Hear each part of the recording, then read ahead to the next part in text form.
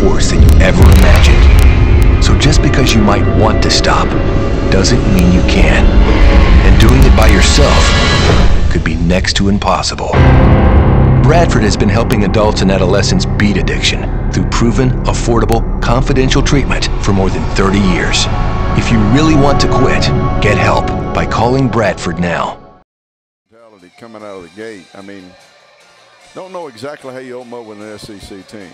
Well, we're about to find out. Welcome into the second year of the Game Day Bunker. I'm Rob Pate, former Auburn safety, alongside Coach Jack Crowe, an Auburn legend, a legend in this conference, a legend in college football for his coaching prowess. This is the Game Day Bunker presented by Buffalo Rock. We're live streaming here on auburnundercover.com, also at gamedaybunker.com. Where Coach and I are both at for archived events of everything that we do here throughout this season. Looking forward to another great season with you, Coach. I'm excited, Rob. Fantastic football team to be able to cover. Yes. And we're going to get deep into that. We want to start off by thanking our sponsors. Bradford Health Services, a phenomenal sponsor for us, Coach. Locations throughout the South. Bradford Health, 30 years of proven treatment for addiction. We're thankful to have those guys on board. A new sponsor this year, Conecuh Sausage. Conecuh Sausage since 1947, Hickory Smoked Foods. 24 pounds of meat that they've donated today at 1716 Bar, where we're live. Try one and you'll never go back. So they're feeding the crowd. So if you're out there, you don't want to be in the heat, to come in here and enjoy a Conecuh sausage dog. And also Golden Flake potato chip, the South original potato chip. Extremely proud for the sponsorship of those guys. Our partners, the Auburn Alumni Association. Coach and I had the opportunity to travel with Coach Malzahn and do the Tiger Trek this summer and had a fantastic job hanging out and listening to him and also meeting a lot of the people that run our Alumni Association. AuburnUndercover.com. They're the 24/7 Auburn affiliate, home to the very best analysis and insight into Auburn athletics. I write 2 columns there each week. We stream our show here. Coach does some interactive things over there as well. You got Philip Marshall, Keith Niebuhr, and some other people to be named that will be joining that site here shortly. Philip and I go back to the Dye days, and he probably was ahead of those days. But I don't think anybody can write about the passion of Auburn football better than Philip Marshall. I don't know if I ever gave him that compliment before. Well, Philip does a fantastic job. We're glad to be partnered with those guys. And then, of course, our home here for Game Day, 1716, the beautiful bar right here on Magnolia. It's a fantastic day. It's a fantastic atmosphere for what we do, and we hope that you guys will come down and take advantage. Our scenery is the street. Oh, yeah. If you see my eyes stray, it's because somebody is doing something out there. Right now, there's a very good-looking woman just sitting on a Jack Daniels barrel right outside. So if my eyes stray, I mean, it's Auburn, though. That's all right. Yes, we're good. That's all right. I think you guys understand. But we do have a great vantage point for when people run down to Toomer's Corner. We had some outstanding scenes last year. I'm at Rob Pate on Twitter. This is at Coach Jack Crowe.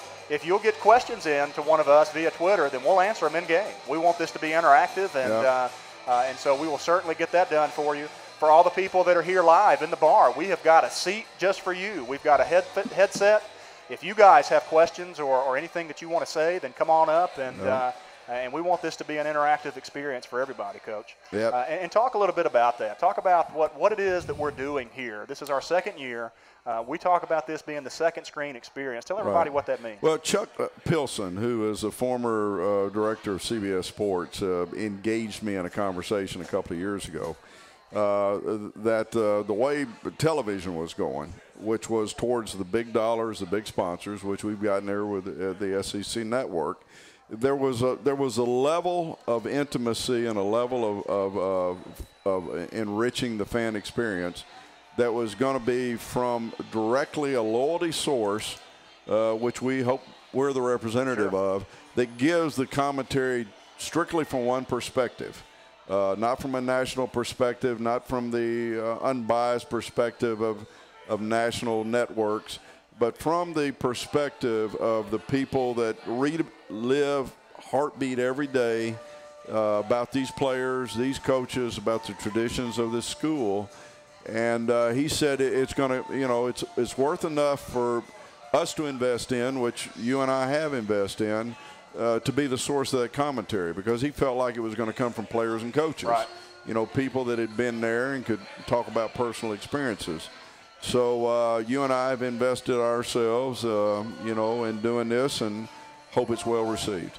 Yeah, so if you're at home, your laptop, your iPhone, your iPad, your desktop device, whatever you've got the game on one screen, you've got us on the other. And the idea is that we're sitting in the living room with you, and we're watching the game and interacting with you. So if you have a question, at Rob Pate, at Coach Jack Crowe, and we'll get those answered, Coach. Let's. This is the second screen right here. We got it. That's it. And it's been apparent, like you said, that is enhancing the game day experience is what all these schools, the conference, and college football as a whole is trying to do. Right. And so things are definitely moving in that direction. We hope that you'll take part of that. Social media, when I realized, quite honestly, it ruled recruiting. Yeah. My assistant coaches almost shook me to say, if we're not on Twitter, Coach, if we're not on Facebook, if we're not reaching out through social media, then we're not making the personal connection. And quite honestly, I've transitioned that experience to this of being what you and I are doing for Auburn's family. Right. Yeah, we're recruiting Auburn's family to get closer to the Auburn football program. Let's move into this team this season and start off first with expectations. Expectations for all of us, they're sky high. Coach Malzahn orchestrated what was one of the greatest turnarounds in the history of college football last season. Yep. Should we be pumping the brakes on those expectations, or do you think that they're truly warranted? I use the word guarded. I think we have to guard ourselves about getting ahead of ourselves. Yep. I think one game at a time, one play at a time. I think we will. And I think Auburn people, unlike other programs, quite honestly, that's their nature anyway. It's in the Auburn creed. Yeah. You know, when you see work made, things accomplished on a day-to-day basis, that's how we judge who each other are in the Auburn family. And I think what we've got to do is judge this team, you know, one day at a time. I'm as excited as anybody about the chance to go back and play for the national championship. It pushes every button I got, you know, and I'm not afraid of it either. I don't think any coach or player at Auburn's afraid of it either, but I think we've got to be a little guarded, you know, to let's just do this one play at a time, one day at a time, one game at a time. Let's be as good as he can be, which is how we got to where we are, by the way. Yeah. Because they completely removed themselves last year, anything about what they were doing every day, and that's how they got to the national championship. Much has been made about Coach Malzahn having a returning starting quarterback for the first time in his coaching career in college. Nick Marshall won't start today, but he'll play. But tell me, how important is that, and how meaningful could that be for Auburn this year to have that guy come back for a second year? Is there anything bigger than everything? I don't think so. Everything. Yeah. I mean, you know, there's nothing like the confidence that comes from whatever the situation is of those 10 guys walking in that huddle and looking at that set of eyeballs and saying, this is the guy to get us there. And if there's ever a hiccup of uncertainty, then you have a chance to fail on just the basis of that uncertainty. That uncertainty will never exist as long as Nick Marshall is in the huddle. What we got to figure out is how we get him in this huddle today, which we have nothing to do with. Now, when you were there, it was a one-play deal, right? Well, I wasn't there. I just left, but Jeff Berger was one of my quarterbacks, and you know, I've asked for there to be a pool here, you know, to see how many plays Gus can go without putting him in the game. You know, I don't think he's Pat Dye. Yeah, so if you want to enter that pool on Twitter, then send in how many plays do you think he'll go before he puts him in? And the winner will get a sausage dog next time we're here. How about that?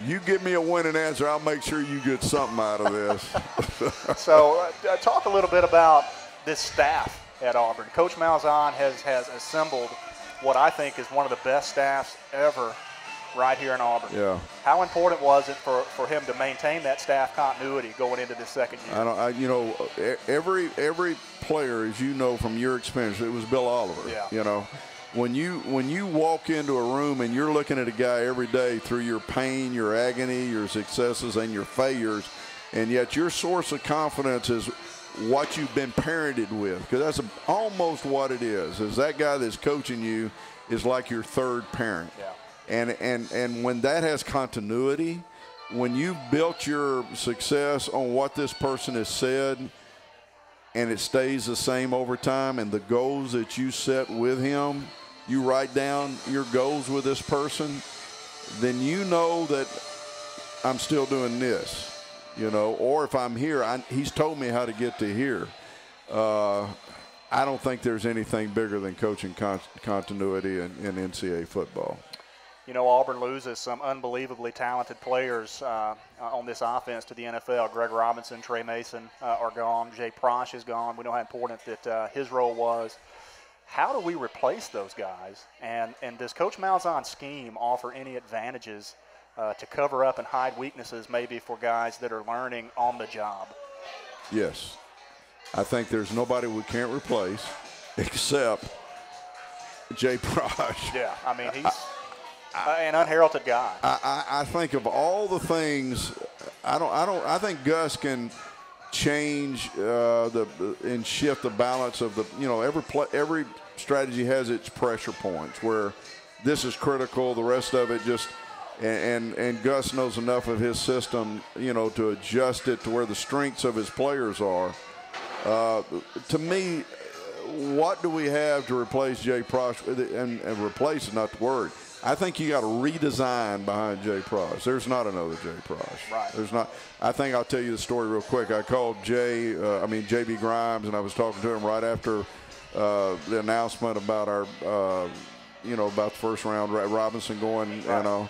And he said, well, I think we're going to be fine, okay there, but I don't know how we're going to play Jay Prosh. That's the guy. That was the guy. And so I know they're going to have a way to do it, but if there's one thing that I'm looking forward to see that will change us, I mean, it's Fulch and Uzama, which are given the, those positions. To me, that makes us completely different in that aspect, because those are long receiving, almost Washington Redskins two tight end offense kind of stuff. Prosh had so much versatility fitting into blocking schemes. He was almost like your sixth lineman, and I mean fit, see it, go between the guard and the center, the guard and the tackle, outside the tackle. You don't get one of those. So that's where I think the biggest change offensively is there. Nowhere else do I think that the change will even be noticeable, to be honest with you. Well, when we come back from our first break, we're going to get into this Arkansas team, talk about how Auburn's going to attack this team, get Coach's perspective from the Arkansas people. What are their expectations for this year as we count down to kickoff here to begin this 2014 SEC title defense from the Auburn Tigers. We are the Game Day Bunker. We're here live at 1716 Bar. Come join us. We'll be right back. Your Auburn Alumni Association wants you to join today. Join because you love Auburn. Join because you want the Auburn Magazine. Join to save money with a variety of local and national retailers. Join us, the Auburn family, at aualum.org. If you've got a drinking or drug problem, don't treat it lightly. Addiction is a bigger, meaner, more powerful force than you ever imagined. So just because you might want to stop, doesn't mean you can. And doing it by yourself could be next to impossible. Bradford has been helping adults and adolescents beat addiction through proven, affordable, confidential treatment for more than 30 years. If you really want to quit, get help by calling Bradford now.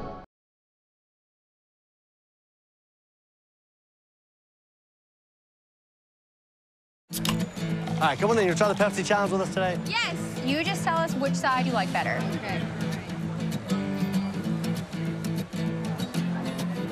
Like that one better. You like that side better? The Pepsi side. Who wants to try the Pepsi Challenge? Come on over. Do you like this side better? That is a Pepsi. Pepsi. And you're from Atlanta? I'm from Atlanta. You're going to go home and spread the word that... You're going to go home and hide. Pepsi tastes better. All right, come on in. You try the Pepsi challenge with us today? Hey, Bianca. How are you? What are you doing here? I'm doing great. I just came to do my membership for the Auburn Alumni Association. I would love to be a member. How do I join? It's easy. aualum.org, which is open to all alumni as well as friends.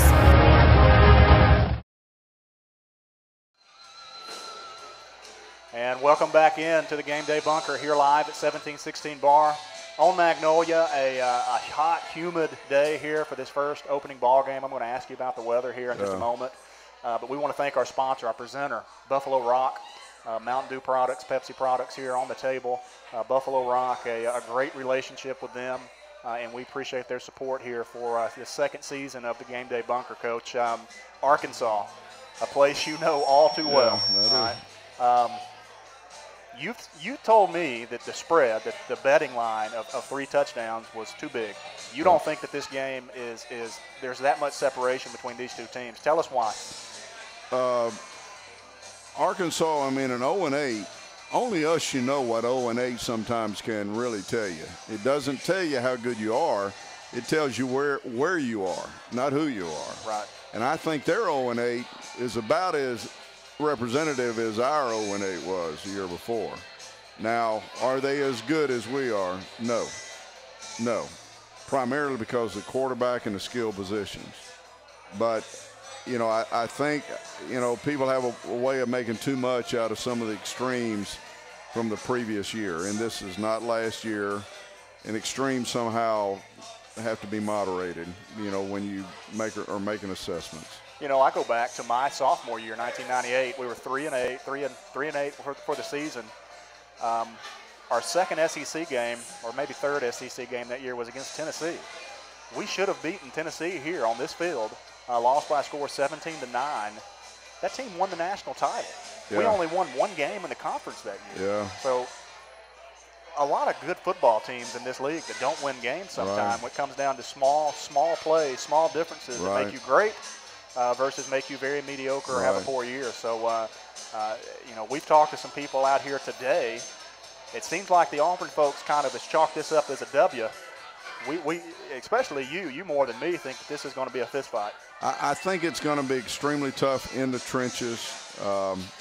What I think really, and I'll throw it out there as a coach, that if I was running through the tunnel, okay, keep these boys behind the 30-yard line, and I think we'll be all right. Yeah. You give them a short field, turnovers, kicking game, and they at midfield they can become extremely prolific at scoring some points. Yeah. And that's why I look at. I mean, I'm taking it probably somewhere before you get there, but Carlson, the ability to limit all their runs, they're going to make some first downs now. Yeah. But you can't let them have runs over 12 yards, passes over 16. But you know who knows this as good as anybody is Ellis. You know what I'm telling you? It's called sort of bend, don't break. Yeah. And I've said, hey, Bianca, how are you? What are you doing here? I'm doing great. I just came to do my membership for the. If you're old enough, it's like the old Georgia defenses. You bend, don't break, and then you slam the door. And they're perfect to apply that against. Yeah. But I think that if we make mistakes, I think they can cash in on them probably better than anybody else. And I think they're going to live by our shortcomings. That's the reason I hope Nick gets in the game really quickly, because there won't be many shortcomings with Nick. Well, you brought up Daniel Carlson. Daniel Carlson's a freshman. He'll be handling all the kicking duties. He'll be the kicker. He'll be the field goal kicker. He'll be the punter. Concerning for you? What do you expect out of him? What have you heard about him during this? I've heard a lot about him. A lot. Yeah. I mean, I know who his granddaddy is. I know who his daddy is. I know where he grows up. This guy's got a chance for greatness. He's 6'4", 220 pounds. He's got a chance for greatness. Yeah. Let me say about guys that do both, and I've been around one. The last two that did it, I actually played with here, Jared Holmes and Damon Duval, 2 All-Americans. He's either going to be a bust or one of the all-time greats, right. And he can totally control this game. He can. Big shoes to fill. Big shoes, though, okay? And I'm quite honestly looking at his heritage, and as a coach that goes out and recruits, you look at who their mama and daddy and their granddaddy are. This guy's got a heritage that would tell me, and the guy I compare everybody to in this category is Chris Kodaki and at Clemson, who I signed in this sort of same kind of role. You don't have a skilled kicker and punter. You got a highly competitive Aldel Greco kind of, just like a linebacker, excuse my French, I'm going to kick your ass kind of guy that's kicking the ball. Unlike what we saw the guy that a lot of guys like Alabama, I mean, their primary failures when they fail is their kicker doesn't have as big a heart as their linebackers do, you know? Well, pick them. What? You're right. Pick them. You're right. Talk a little bit, Coach, about what this game means to this coaching staff. Well, I mean, we all know that Coach Malzahn's a native of Arkansas, but so many other assistants played at Arkansas. Played or from there. Rhett Lashley, Tim Horton, J.B. Grimes, all have ties. What's this game mean to them? And it's advantageous for Auburn to have coaching staff that can prepare these guys for what they're about to get into. Oh, listen, everything I'm telling you, like I know something, I promise you Gus knows everything I'm telling you. And I have total confidence in his ability to transfer a message. I mean, you would say, what is the greatest thing about Gus Malzahn? He's a great communicator, and his messaging of this team has been unbelievable. Now, yeah, give him credit for X's and O's, give him credit for play calling. Number one, above all, is he gets the message across to a bunch of guys of multiple intellects, of multiple backgrounds sitting in a room. He gets his message across. So I fully intended that he knows that whatever I'm telling you, Gus knows the message. I mean, he played at Arkansas, transferred to Henderson State. Right. You know, I can tell you, I know a little something maybe that Auburn people need to know. I don't know nothing. I don't know anything Gus doesn't know, or JB, or Tim Horton. Yeah. I'll promise you, they know. And so I'm sitting here confident, but I got a knot right here. You see this knot? I got a knot. It's not one of those, is it? No, it's not a pucker. Not a pucker. Not a pucker. What would Jeremy Johnson have a pucker right now, and what do you do with him? I mean, true sophomore. I don't think Jeremy is a pucker player, and he's certainly not being coached by somebody who would draw a pucker out of a guy. So, you know, I just think they're going to look like a Jason Campbell kind of football team. Because yeah, he can take it down and run a little bit, but he's he's not the basketball on grass kind of guy that Nick is, and we are fully at our best when Nick's out there. So get him in the game, Gus. Gus. Put him in. Hey, you know, he told us that he wished he had a feed to us because you knew that play was going to Ricardo last year. Huh? Whatever. But Gus knows a hell of a lot more about what's going on right now than I do. What about this Auburn defense? They lose D Ford to the NFL draft. They lose Carl Lawson to injury. Maybe comes back this year. Who knows how that comes out. You look at the defense as a whole, and I think that they're deeper and more talented at every position than they were last year, except that pass rusher. Yeah, I agree. What do they do there? You know, they've got the versatility of bringing pressure that they've shown the ability to do, but you're never any better than you are just playing 3 deep zone, 4 underneath with a 4-man rush. You know, if you can get it done there, that's what makes all the blitzes work. I really think that they're going to have to really get a lot out of inside push, because I don't think they have another D Ford or another Carl Lawson, except maybe, and you got to give me his first name, the Signee Williams from Georgia. Andrew Williams. I don't know. Maybe Devontae Lambert. Maybe the player we signed last, and I'm Elijah Daniel. Those kids are all defensive ends. The player we signed last in a head-to-head battle with Georgia, and I'm sorry I don't keep up with this until they actually line up and play, which is what head coaches do. You don't get caught up in the recruiting part of it. But I went to practice a few weeks ago, and he's got that little, he's got that close quarter. You know what great pass rushers do? And every time I see it, I go, ooh, okay. They can stick their hands on an offensive lineman that's a lot bigger and stronger, and they can move their hips off center. Yeah. and then release. Yeah. And their center of gravity is not being controlled by the offensive lineman. He was the only guy I saw at practice on the edge that was that supple, and that's a word I have related to over time, is the hip movement, which is what D and Carl have, and his ability to move their center of gravity inside and outside. And those offensive linemen are backing up. That center of gravity can't go side to side with them those athletes. So he's the one that had that sort of magic of being able to, strong enough to hold your shoulder pads and flip your hips, and however you do it, under or over, boom, you're gone. It must be Russell. Is that who it is?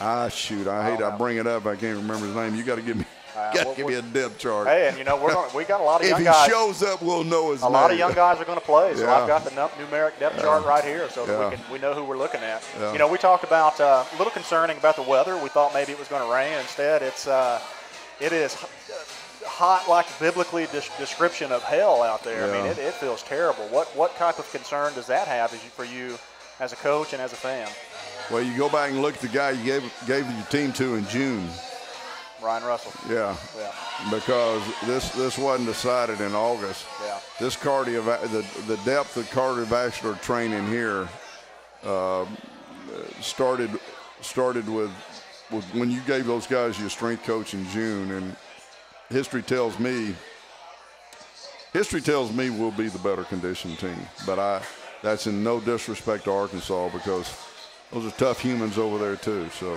But here's where the conditioning factor comes in for me, Rob, is in the second half when you're covering kicks, punts, and kickoffs. If you've put too many of your players that are starters and playing a lot of downs on offense and defense, if you put a lot of them on those special teams, and this is one thing Gus talked about in the spring, that they've got enough depth now that their cover teams are not the starters, are not the guys. So I hope not, because that's where this conditioning factor shows up, is in the fourth quarter in the kicking game. Well, both teams are on the field. The Eagle has landed, and we're going to go to our last break before the kickoff to this 2014 season. A lot of excitement. Get your Twitter questions in. I'm at Rob Pate, at Coach Jack Crowe. If you're here in the bar, come up and take the seat. There's a headset waiting for you to come be interactive with us. We'll be right back with more Game Day Bunker right after this. Hi Bianca, how are you? What are you doing here? I'm doing great. I just came to do my membership for the Auburn Alumni Association. I would love to be a member. How do I join? It's easy. aualum.org, which is open to all alumni as well as friends. Which side you like better. Okay. I like that one better. You like that side better? The Pepsi side. Who wants to start a Pepsi challenge? Come on over. Do you like this side better? That is a Pepsi. Pepsi. And you're from Atlanta? I'm from Atlanta. You're going to go home and spread the word that... You're going to go home and hide. Pepsi tastes better.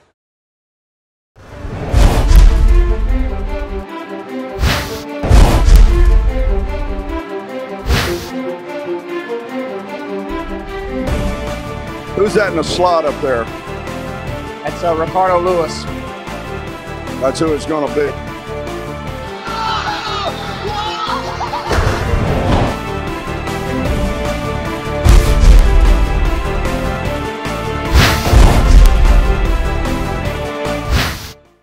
Your Auburn Alumni Association wants you to join today. Join because you love Auburn. Join because you want the Auburn magazine. Join to save money with a variety of local and national retailers. Join us, the Auburn family, at aualum.org. And welcome back in. We're set here for the opening kickoff, Auburn versus Arkansas. We're the Game Day Bunker live at 1716 here in downtown Auburn. A lot of excitement, a hot day, beautiful day, but right in the heat of the day to kick off this opening game. You're right, Ryan Russell and his influence over this team will be enormous here in this first half. How much work have they put in? Brett Bielema here, he's got the jacket on, making a statement that the heat doesn't affect him. He will sweat unbelievably. I haven't figured that character of that guy out yet, to be honest with you. I think I'll figure it out here shortly. Well, he is against everything Gus Malzahn. He's made that readily apparent. Those are what you call antithesis. No other atmosphere like what you are experiencing inside the Jordan-Hare Stadium. Just a fantastic play to play college football. Nothing like it. I neglected to say that this was a cigar game, so I went down to Little Anthony's right down the street here in downtown Auburn. Got 2 cigars ready to be lit up during a Auburn victory, Coach. Had a lot of fun doing that last year. I'm not a smoker, I'm and not you're either. not either. But there's something about the tradition that I love. Yeah. All right. So first look at Daniel Carlson. End zone. Nothing bigger to me than this. How you cover the first kickoff? It's going to be returnable. It's in the end zone, but he's pinned them into the side of giving them half the field. And a nice tackle there. All right. Making them go the distance. But you do see a starter there in Casanova McKenzie running down the middle of the field on kickoff coverage. Casanova, the starting middle linebacker. In the fourth quarter, if he's starting in linebacker and covering kickoffs, you're going to see a different aspect of it. So, God dang, Arkansas in a white helmet. Well, you know what? I'm a traditionalist. You know, his dad's a college football coach.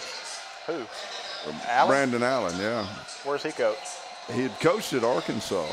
And that's how he ended up there. So Arkansas never wore white helmets when I played them. Well, I've never seen a white helmet. I don't know how much Bielema is trying to. That don't impress me, to be honest with you. You get your trying to create your own domain inside of a tradition as rich as that one, buddy. I'm not real sure I'd go that way. Auburn's going to have a little bit more bulk up front. Montravius Adams will be moved out to defensive end. Gabe Wright will be moved out to defensive end. And Justin Garrett will be the star, and all that goes back to matching up against the tight end stuff. Like I go back and use the LSU by comparison, where we tried to get in an odd front rather than our normal even cover the guard front, because we didn't want our star down on a 260-pound tight end. So over the course of the off season, they just moved the bigger guys out to defensive end so they could actually line up in the C gap, or the gap between the tackle and tight end, and could actually not get double teamed. Yep. Could actually fight the double team, which would allow the star and we're talking about a 4-2-5, but those hybrid guys that we talk about, like Threezy, and there's actually there's a bucket of them with a strong anchor playing that defensive end. You can play that leverage position outside shoulder of the tight end a lot different. Excited to see Justin Garrett. He's a kid that's been injury prone, but has been really a highlight reel for this team in spring and practices. Robinson Threezy cleared to play yesterday. We don't know how much playing time he will get. You got to watch for play action pass, because you know that they're dialed in to stop this run. We are in the box, baby. We are in the box. and they do a good job getting the corner, but the Casanova McKenzie gets over and makes an aggressive tackle. That was almost a 5-3 front up front. We had brought the safety down into the box, and I can use a lot of words. We're playing under, which is a basic run stop in front to it, one tight end set, with an extra guy down in the C gap. So where they ran the ball, they had no chance, which tells me they're not checking, because they ran the ball right into strength of defense. Little quick pass out in the side and almost picked off there. Nice play. Jonathan Jones, coach, comes back, gets the start at corner. They say he is the best cover guy. He had an unfortunate injury last year, middle of the season, just stepped off of a step in the rain, and broke his ankle. Missed a lot of the second half of that football season. Fantastic coverage right there to the field side. And a very nervous throw by the quarterback. Very poor mechanics, sort of like guiding a wedge shot, if anybody can relate to that, instead of turning loose and letting your body be fluid. A very unfluid throw by the quarterback on that slant. Auburn puts Casanova McKenzie out to rush off the left side, and he's going to slide a little short, Coach. Lord. I think he's going to come up half a yard short of the first down. They may review it. He's short. But yeah, it's going to be fourth down. That doesn't impress me. Got to know where the sticks are. Yeah. He could have run for that. That doesn't impress me at all because, you know, any quarterback number one objective is make first downs, touchdowns, and scores and win games. And that right there, I mean, he had it in his power to make a first down. He did not show awareness of where the sticks were. So Auburn wins the field position battle out of the gate here. They need to have a quality return here and set Jeremy Johnson up with something, some place to work with. Quan Bray will make the catch, and we'll start at about the 25-yard line. Jeremy will come in, coach, his second start in his career, first SEC start. Short passing, try to get the ball running. You know what? To me, I'd light it up. I'd look over the top and come back to intermediate. I'd give this guy, because you've got field position here. You're not going to hurt yourself, not opening up. You're in what I call a freewheeling zone, and I'm telling you, give this kid a chance to be special. And the specialness of this kid is spreading the ball around the field, which is exactly different from Nick. But we'll see how they play it. Got Brandon Fultz at the H-back position. He comes across the center. Going to hand off to Cameron Artis-Payne for about 2 yards. And Arkansas is definitely going to be a stop-the-run first team, particularly on first down. And that's, you know, that's to be expected. But you know, you have a chance here if you believe in these, in Duke and Sammy. If you believe in these two wideouts, it's just a matter of how long before you fill them out enough to know you can protect your quarterback, get the ball outside. There's his first pass. Nice pass. But Ricardo Lewis can't keep his feet. Going to gain about 2 or 3 yards. It's going to put Auburn in a 3rd and 4 or 5 situation. A roll situation, which means they were anticipating blitz. Yeah. They were trying to turn back the protection and give him half the field to work with and move him so the inside blitz couldn't get to him, which to me it looks like they're protecting him right now. Yeah, but a nice throw. Yeah, no hesitation. Oh yeah, that's fine. Hit him right in the numbers. Yeah. Arkansas 2 safety high. They don't want to let anything get deep, and they're going to come from the field here. He's going to have to get rid of it. Nice job. Yeah. Great job picking up the blitz there, Coach. Yeah, they brought an extra defender, and he had all day. Yes. They went into full maximum mode, and this guy may be fixing to get hot. Yeah. He looked good on his first 2 completions. Sammy Coach for that one. And a made first down and tempo coming into play here. You know, guess what, Billman? I hope nobody dies of a heart attack out there after that asinine comment you gave. But you're fixing to get it right through here. What you use your mouth to try to defend instead of your team. Bring the tempo, boys. Yeah, Auburn gets the speed cranked up. Yeah, bring the tempo. Second consecutive play. Yeah. And Cameron Artis-Payne gets the sideline, Coach. Nice job bouncing that thing outside. They need to keep this tempo going. And because obviously when a coach is afraid, the team's afraid. And that's all that comment that Billman made was about, was his fear of being able to do it, just like our folks over at Alabama. But, oh, Lord, we don't need penalties. But get ahead of the sticks a little bit, and then you know, Jeremy has a chance to take these 2 excellent wide receivers. I don't know how good Arkansas is at corner, you know. I'm thinking they're a mismatch, but shoot, there may be 2 first-round draft choices at corner for Arkansas. They certainly know what they are and have had them. But speed sweep to the right, Ricardo Lewis, and Arkansas does a nice job extending that out. I don't think that gained anything. It's going to bring up a 3rd and long. 3rd and long, and. But he didn't hit that with authority. He hit that with a little bit of hesitation. Yeah, he did. And here's where the trust factor, I think, really, there's Dr. Andrews. He's in the game, too, I can tell. He's right there in the middle of the play calling. But I think right here is where you see whether you really trust him to turn him loose and throw the ball in the middle of the field on this big a down, because you got to throw it down the field. In the middle of the field, which is dangerous. They're going to run screen. They're going to be safe with him. And nice cut, and he's going to get the first down, Coach. All right. Let me tell you, talk about helping your quarterback. Screen pass, your quarterback's best friend. It gives you 13 yards because that was a very conservative call, but enormously well executed. Now here we have tempo, bringing it, tempo. And Arkansas is ready for that. Yeah, they check to a blitz. They're anticipating an inside running play. Sometimes tempo's got to bring it in the perimeter. Most of the time, and most people do this, a tempo play is an inside the box. So you almost guess that if you get a tempo play, you just check to an inside defense. Yeah. This will all play out as the game goes on, though. And part of it's just seeing what they do.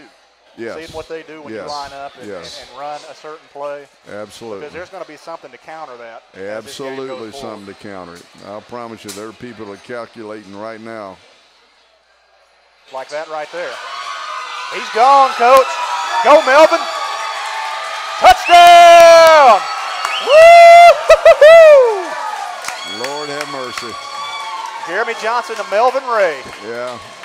You know, Melvin had a touchdown against Florida State. Yeah, his name just keeps, you know, we say Duke and Samuel, and everybody throws his name into the mix every time I bring him up. I'm talking about their coaches. They like him. They like him. They trust him. They made a great catch right there. Not an easy catch. And that goes back. It's very similar to the play against Alabama to Sammy, you know, where you have that threat into the perimeter that looks like a running play.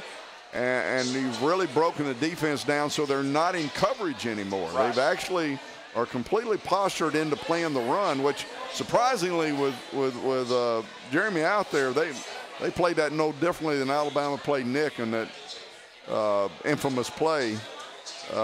Same play, almost same play that we saw in the Alabama game. But he hugged that sideline and got down there and outran the angle. Former Montreal Expo, I believe. I know he played somewhere in pro baseball. I just don't remember exactly which team. But Auburn goes up 7-0. What do you think about that first drive? I think it sets a tone. That's what I think. You know, I'm really, you know, I think the pass going back, I think they're very tight, Arkansas is. That's my impression. This is a tight Arkansas football team now.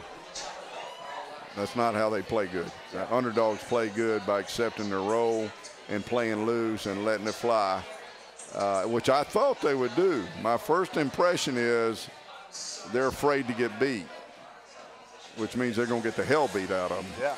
That's which, you know, is what all Auburn people have sort of expected. And I'm just giving you the early indications to me is it's an Arkansas team right at this point that looks to me like they're playing afraid to get beat.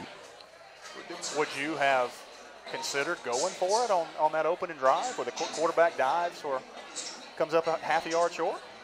I wouldn't have, but you had the quarterback have two failures. One is a pass that was off the mark. There was really a throwing lane there. And then falling on the ground, I mean. Yeah, that was. They'll be no better than their quarterback, and right now their quarterback's going this way. All right. Oh, you're right. Their quarterback is showing this arena's too big for you, and you're not going to bring this team above the level of what the expectations are. Well, we're going to take a quick break. We'll be right back with more Game Day Bunker here live from 1716.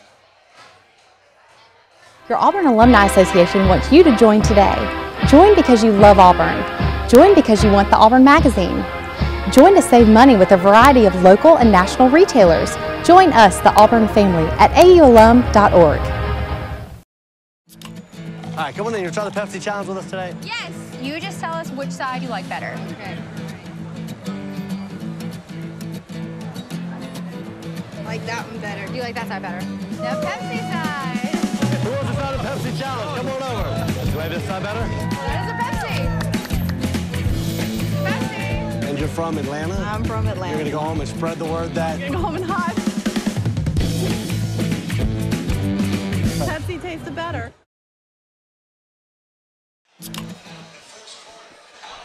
And welcome back in as Auburn takes a 7-0 lead. We get a second chance to see this Auburn defense. You know, one thing this defense can do, Coach, is substitute a lot of kids in here on the defensive front. That's going to be a big factor as this game goes on. Another chance to see Daniel Carlson. Yeah, these really my first evaluation is this one, is this guy, and there we go. This team will not beat us starting inside the 30-yard line. In fact, there may be that 21 points will hold up. They start back here a bunch. They're going to come with a corner blitz. Corner blitz. Look at that. And he stopped. He didn't do anything. And a nice move by Melvin Ray. And what I see from Jeremy right there is really good vision. I mean, he saw it before it came. Yeah. That's what you don't know about a guy. Because I don't know this about Jeremy. You know, what's his awareness factor? Right there, he looked extremely aware. Ooh. And that's Jonathan Mincy back here. Yeah, that didn't take long. Well, I know if I'm hot in here, Coach, they got to be hot out there on the field. You know they're going to be hot. That's the reason we need to get some points built up, because at the end, I don't care how good your talent is. Fatigue is a great equalizer. Absolutely. And we don't. Whatever our margin is, we need to create it as early as we can. So the Auburn defense stacked in there. They've got about 8 in the box. Well, and they bust one right up the gut. Big run by Arkansas. Yeah. First down of the game. Right. Now that's a 12-yard run.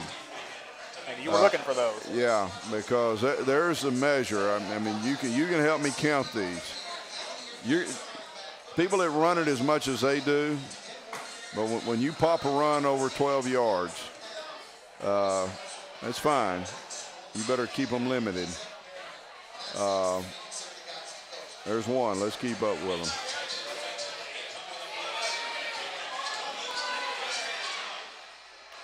There's and two. Arkansas gets the ground game going. There's two. All right, now there's a style of play that Arkansas brings at us that you know, I'd say Alabama, but Alabama didn't have it. They purport it, but they didn't have it. LSU had it. This is LSU right here. Yeah. This is LSU. I mean, they're bringing multiple blockers and running straight at you with a lot of angles. And somebody's just got to whip a blocker and step up. I know, a huge hole, Coach. Yeah. Huge hole. Yeah. Jermaine Whitehead's made the last 3 tackles. I hope this is an adjustment, because they've got angles on our front. That was a very unusual. They got a fullback lined up, coming across and trapping the nose man. Yeah. It's called a wham block. Yep.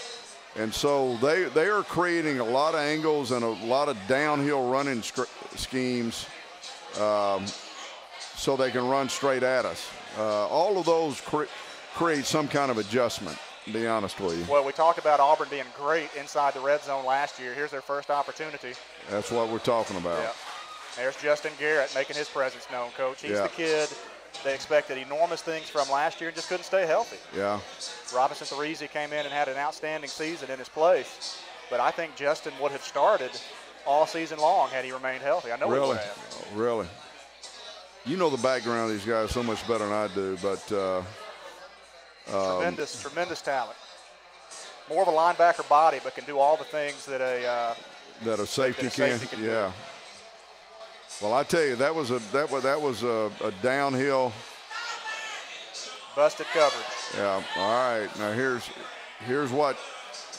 When you are able to break those 12-plus yard runs like that, you've got a star position that's making a tackle behind the line of scrimmage. They're ultimately breaking you down with a play-action pass. That's a tight end now. I think it is. You know, and linebackers cover tight ends, particularly in man coverage, and yet play-action passes, your eyes can't be looking at 2 things at once. So I think that was an answer, Rob. Oh, there's no doubt. That was an answer, and I'm going to tell you, it was all straight downhill in your mouth. Yep. Now, it is very unusual in this league for that style of offense. Other than LSU, like I said, Alabama talks about it. They don't do it. Yeah. They have before, but last year they were an imitator of it. They weren't really doing it. Only LSU had really the mentality that we're going to beat you up in here. But you know what? This is LSU. It's obvious to me. And the way you stop this is you don't let them have 12-yard runs, and you score enough points to where that field position can hold up over time. That was a long drive. It was inside the 30. They did that one time. I don't think they can do that but twice. But if you're popping 12-plus yard runs consistently, which you shouldn't be able to, you might can get to 24. Yeah. Now, what's our scoring answer coming back? We'll see. You know, one of the boundary safety is Rudy Ford. He was a tailback last year. Yeah, from North Alabama. And won the job from Derek Moncrief. That was his side, may have been his man on that play. We'll see if Ellis and company can make adjustments. We're going to take a break. We'll be back after the kickoff. Auburn's second attempt here. We'll see if we stick with the guy that just threw the touchdown pass and Jeremy Johnson, or if we see a Nick Marshall this Come year. on, Nick. We'll be right back with more Game Day Bunker. I was doing the work of 3 people. The pressure was unbearable. I said it was enough to drive anybody to drink. And it was. But that just made everything so much worse. And now somebody else is doing that job. Bradford's proven treatment program has been helping adults and adolescents overcome addiction for more than 30 years. It's affordable, confidential, and only a phone call away. I need help. Bianca, how are you? What are you doing here? I'm doing great. I just came to do my membership for the Auburn Alumni Association. I would love to be a member. How do I join? It's easy. aualumni.org, which is open to all alumni as well as friends.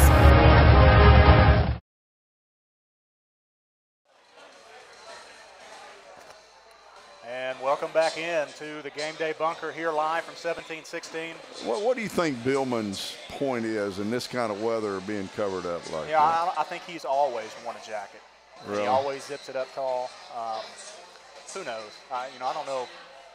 That boy's got a big ego. And he's trying to make some kind of statement to his players about it. Hot? I'm not hot. Well, you know what? It's hot. It's hot. I'm sweating inside. Yeah. But a big opportunity here. Arkansas, took a punch and came right back and punched themselves. And Auburn's going to start from the 25-yard line. Yeah, pretty good kicking right there, too. Kick. Yeah. But we'll see if this offense can answer. This is kind of the position we were in last year in some games. You just had to outscore some people. Yeah. But I think if we get past 32 or 3 points, unless we turn it over, I don't think they can match that. It seems like from these early games that I've been watching, when I played, the defenses were always ahead of the offenses early on. Yeah, it's but different. It's flipped. It seems like the offenses really are kind of having their way now. Yeah. And it goes back to these 7-on-7s and how much kids are throwing and catching the football in the summer. There's Duke Williams, Coach. Oh, there we go. Now, that is the beginning of something, Auburn fans. Number one. That guy right there is as good as any player in America. And the coaches love him. And the coaches love him. He's not easy to handle, and you got to get him the ball because he's one of those that pouted that he don't get it. So finally he's in the game. I coached his cousin. Who's that? Ryan Perilou. Are they cousins? Yes. Wow. Laplace, Louisiana. It's a mentality, but they are great competitors. They don't have a timer on their grid here to let us know what part of the first quarter we're in. So I really don't know where we're at. We're going to fake a reverse, and Jeremy's going to unleash one, Coach. My goodness. Pass interference. Yes, thank you. He had to think about it, didn't he? Yeah. Wow, he had a gun. Yeah, but great play calling so far by Gus, in my opinion. I mean, they're playing Jeremy's offense. They're not trying to zone read and run him into linebackers and put him one-on-one in space. That's not who he is. And the one thing I can say about Coach Gus Malzahn, watching him over the years, is it's not about his system. It's about making his system fit his players. Right. And he's had multiple kinds of athletes over time. And I mean, to me, what he's doing right here with Jeremy, you know, just doesn't surprise me. It just validates what I think I already know. So Auburn's first at 10. They're going to go toss sweep to the right with Artis Payne, and he'll pick up another 3 or 4 yards. Yeah. Got popped at the end of that play, but he's been a long ball carrier. Hey, man, there can be some head knocking out there now. I've been in both these locker rooms of both these teams for a long time, and both these folks will hit you. There's no doubt. There's some hit you in both of these teams now. They all going to sleep good tonight coming off of this field. You know, I know we were going to have a graphic on our screen here this year where we were going to have the time. I can't see the screen. So well, we don't have our screen, but Corey Grant with his first carry, Coach. Yeah, maybe the fastest guy in college football. Coach Malzahn certainly thinks he is. Yeah. Boy, you talk about affect somebody. That, you know, that was just a play. But let me tell you what, that has enormous effect on those linebackers packing up in there and anchoring gaps. You know, you do that a couple of times, that'll change a lot of how that inside running game is played. Oh! Touchdown! I think he scored, Coach. They didn't. I think he did. Wow, is that Uzama or Force? That was a two tight end set. Yeah. I tell you what we are at wide receiver, we are long. Tell me if he didn't get in here. They're going to call the elbow down before that ball goes over. Well, yeah. We are long. You know, if you're not covering with over 6 feet kind of players, which they apparently don't look like they are, you can be there, but the position of the ball is going to – that's 6. Yeah. So another tremendous answer. Jeremy Johnson on that one. Jeremy, he's really great play calling. They mixed in a lot of different things and they're playing to this guy's strengths. I mean, he's got a cannon. This guy reminds me of Jason Campbell a lot. Yeah. You know, I don't think Jason quite had this kind of receiving core. No. I mean, he had a good one and a lot of great players. I don't mean to say otherwise, but what's it say about his arm strength? It's a gun. To out-throw Sammy Coates. Gun. Yeah. And, you know, a little surprise, Artis Payne's got all the carries the first 2 drives. Right. Auburn with a stable of running backs. Maybe they're going to break it down by quarter here. Right. But Auburn, hey, with an answer themselves, they go up by a score of 14-7. Right. Got to be closing down at the end of the first quarter here. And we'll take a break with a break in the action. We're here live at 1716 Bar. The Game Day Bunker, sponsored by Buffalo Rock. We'll be right back. Everybody was trying it. They said it was harmless, and it made you feel like you could do anything. I said, sure, why not? But nobody told me that one mistake would lead to becoming a drug addict, with nowhere to go but down. Bradford's proven treatment program has been helping adults and adolescents overcome addiction for more than 30 years. It's affordable, confidential, and only a phone call away. I want my life back. Everybody was trying. Your Auburn Alumni Association wants you to join today. Join because you love Auburn. Join because you want the Auburn magazine. Join to save money with a variety of local and national retailers. Join us, the Auburn family, at aualum.org. All right, come on in. You'll try the Pepsi challenge with us today? Yes. You just tell us which side you like better. Okay. I like that one better. You like that side better? The Pepsi side. Who wants to try the Pepsi challenge? Come on over. Do you like this side better? That is a Pepsi. Pepsi. And you're from Atlanta? I'm from Atlanta. You're going to go home and spread the word that... You're going to go home and hide. Pepsi tastes better. Hi Bianca, how are you? What are you doing here? I'm doing great. I just came to do my membership for the Auburn Alumni Association. I would love to be a member. How do I join? It's easy, aualum.org, which is open to all alumni as well as friends. Yeah, I think you could ask a question about. All right, welcome back in. As Coach is talking to his son, they're breaking down what Auburn's doing. And Scott graduated from Auburn, so the only piece of clothing that he owns, my son Scott, that he owns, the oldest piece of clothing he owns is an Auburn hat. Oh, yeah? Oh, that thing must have been washed 30 times. It must be 20 years old. Amazing. He's my patient now. He only has one good eye. It's unbelievable. Never dropped a pass, though. It's amazing to me. Yeah, he never knew it. That's great. So Daniel Carlson gets an opportunity to come in again and kick off. He put his last one through the end zone, Coach. We'll see what he does here on this one. He's going to have another drive right out of the back of the end zone. Oh. What a weapon.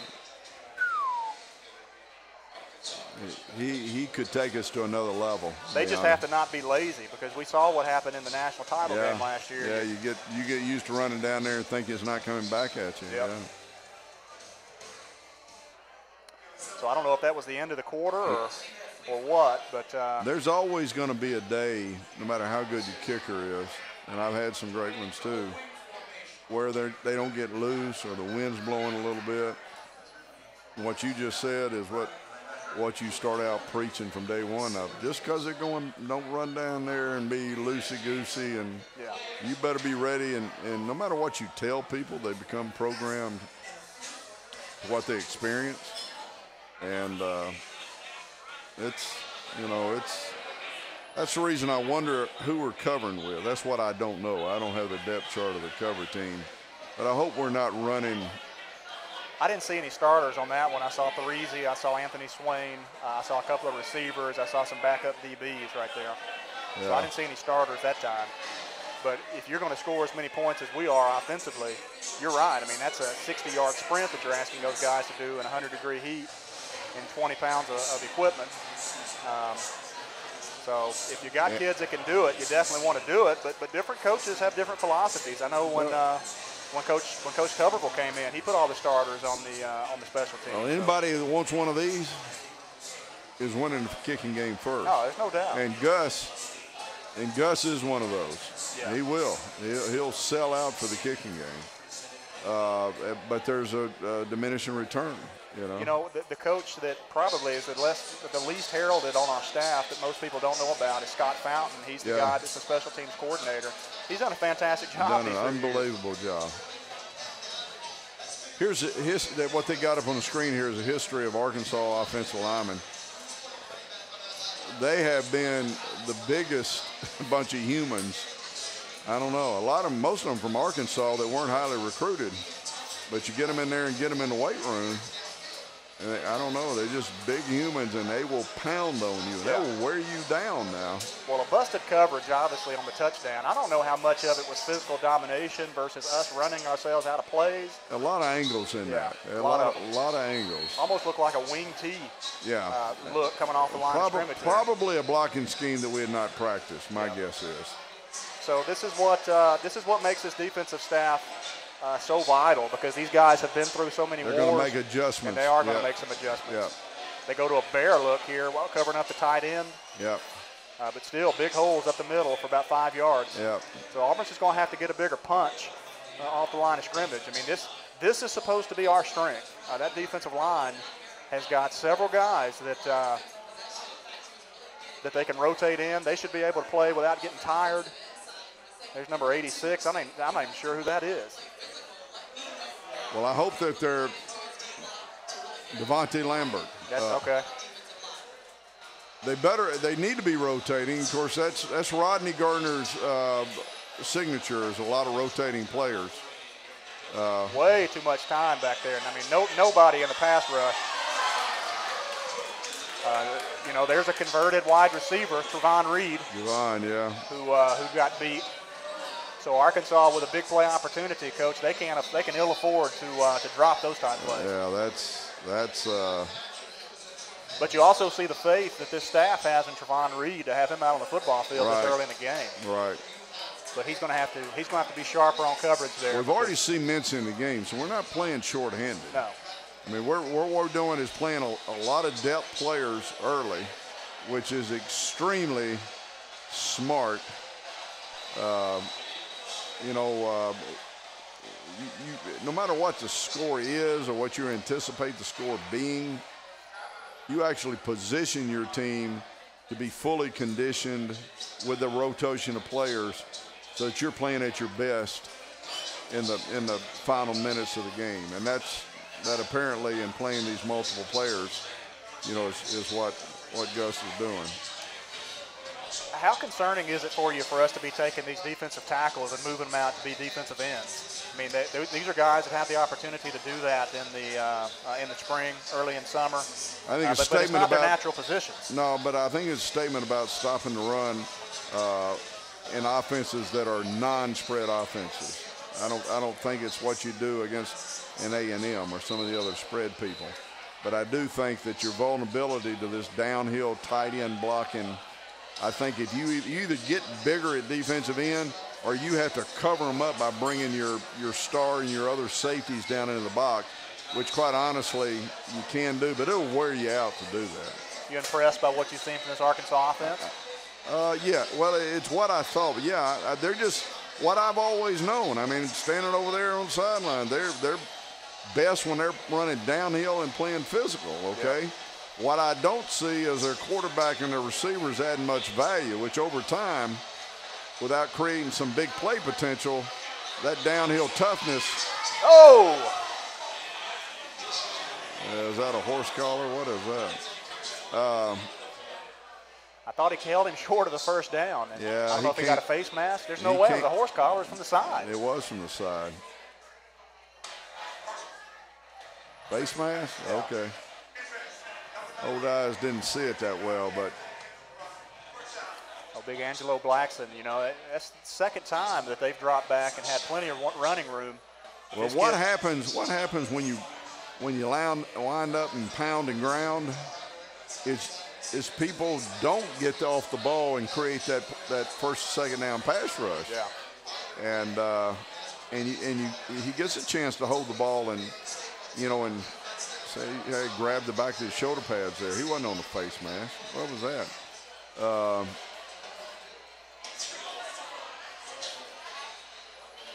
Auburn with 8 in the box. Well, they are down in there. Coach Oliver used to call that the bastard set. This is not good right now. Straight up the gut. We have got more in there to stop them. Let's be honest now. We got more in there to stop them than they can block, and they run for 12 yards. Yep. 10 yards before he got touched. Yeah. Now. Right over the center. That's 5 12-yard runs. That's not a good sign. It's not a good sign at all. So again, Arkansas comes out in the same formation. Now they're going to overload it. We bring the field blitz. There we go. We got some penetration. You know, a lot of these blocks that they're popping these guys with are angle blocks. And what an offensive lineman has to do over time is figure out where the blocking angles are coming from and decide how they handle that block. Yeah. Now, right there, we either cross the face of that angle or you escape underneath. And that time we escaped underneath. Yeah. Because that guy that's targeting you, he's either going low to stop your penetration or he's going high to keep you from pursuing over the top. Now, over time, you get enough angle blocks, you start changing that guy's target a little bit. Yeah, that was Gabe Wright just winning a one-on-one battle. Arkansas is going to pick up about half of what they need for a first down. It'll bring up a 3rd and 5, Coach. It's a big play in this football game. This is a really big statement about, because it's a quarterback down right here. This is a quarterback down, 3rd and 5. I mean, the quarterback has got to make this play for them either with his legs or with a throw. And I'm not seeing their quarterback add 1 ounce of value to their football team since we've started. Yeah. I mean, really, significantly. Now, if he can keep this drive alive, then I'll start. And if he doesn't, they don't have a chance to win at all. Now Auburn's going to bring some pressure They're coming right up the gut. Well, they sort of faked it. He's just got to throw it away. Nice coverage downfield. Right. And a good job bringing pressure around the outside there, not letting him just hang on to that football. But that's a big play. That may take him out of field goal range. That is an enormously big play. Here's what we have, the bend, don't break concept of Ellis Johnson. And, You know, I compare him to Irk Russell, but I always, you ever heard of Irk Russell? Okay, so that's why I don't use those kind of things. But Irk was the defense coordinator at Georgia when they were at their all-time best, winning national champs and whatever. He would let you come down the field and then all of a sudden, oh, by the way, you don't get any points. and that's what I compare Ellis to. You know, Ellis doesn't care if you show him, and you know, y'all giving up, you know, the third highest yardage in the SEC. Yeah. He'd say, oh, really? Yeah. You know what that means to him? It doesn't mean anything. Nothing. Points. They're top in points. They're top in red zone defense. Yes. And that's really all that matters. Yeah, and as long as Ellis is playing with an offense, that yardage doesn't mean anything too either, because, you know, we'll bring the ball from the 20 or the 30 to the 50 with about the same consistency, not exactly the same. Right. And so that kind of defensive mentality marries up well to an offensive philosophy that's wide open as, you know, is conceivable. A difficult spot for a young quarterback here on the 2 or 3 yard line, Coach, coming out.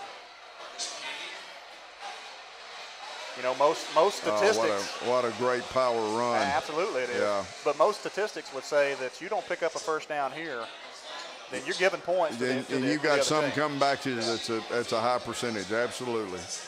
General Nayland, there's another old name for you. Ever heard of that? I've heard of him, yeah. I played in his stadium.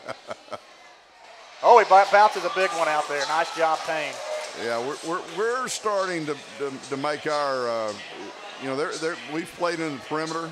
Yeah. Throwing the ball down the field, but never doubt that JB and Tim Horton and Rhett Lashley are not scheming a way to run it right at you and bloody your nose and make some yardage.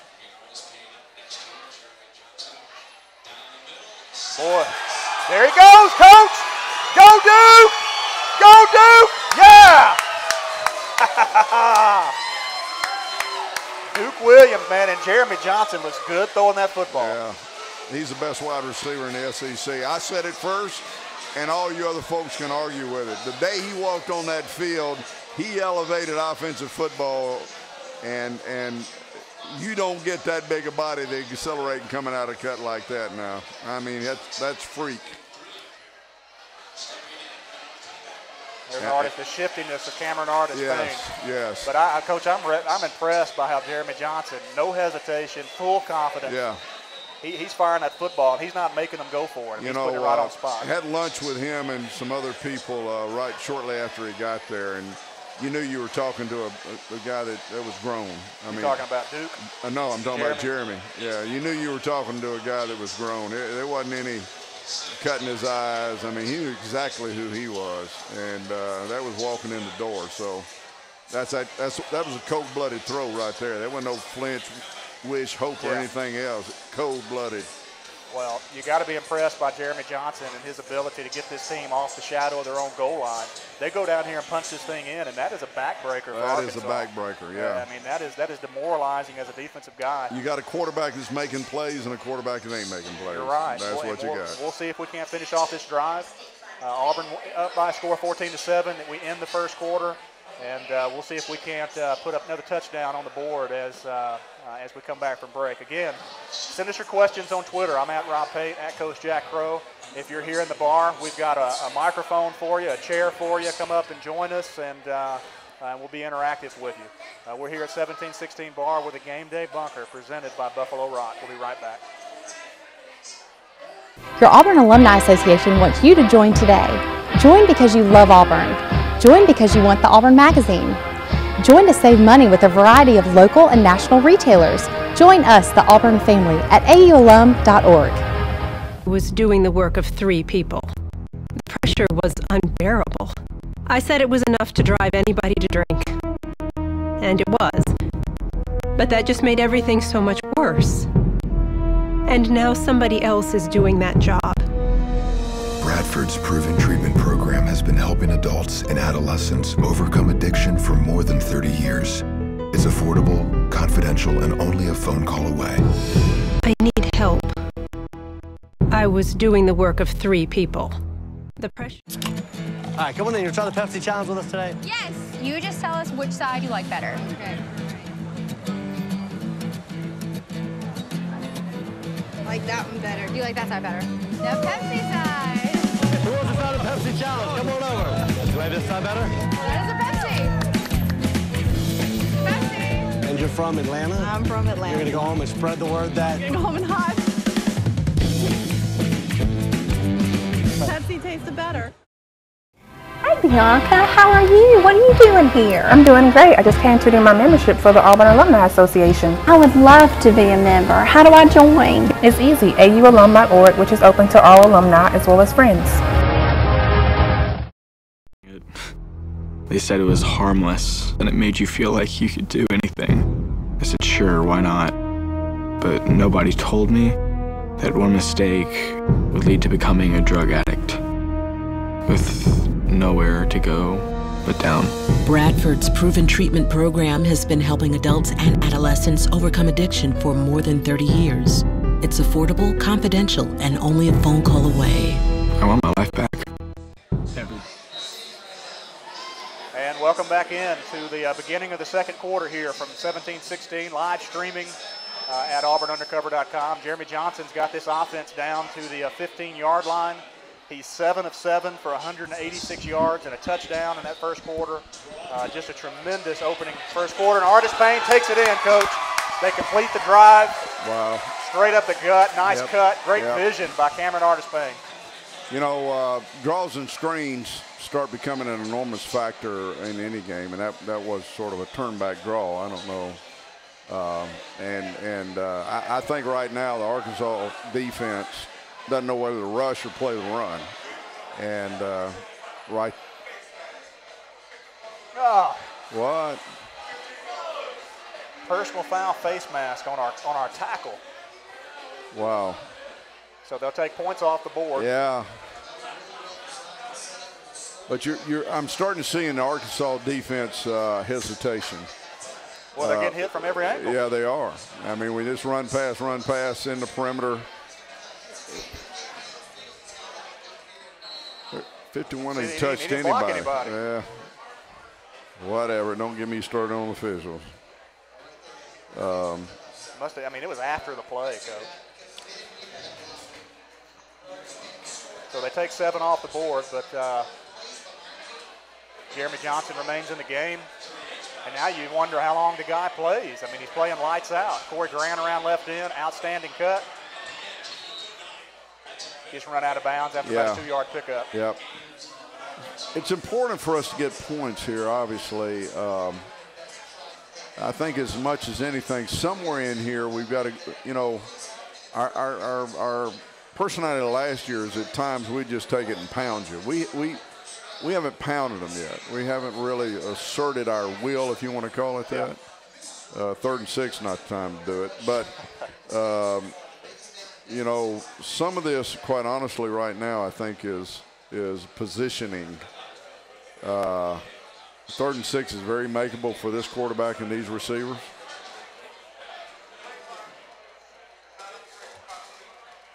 Of course, we're still without a game clock on the television shot. Yeah, here, we so are. We have no idea where we're at in the second quarter other than we just started it. SEC Network's new, and then they got to learn too, huh? Yeah. Gus is really moving the ball around right now. He's making sure those players' recognition factor is gone, because it will be gone here shortly. I mean, he's done so many things, and I think, quite honestly, he's got them where they don't know where the ball is. Well, if you're Arkansas right now, there's so much you got to worry about it. You're in the red zone. You got C.J. Uzomah. You've got Sammy Coates. You've got so many big bodies out there. That's what I'm saying. He's going to pick out a big body, and I tell you, some of this is not coverage. It's just pick out somebody, because we're overmatched against so many of these guys, just like that right there. Wow. Yeah. First touchdown, Duke Williams. Duke Williams. Good for him. One a minute. I mean, there's just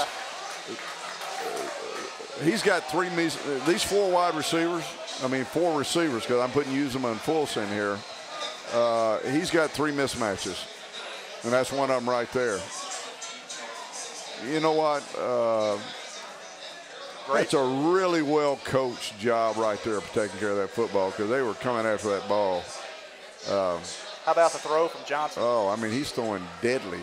I mean, you know. He's throwing deadly. But what do you do now when you're Gus? You want Nick Marshall to get in here. You also don't want a quarterback controversy to rise up out of this. Hey, there ain't no quarterback controversy. I know there's not, but you can't argue with 8 for 8 with 2 touchdowns and 200 yards. But I mean, there may be a style controversy because this is one offense and Nick's another one. Now, if you want to call some crazy, start playing them, you know, on top of each other a little bit, which can be disconcerting to the, you know, somebody like Nick a little bit. Maybe Jeremy could handle it pretty good, but you know, this is Arkansas. Yeah. Okay. You're right. This is Arkansas. Now, don't get crazy on this. Well. But right now, what he's doing against who Arkansas is, I mean, they quit rushing. There's no pressure. I'm telling you, he can take them out to practice just like there's no pass rush right now. Well, ain't nobody got close to him. We'll see if the defense, when we come back, they got an opportunity to put a halt to this Arkansas rushing attack. Arkansas has really gashed him. We'll see if Ellis Johnson and company can make some adjustments. We'll take a break with a break in the action and be back with more Game Day Bunker here from 1716. All right, come on in. You try the Pepsi challenge with us today? Yes. You just tell us which side you like better. Okay. I like that one better. You like that side better? The Pepsi side. Who wants to try the Pepsi challenge? Come on over. Do you like this side better? That is a Pepsi. Pepsi. And you're from Atlanta? I'm from Atlanta. You're going to go home and spread the word that? You're going to go home and hide. Pepsi tasted better. It was unbearable. I said it was enough to drive anybody to drink. And it was. But that just made everything so much worse. And now somebody else is doing that job. Bradford's proven treatment program has been helping adults and adolescents overcome addiction for more than 30 years. It's affordable, confidential, and only a phone call away. I need help. I would... Hey Bianca, how are you? What are you doing here? I'm doing great. I just came to do my membership for the Auburn Alumni Association. I would love to be a member. How do I join? It's easy. aualum.org, which is open to all alumni as well as friends. And welcome back into the Game Day Bunker. Auburn takes a 21-7 lead over the Arkansas Razorbacks. Coach, we got our Twitter comment from an AP writer challenging your comment that Duke Williams is the best receiver in the SEC. He says better than Amari Cooper, better than Sammy Coates. Yes, and let me tell you why. In space, when he catches the ball, he's got a punt returner's ability to make him miss at 230 pounds, or maybe bigger than that. I mean, it's a combination of his elusiveness, his reach, his speed, and his power. Yes, he's a better than Amari Cooper. He's better than Sammy Coates. This is the best wide receiver in the SEC and the best since Julio Jones, and could conceivably be better than Julio Jones. Wow. Because there ain't been one as good as Julio since he left. Yeah. Well, he's got a rare combination of size, speed, hands. And elusiveness. He could go back and return the punch on this team. And I think the thing that makes him a little bit different than most is that internal drive he's got. It's called Laplace, Louisiana. Well, this is life or death, every play. Right. This boy's not playing a game. Yeah, you're right. He's playing for a profession. He's playing for life. Yeah. He is surviving on the streets of football every day, which makes him somewhat of a problem, really. Yeah. Because some of the concepts that we've tried to put into student athletes, I mean, he's surviving. He ain't trying to get an education. I'm just being honest. I know these kind of kids. They're in survival mode. That's what they're out there doing. They're trying to put a meal on the table, and because without football, they don't live. Okay, and Auburn didn't create that. College football didn't create that. Laplace, Louisiana created that. I've been there, been on the streets, been in the homes. There's only one way out of this, buddy, and that's to be a college football player. That's how he grew up. And when he goes to play, you better bring your life worth of it too, because that's what you're getting from this cat. Well, he's found his way out of there. There's no doubt. Yeah. He's going to be a big impact player for this team. Already's made a contribution. And I'm pontificating here. Yeah. The best thing in his life is the guy that's coaching him. The best thing in his life, because his life certainly ought to be bigger than more, and the guy that's coaching him knows how to put that in him. Yeah. The guy that his name's on the street out here. The guy you played with. So his wide receiver coach. So, but I'm just telling you, this is a thing. If you want to ask me, is he a thing? He's a thing. That's all I can say. Yeah, I think we're about to figure out some of this angle blocking in here, and we put it on the quarterback. Yeah. We got turned around there. That's different. You know, we keep letting guys run loose, Coach, and giving a mediocre quarterback, a less than mediocre quarterback, a lot of confidence in our own stadium. Yeah. Well, here's what's happened to us. Double moves like that take time. Yeah. And what he's got is time for a receiver to turn us around like that. And the reason he's got time is we've been beating blocking schemes because we're penetrating. Yeah. Now we quit penetrating, which Arkansas knows how to do this. We quit penetrating, getting angle blocked. We're sitting on the line of scrimmage fighting blocks. And now the quarterback's got all the time to pick us and to run double moves, to turn your hips, go back outside. Paralysis by analysis. Yeah, that's the kind of thing. But what I'm seeing right here, it ain't enough. It ain't enough because they won't get up and down the field and keep up with the scoring machine that's coming at them. Because as long as these receivers, we led the nation in rushing last year. This combination right here could lead the nation in passing. Yeah. I Now, and this is the history of Gus Malzahn. You know, and it's not unlike, out of respect to our historical, it's not any different from Chuck Jordan going from Pat Sullivan to Terry Beasley in 1971, where they lived and died by the pass. Turn around the next year and give it to Terry Henley 40 times a game and not even throw a friggin' pass. It's the ability of a coach to know how to win with the players he's got on his team. Yep. Not being arrogant. No. Not being about you. Right. It's about your players. Right. Chug, one of the great ones. You got the same thing right here in Gus Malzahn. Get your first look at Montravius Adams, big true sophomore, had a huge impact last year as a true freshman. Yeah. Going to play both inside and out, starting on the outside at defensive end today, running down the line, making an outstanding tackle. You looking at what I'm looking at. Don't get me started. So the play action pass, good enough for a first down. Yeah. Little naked boot.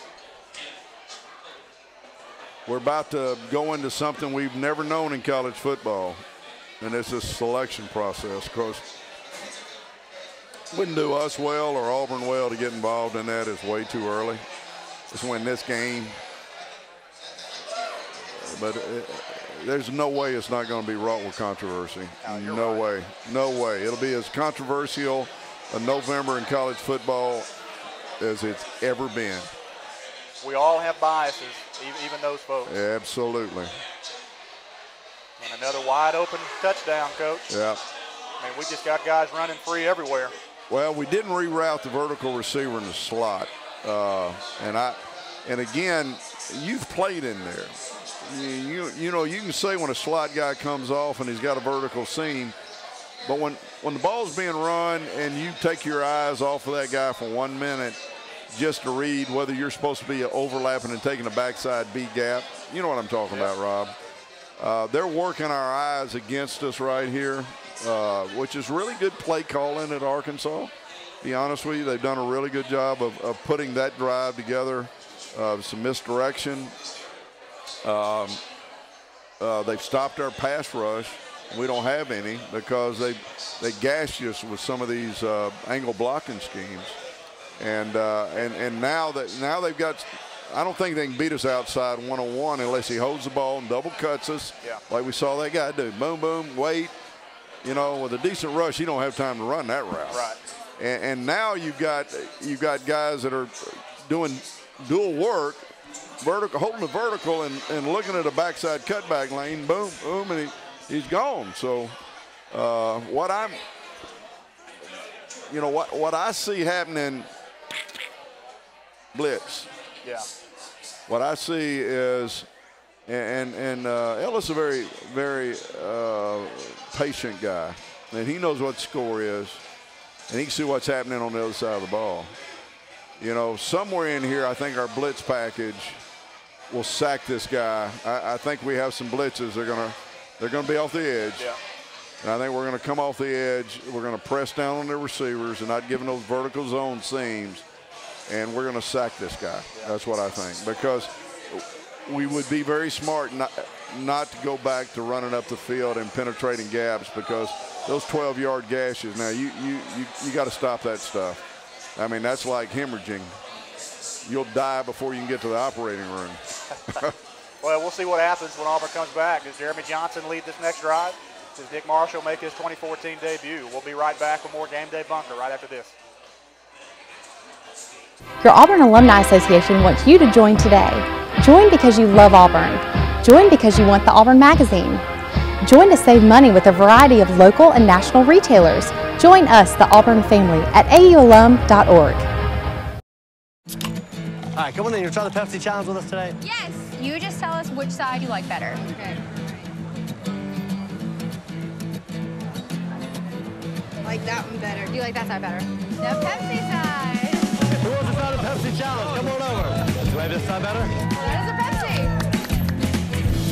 Pepsi. And you're from Atlanta? I'm from Atlanta. You're going to go home and spread the word that... You're going to go home and hide. Pepsi tasted better. Was doing the work of 3 people. The pressure was unbearable. I said it was enough to drive anybody to drink. And it was. But that just made everything so much worse. And now somebody else is doing that job. Bradford's proven treatment program has been helping adults and adolescents overcome addiction for more than 30 years. It's affordable, confidential, and only a phone call away. I need help. Killing us what we do to stop play action. And welcome back in. Auburn just receives the kickoff, and we'll see what they do as they start this this fourth drive of the year. We got a question from Twitter, Coach, about play action. What can we do defensively to stop this play action or to slow it down? Well, you got to make them one-dimensional. Yeah. You know, you got to, and I think we will ultimately get to where we that's 3 deep in a vertical seam. I think we will eventually make them one-dimensional. We don't lose your patience with some throws on play action pass. Keep stopping the run. The answer is going to be some run situation blitzes. And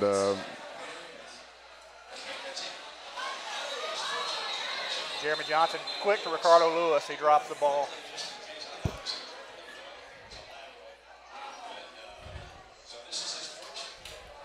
Coach Malzahn trying to get the ball into the hands of a lot of different people, though. Yeah.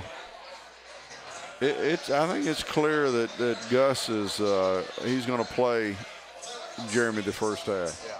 Well, unless he got in trouble. Unless he got in trouble. But with the talent and that's his first incomplete pass. Yeah, with the talent that and the way Jeremy's playing, like most of Gus's decisions, looks pretty good. Woo! That's a pretty outstanding 9-yard run there. Wow. Let's talk about something here. You know where that boy's from right there? He's from somewhere in the South. He played junior college out in California. Well, we went to California to get a player, you know, and I talked to him this summer about how many. I mean, he was a nationwide recruit, and so the one thing that, wow. The one thing that I got after talking to him this summer was just how much of a reach our recruiting base has developed. Oh, yeah. I mean, when I was here, it was unheard of. I think Tommy did a lot to make it a little bigger. Yeah. But I think they've taken it to another. I think they've taken it to another place. I think they have too, but I also think that they've become more dominant at home. Yes. Yeah. And somehow and sometimes those two things work together. All right, a punt. First time Daniel Carson punts. It's a good one, Coach. There you go. That'll way to cover. Hey. Hey, inside the 10-yard line, you can't ask for better than that. Nothing more important come out of this football game than knowing that you got a guy right there. But you know his dad is a tennis coach at the Broadmoor in Colorado. Okay. Just what he knows about personal competitiveness from, I think his dad was an Olympian, you know. He's got a Birmingham background in his family. But I mean, when I read his bio and sort of talk to some people connected to him, he's got what a lot of kickers don't have, is he's got a competitiveness about him. He's going out there to kick your butt, not just to do his skill. I'm going to beat you, you know. And that's, to me, over time where failures have happened with kickers, is because, you know, they were a guy and they looked pretty and, you know, they could kick it a long way. Okay, you know what? The whole game depends on you doing this right now. Yeah. What you got to be doing is competing like a linebacker and a quarterback and everybody else and living or dying with, you know, with one stroke. And I think from what I've been able to assess, I came across this quite accidentally, to be honest with you. He has like a Chris Gardocki. I don't know if you remember that name. You remember that? You know, Chris, I signed Chris at Clemson, and every time we needed it, boy, he took it to another level. And I see this guy like a Chris Gardocki, which you played with some of those, I think. You know? I did. Well, fantastic initial punt. We'll see if this Auburn defense can pin them deep. We'll take a quick break here and be right back to see how this Auburn defense responds. Body was trying it. They said it was harmless, and it made you feel like you could do anything. I said, sure, why not? But nobody told me that one mistake would lead to becoming a drug addict, with nowhere to go but down. Bradford's proven treatment program has been helping adults and adolescents overcome addiction for more than 30 years. It's affordable, confidential, and only a phone call away. I want my life back. Hi, Bianca. How are you? What are you doing here? I'm doing great. I just came to do my membership for the Auburn Alumni Association. I would love to be a member. How do I join? It's easy. aualumni.org, which is open to all alumni as well as friends. And welcome back in. Come on down and join us, Coach. We got 24 pounds of Conecuh sausage here. There's 150 people back here. I don't know what it looks like on your screen, but I took a short trip. The men's room back here. I had to fight my way back there and back. I mean, there's a lot going on. I know there's a stadium full of people over there, but there's a room full of people here too. Again, the blocking angles, and you know, we're not being physically whipped. We're being schemed. Yep. And the answer is that you can't get across the line of scrimmage. You're going to have to really sort of react to the pass rush part of it instead of attack, which is what we do, and which quite honestly is the right thing to do. But they're scheming us in this right now. So 8-yard pickup on first down. You know, as a special team, you come running off the field when you pin a team inside the 10, and you're telling your defense, you got to get 3 and out, guys, 3 and out. Yeah. And there's a fumble. And Arkansas is going to recover it. Did you really look to see who recovered that ball, by the way? I think every official really dreads the idea that he's got to go down there and figure out whoever's got it so he can convince. I mean, he stuck his 3 fingers up in the air like, I'm not going down there. It's 3rd down. Yeah. They see it pop out here. There's Therese in the game. That thing popped right out, didn't it? Casanova McKenzie puts his helmet right on the ball. A lot of blue jerseys in there after. He didn't. That official didn't want to go down there and find out the truth. It's too hot. You know.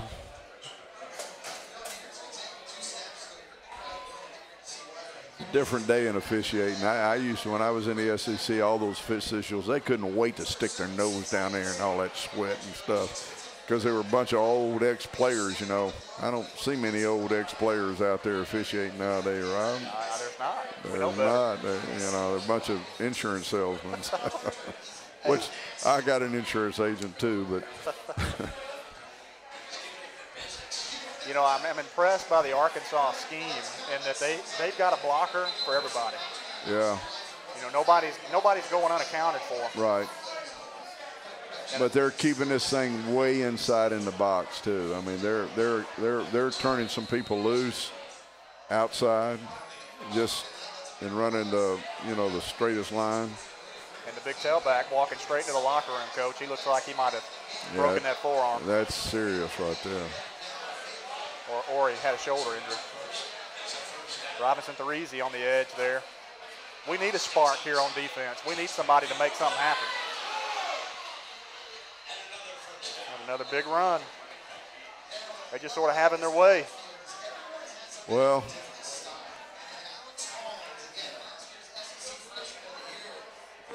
do you know how often our defense gets to see what they're looking at right now live at Auburn at practice? Not a lot. Never. But too many guys there with an opportunity to make a play and not making it. Yes.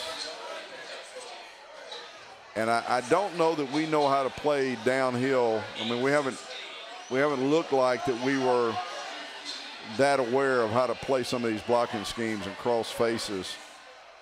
And quite honestly, I think our linebackers are sitting and catching some of this stuff. Well, like that right there. Yeah. You know, 17, Chris Frost, nobody blocks him. And he's sitting there, and he's not playing downhill, and he's sitting there and sort of catching and recognizing. And I think right now our inside linebackers, when you play against tailbacks that are running at you, you got to be running at them. Yep. And if they're running at you and your cleats are in the ground, that's what's going to happen. Yeah. So Arkansas getting it done on the line of scrimmage. That's their 14th first down, Coach, in this first half. Auburn's now trying to clog the middle with linebackers. They got two safeties that step down. And we crossed the face. Now, we had a 5 technique outside of 75 out there who didn't run up the field, which would have been a contest. He held his ground, set the edge, crossed the face, and came back inside. Yep. And you've got to play more of a controlled game against this downhill running game. You've got to control your block and anchor a gap. You cannot get in penetration and sack mode and like you do with 80% of the other styles of offense you play against. You can't do it against this.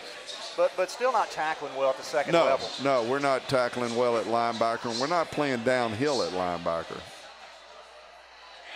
Deep drop.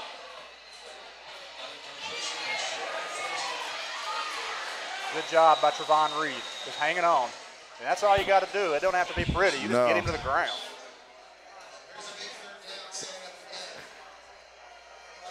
Now here's, if the game is going to be contested, it's going to be because their quarterback makes a play. Now, right now, they're not going to be any blocking schemes unless they run draw.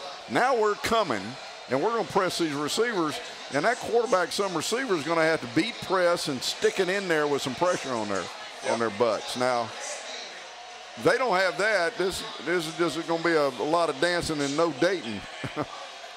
Auburn goes to a nickel. Just too much time. But we didn't get there. Now here's what I told you when I came back from practice. I think with Carl, I don't see that we have a great outside pressure guy, and that we're going to probably have to blitz to get it. Now we X-scheme it, and they do a great job of picking it. We're trying to scheme our way into a rush instead of just using a 4-man.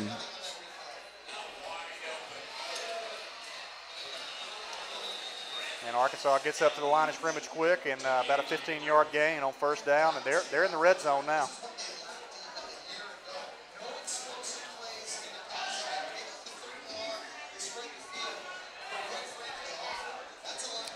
This is Wisconsin football. If you know anything about Wisconsin, which I do. I mean, we got Billman written all over it.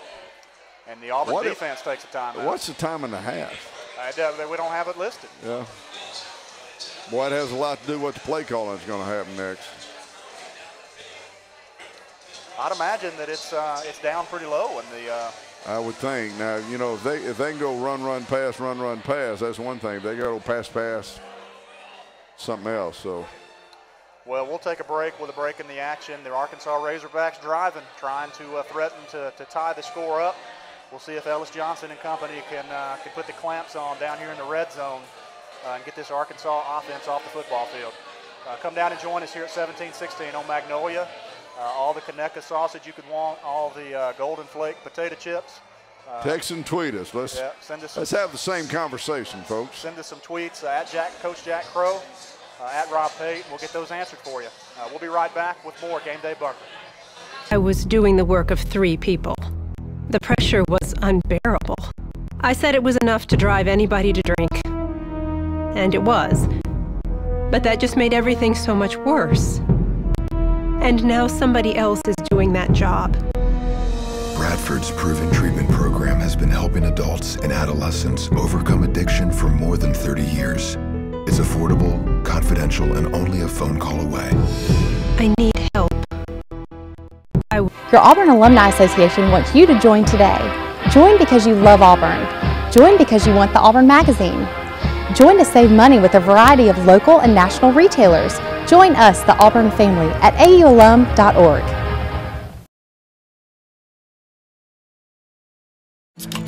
All right, come on in. You'll try the Pepsi challenge with us today? Yes. You just tell us which side you like better. Okay. I like that one better. You like that side better? The Pepsi side. Who wants to try the Pepsi challenge? Come on over. Do you like this side better? That is a Pepsi. Pepsi. And you're from Atlanta? I'm from Atlanta. You're going to go home and spread the word that... You're going to go home and hide. Pepsi tastes better. Hi, Bianca. How are you? What are you doing here? I'm doing great. I just came to do my membership for the Auburn Alumni Association. I would love to be a member. How do I join? It's easy. aualum.org, which is open to all alumni as well as friends. All right, we're back. 1st and 10 Arkansas. My producer, Rob Pate, says that even though you can't see the score or the game clock on the live broadcast, if you're watching us, then you obviously have it. So just one of many things we're probably going to do better than ESPN. Oh, Lord, have mercy.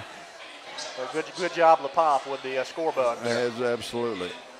I can – that one angles. You know, they are doing a lot of blocking down, pulling, and we're getting caught inside of blocks. Really, I put the brunt of who's got to do something about this at inside linebacker. Yeah. I think we're playing soft in there, you know, to put it in and if I went to the locker room, I'd look at both those guys and say, hey, there's some gaps in here that they're coming down that you got to come downhill quicker than they come downhill. Well, we're just not solid out there on the edge either. I mean, it's we got outflanked. We had a blocker for everybody, and we don't make good open field tackles. No. And all those things are going to equate to a tied ball game. Yeah. Yeah. Right now,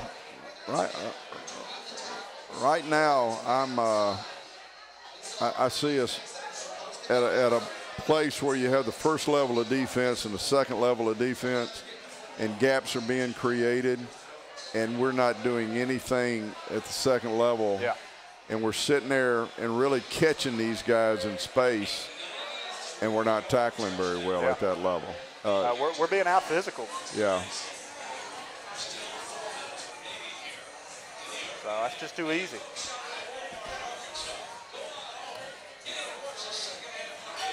Tied, Rob. You were right. I mean, it's a battle. And it's two completely different styles of offense. I don't know what the time of possession is right now, but it's a lot in Arkansas's favor. Oh yeah. And what I think, you know, I think the going at halftime, and I don't know how far away that is either, but the going in halftime message is to the defense that we got to get somebody in these seams. And I don't, whatever the second, third level players are, they've got to start releasing and coming down. Yeah. And which puts pressure on the corners, because you're going to turn some of these guys loose, when you do that. Yeah. And so, but if we keep doing this now, they're going to run 500 yards.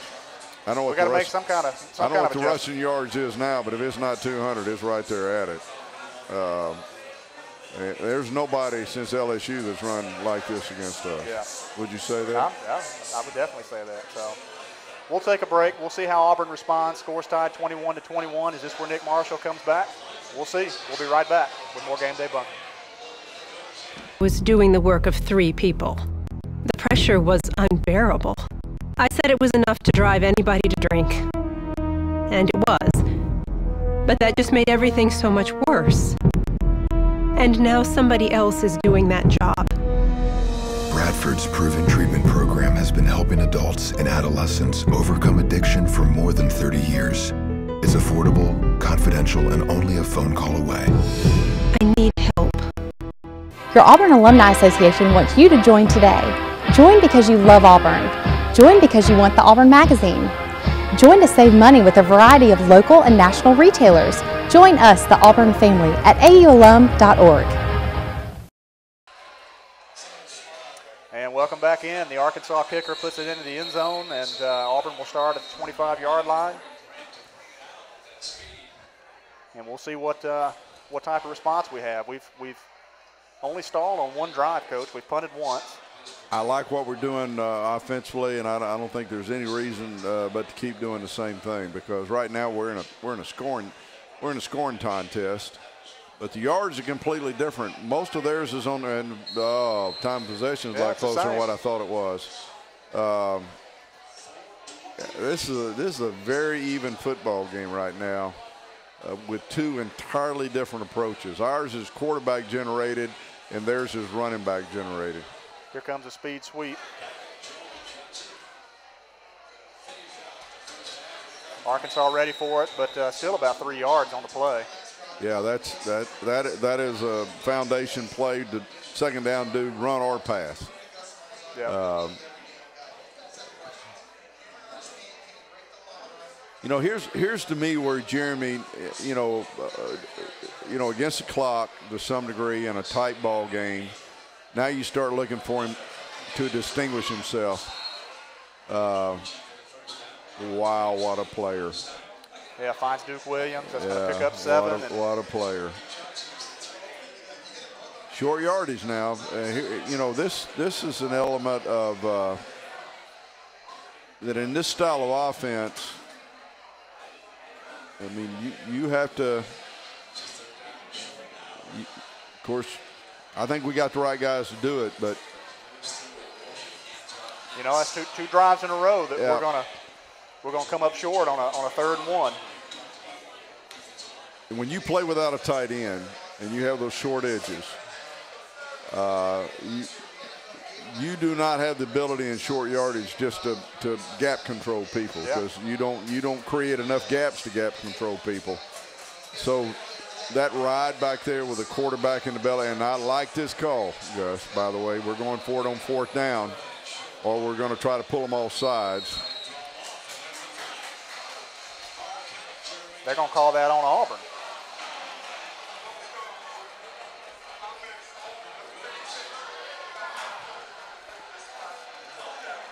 Well, I like the idea of it, but I don't know how good we are, at putting 2 tight ends in the game.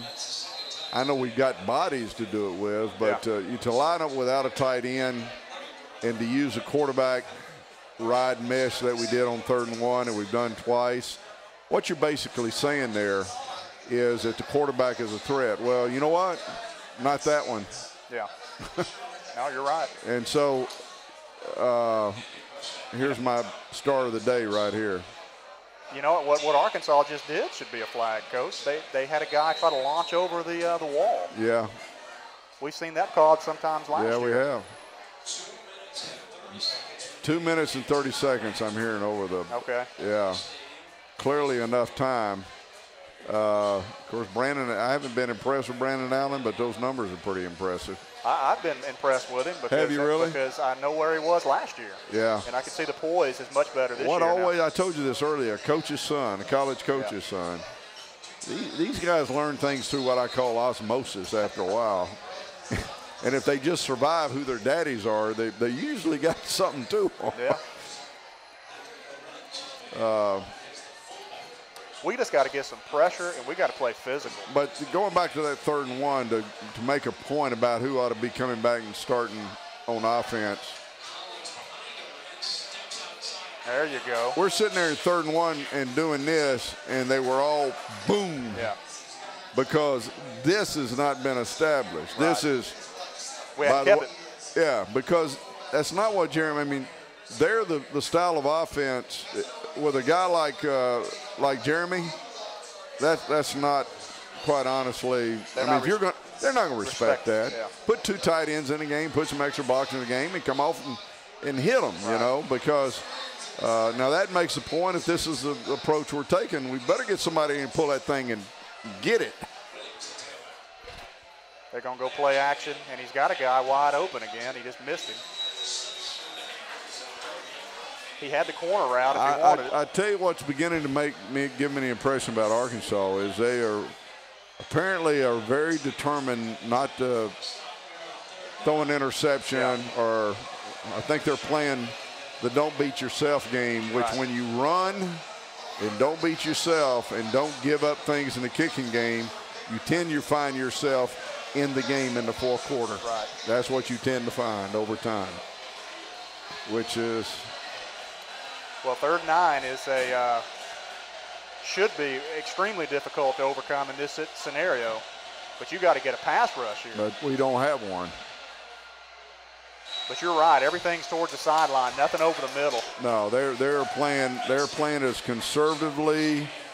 Their plan is to win this game in the last drive. Yeah. But the one thing they did not do on that drive was take any time off the clock. No. So there's got to be at least 2 minutes left. Yes. So a good job. I don't think it's empirical because I think we've got all kinds of ways to win this game. But I damn sure think it would be. I think it'd be relevant to create some momentum going into halftime. But I'll say this about the Hogs. They're not susceptible to momentum shifts as much as the average folks are. Because they are very tough. Yeah, you're right. They're very tough people.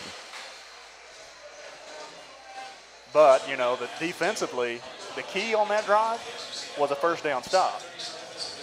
You know, a 1st down run from 1 yard ended that drive, basically, because they put them behind the chains, and that's what we haven't done. Right.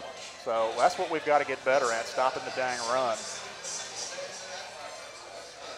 And I think we will. I think we'll make some adjustments in the 2nd half, even if it's personnel adjustments. Half of my tweets here from Razorbacks. I'm not answering those questions. So Jeremy Johnson offense, go to work. He pump fake down the middle. He's got your man Duke Williams.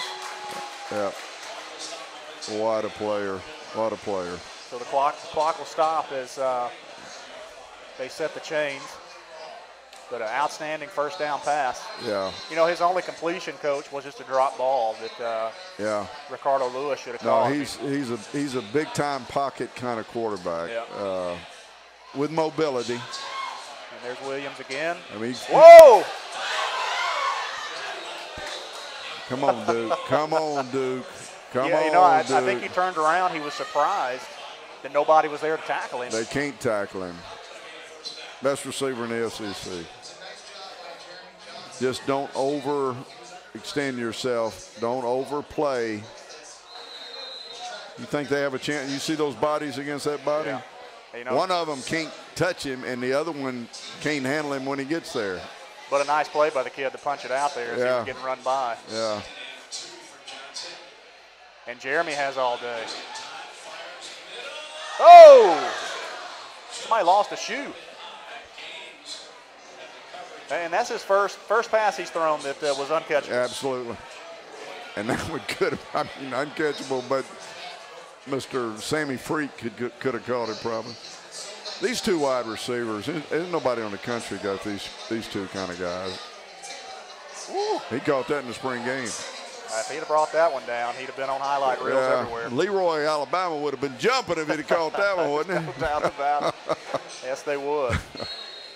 So we're 3rd and 2, Coach, and this is where we've had our problem. This is where our drives have ended. We haven't been able to pick up the short yardage on the ground. We go to a draw here. Yeah. Who's going to get it? It's a turn-back draw, which I think we're finessing our way because our quarterback hasn't been established as a running threat that we normally have. But, however, good play calling. It's not a criticism, it's an observation. And another incomplete pass. See, this I'm beginning to separate. We might ought to say this for half the time.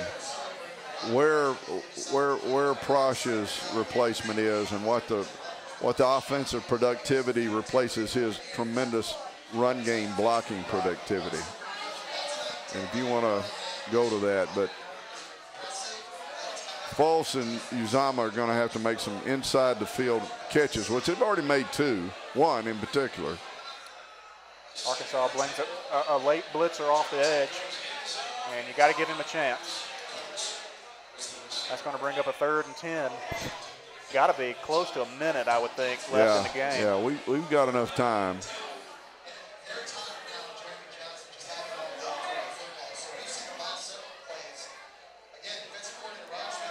So I look for something over the middle here, some sort of deep square in, some sort of seam route again.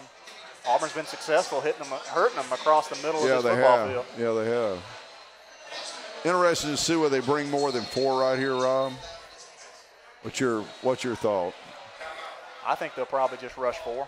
Yeah, they haven't put a whole lot of pressure on us with 4, which I credit to the quality of our pass protection. Yeah, they haven't put a lot of pressure with 5 and 6 either. So it's what's the point? I think kind of right now. But you're down here in the area where zones don't get stressed as much because people tend to stop backpedaling at the goal line because you're in that compressed, what I call, area of the field, and where people tend to start playing in and out matchups and zones, which can really cause a quarterback to make a bad mistake. Yeah. Because he sees zones, but people are really eyeballing receivers and jumping routes on an in and out. You've been there. Red 2. What'd y'all call it? Yeah, Red 2. Yeah, that's it.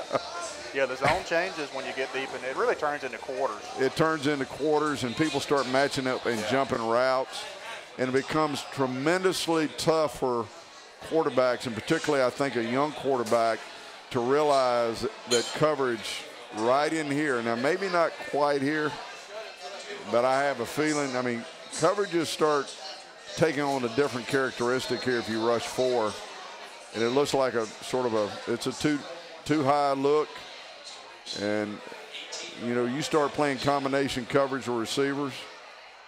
You know what I'm saying? Yeah. You better get that ball out of your hand quick and on time, or scramble around and buy some time. Yeah. You see the linebackers are 7 yards deep, so they definitely go to a soft shell. Well, it's clear who they're trying to make plays with. Yep. And that was a catch and run situation, but let's get the lead and hold them. It's going to bring up a 4th and 6. Don't know what the time is, but they're going to bring in the freshman, I would assume, to take the lead here before the half. Yeah, let that clock run down some.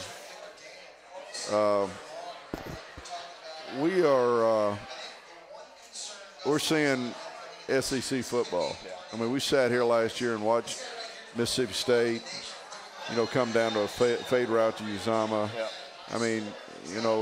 I hope nobody's surprised. I was talking to my son last night. We're watching a football game, and we always talk about the betting lines. I said, listen, if I had 1,000,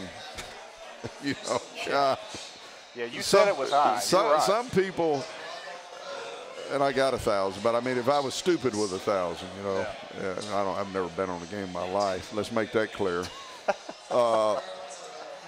There's so many things that are out of whack at the beginning of the season, like the A&M South Carolina game. There was no basis for them to think that they were a good football team. They lost a quarterback and the most powerful, best players in their defense. What do you believe in, magic? There ain't no magic. Well, Arkansas's got 2 timeouts to play with here if they want to try to ice him.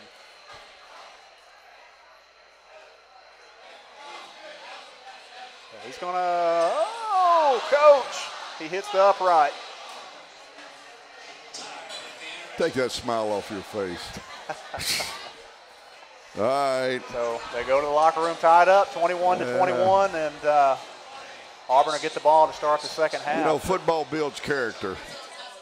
And we're in a character game. Well, impressions, thoughts? About what I thought, I really think that maybe Ellis is struggling a little bit to get his answer. You know, they made a stop penetrating with the blocking schemes, and they were sitting on the line of scrimmage, and I don't think our linebackers stepped up the challenge, to be honest with you. Right.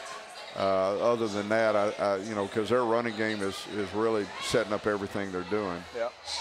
So. Well, I know what one thing we're going to do. We're going to have a Conecuh. You got yours open there for lunch. We're about to have a halftime Conecuh dog.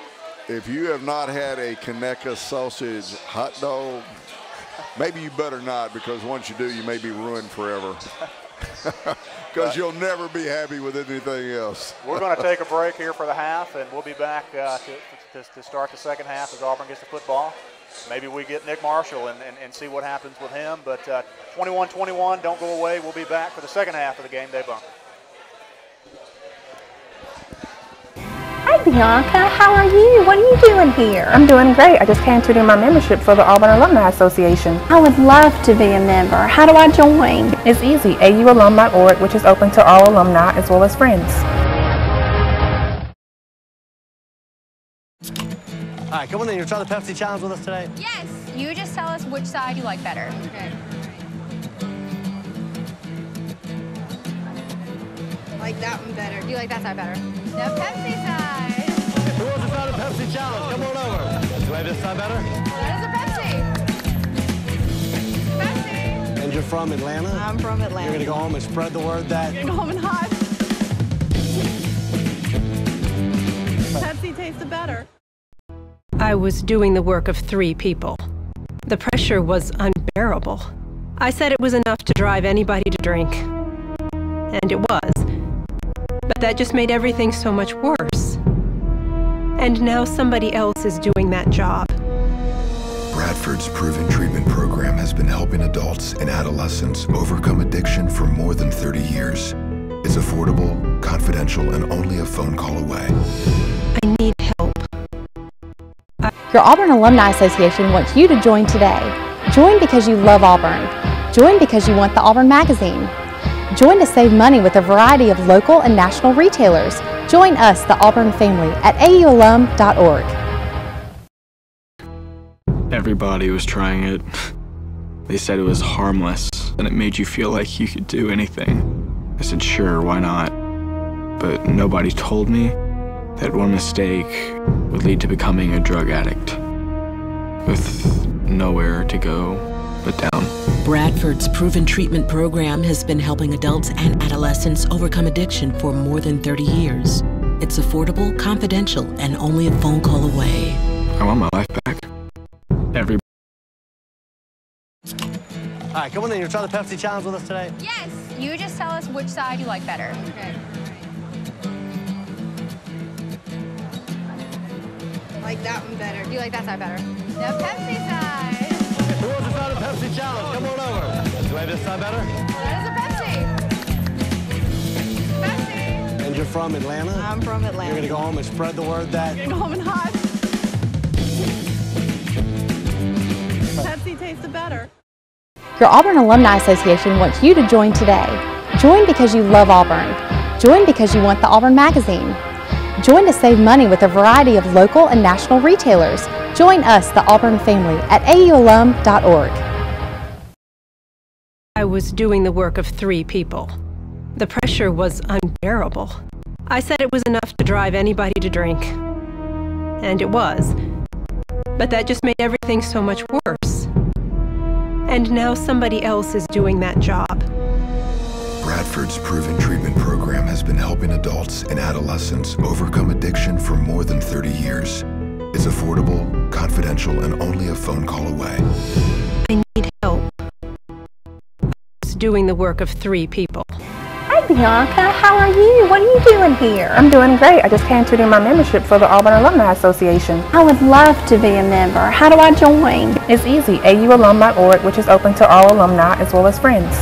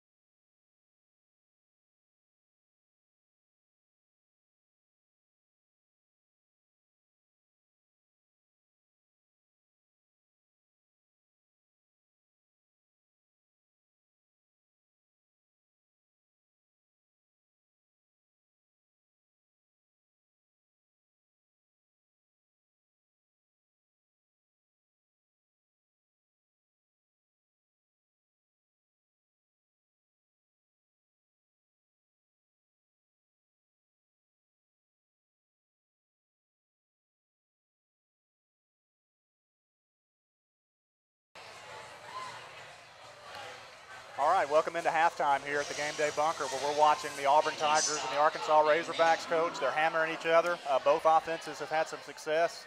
Auburn really has run into problems on 3rd and short, having a problem converting in short yardage situations. I think they're 0 for 3 on opportunities to do that. What are your impressions of this Auburn offense, and what do you think, or do you think that we see Nick Marshall in this opening drive? If we're going to win, we need to put Nick Marshall in here, or we need to change some other things about how we're in the game, because right now we don't have a running threat at quarterback. Yeah.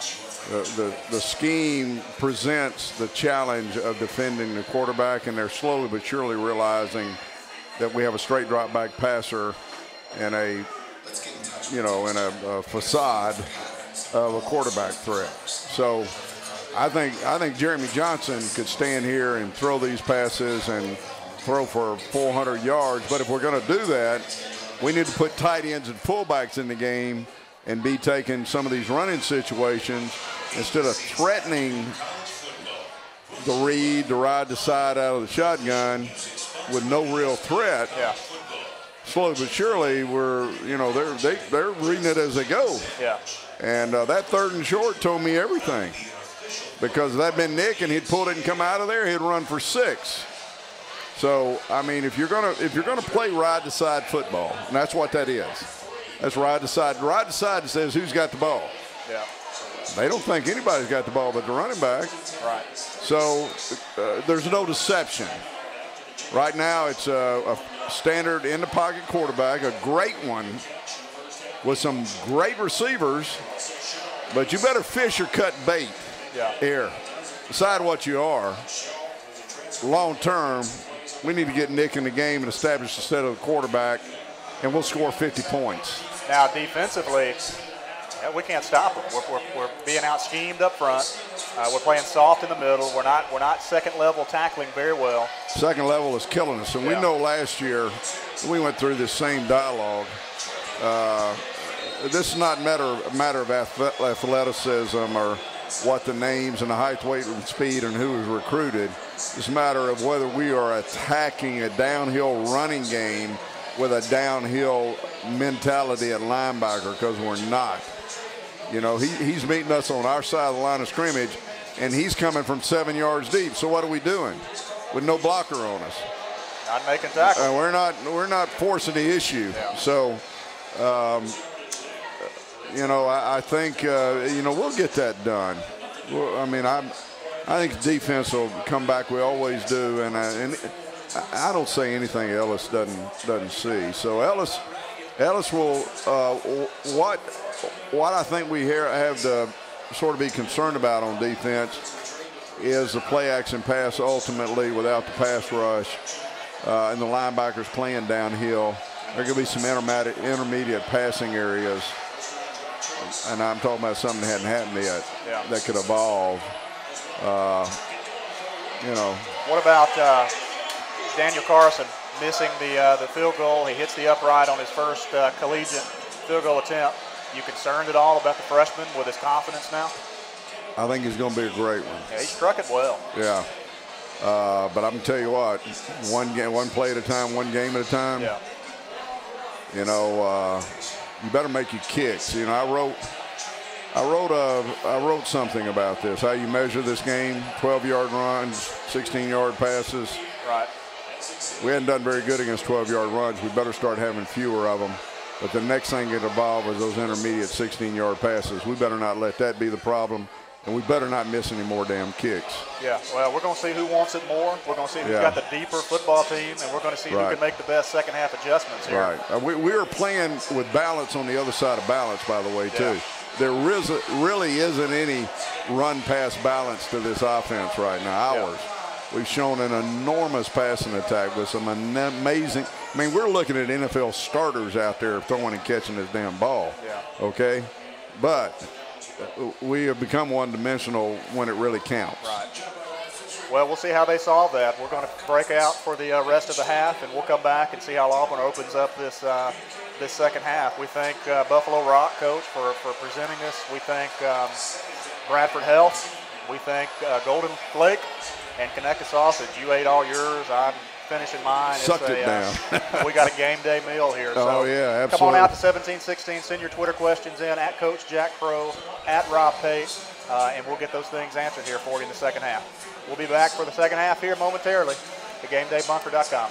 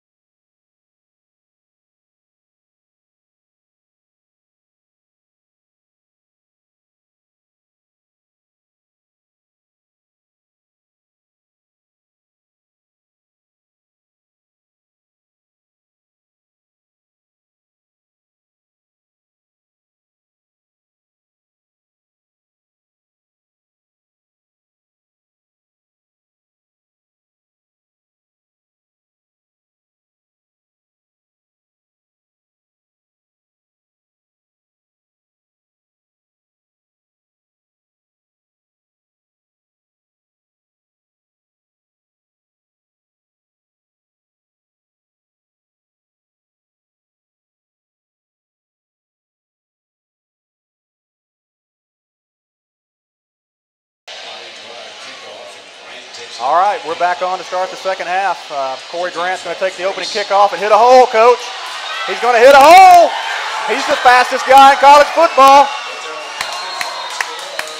Amen. There you go. Hey, we're standing up for the second half. We both are old men. We both got backs that are hurting. I do my checklist of a championship football team.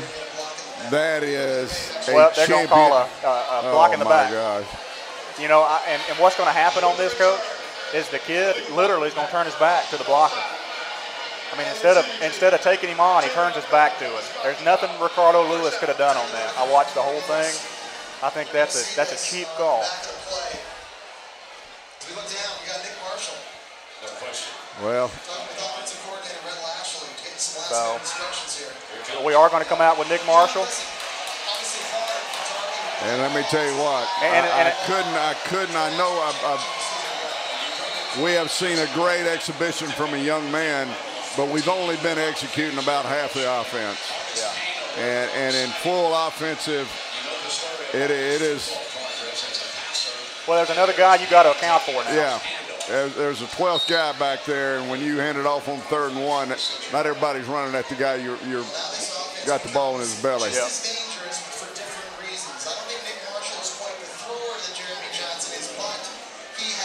do have a game clock now, so ESPN sticks to that. Yeah. So we can keep you up to date with that, although at Game Day Bunker, we're ahead of ESPN. So Rob Pate says it's already there. 2nd and 6, and this is... And he goes to Big Duke as well, Coach. Go, boy. He lost yardage. Hey, I'm telling you. That's a 1-yard gain. I'm telling you, folks. That's not a smart play, but it gives you a picture inside of what drives that kid. Yeah, let's figure out how to coach this guy. I think we can coach this other stuff out of him, you know. He had a first down when he caught it. Yeah. And I tell you, he's trying to make a play. So competitive, you know. That's going to bring up Nick Marshall's first third down opportunity, 3rd and 6. And here are the downs to me that he goes to the checkoff. Now Corey's got to make a guy miss. Atta boy. Good job, Corey. What a great decision. Yep. You know, you obviously have had your stomach up in your throat for a half because you realize what a goddamn knucklehead you've been and what it's cost you. And then to have the poise not to force that thing, but to drop it off under the sticks on a 3rd down, a critical down that you're trying to prove that you're the quarterback all over again. Yeah. What great judgment by that young man. Yeah. Brett, you've done a good job coaching this boy. So Auburn converts the first down and get our first opportunity for Nick to run the read option there. He hands it off. Let me tell you what, when this is going on and it's number 14, they don't converge on the ball carrier, and that's it's all the difference in the world. And Duke's going to still make his same plays, and so will Sammy. But now you got 14 making the plays on the edge, running the ball, and you're your best offensive team in the country with this guy in the game, without a doubt in my mind. And there's the difference right there. That puts you in a 3rd manageable instead of a 3rd long. Yeah, absolutely. And right at the heart of the defense there.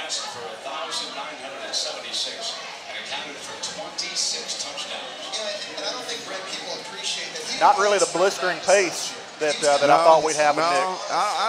I think probably that's coming. You know, we talk about it a lot. You got to make first downs to play with tempo. You may see it after this one. What a catch! Atta boy, Ray! Woo! Not a great throw, but hey, he went through his progressions and found the guy. He didn't force the ball, and what a great catch. Melvin Ray coming into his own today.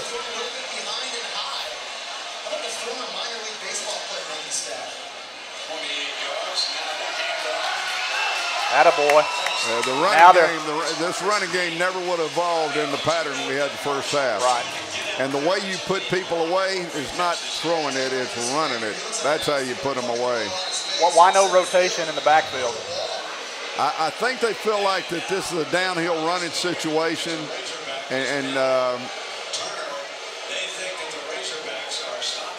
You know, there's some guys, the more you get them the ball, the better they get. There's some guys, you get them in rhythm and then you bring them in and rest them. I don't think they've really been able to run the ball enough with the rhythm that they developed with Johnson to really let this guy get in his running rhythm. Yeah. So I think they're trying to leave him in there to get his running rhythm going, because until you give a guy what you say, get him lathered up, he's not been lathered up. Now with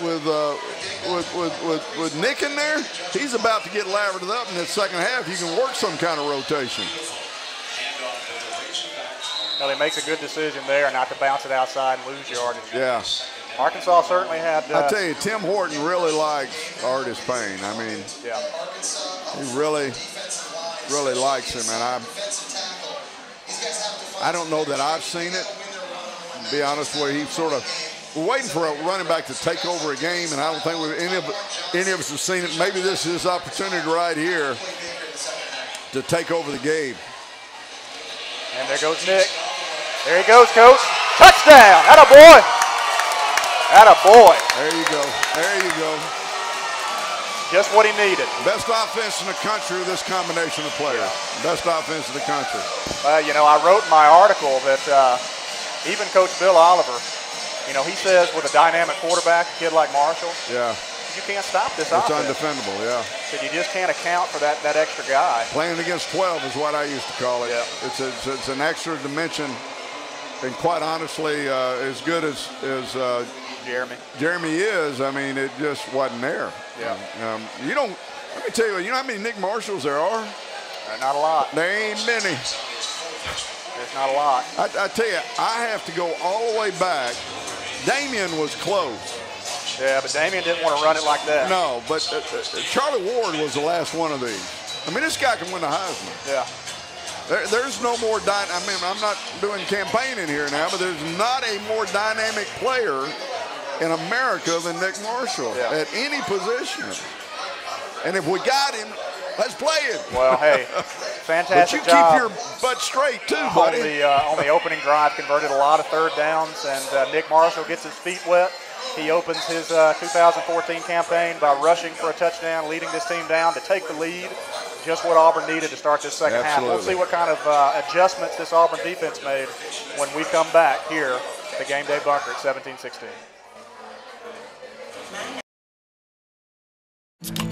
All right, come on in. You'll try the Pepsi Challenge with us today? Yes. You just tell us which side you like better. Okay. Like that one better. Do you like that side better? The Pepsi side. Who wants to try the Pepsi Challenge? Come on over. Do you like this side better? That is a Pepsi. Pepsi. And you're from Atlanta? I'm from Atlanta. You're going to go home and spread the word that... You're going to go home and hide. Pepsi tastes better. Hi, Bianca. How are you? What are you doing here? I'm doing great. I just came to do my membership for the Auburn Alumni Association. I would love to be a member. How do I join? It's easy. aualum.org, which is open to all alumni as well as friends. The pressure was unbearable. I said it was enough to drive anybody to drink. And it was. But that just made everything so much worse. And now somebody else is doing that job. Bradford's proven treatment program has been helping adults and adolescents overcome addiction for more than 30 years. It's affordable, confidential, and only a phone call away. I need help. Hi, Bianca. How are you? What are you doing here? I'm doing great. I just came to do my membership for the Auburn Alumni Association. I would love to be a member. How do I join? It's easy. aualum.org, which is open to all alumni as well as friends.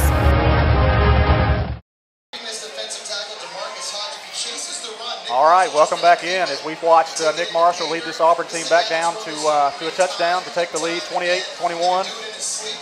Big hole that he had to run through there, Coach, and capitalized on the right side means which one you want, because the one you try to get, well, the other one's going to have the ball, and that just never had any validity to the defense as long as Jeremy was a quarterback. We have a Twitter question that came in. We actually have one statement, one question. One said, "Hey, Rob, we need you. Please go suit up." I promise you, I would be no help out there. I can't even sit down in my chair here. That's why we're standing up. He would be a help. He would be playing downhill.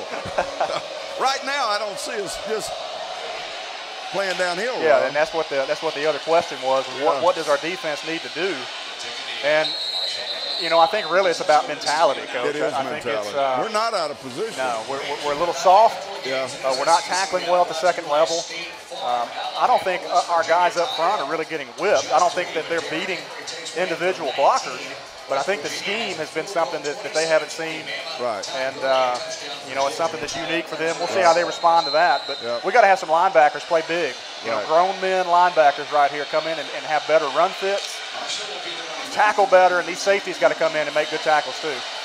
And quit busting the coverages as well.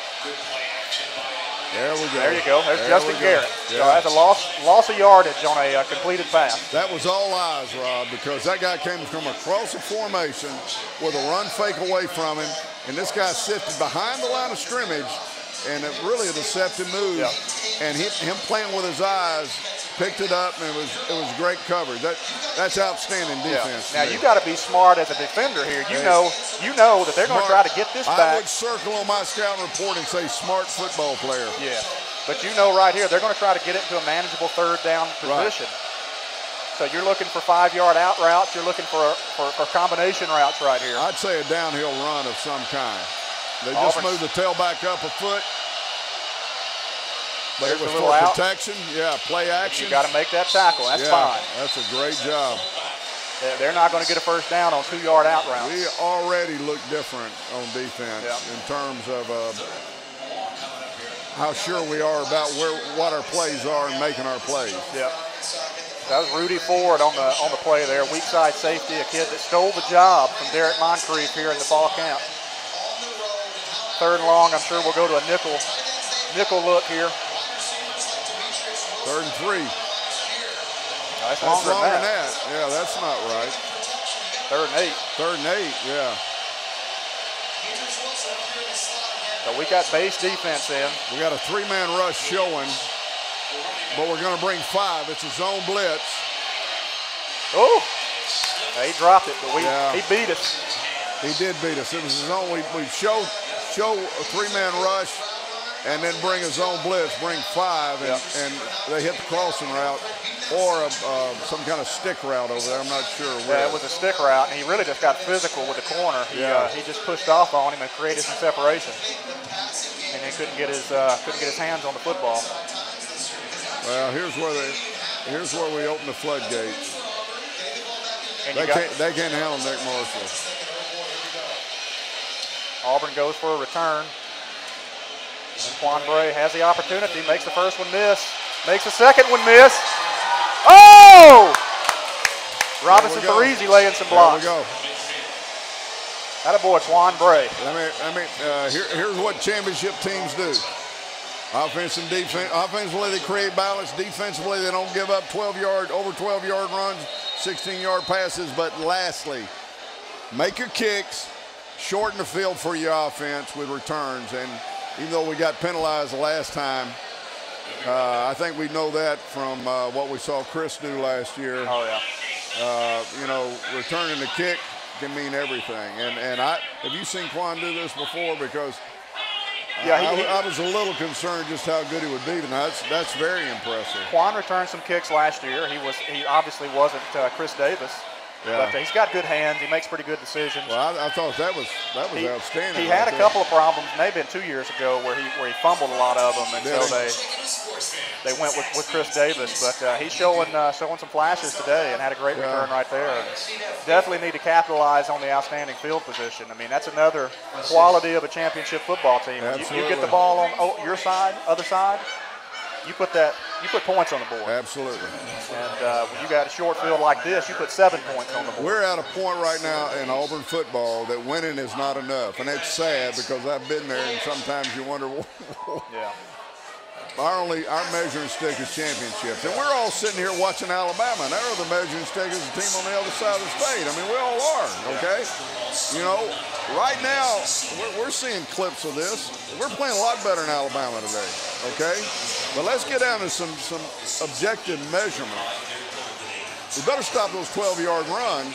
I think the kicking game is there. I don't think what we saw in the missed field goal is going to ever develop as a pattern. But the 12-yard runs have got to go away. Yeah. But then we got to make sure we don't open up those 16-yard intermediate passes either, which is coming right in here. Well, Arkansas tried to get cute and ended up being their own worst enemy instead of just running the ball. They didn't run it at all in that first drive. No.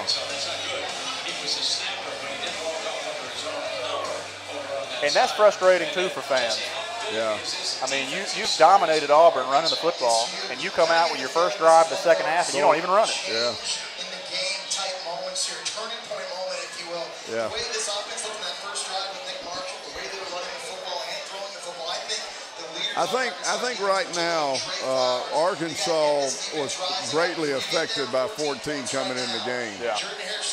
They know what the deal is. Yeah. Oh, even mentally. I think Arkansas was great. That guy right there changes everybody around him and on the other sideline. Good cut. he changes everything. Now, those guys come along, you know. They just come along. And they're going to say fumble, Coach. What? What? We got a review here. It was picked up and suddenly out of that pile. Spade ran down into the end zone. If nothing else, he's got a souvenir. There's confusion on both sidelines right now. Ruling on the field. It's a fumble recovered by Arkansas. First down.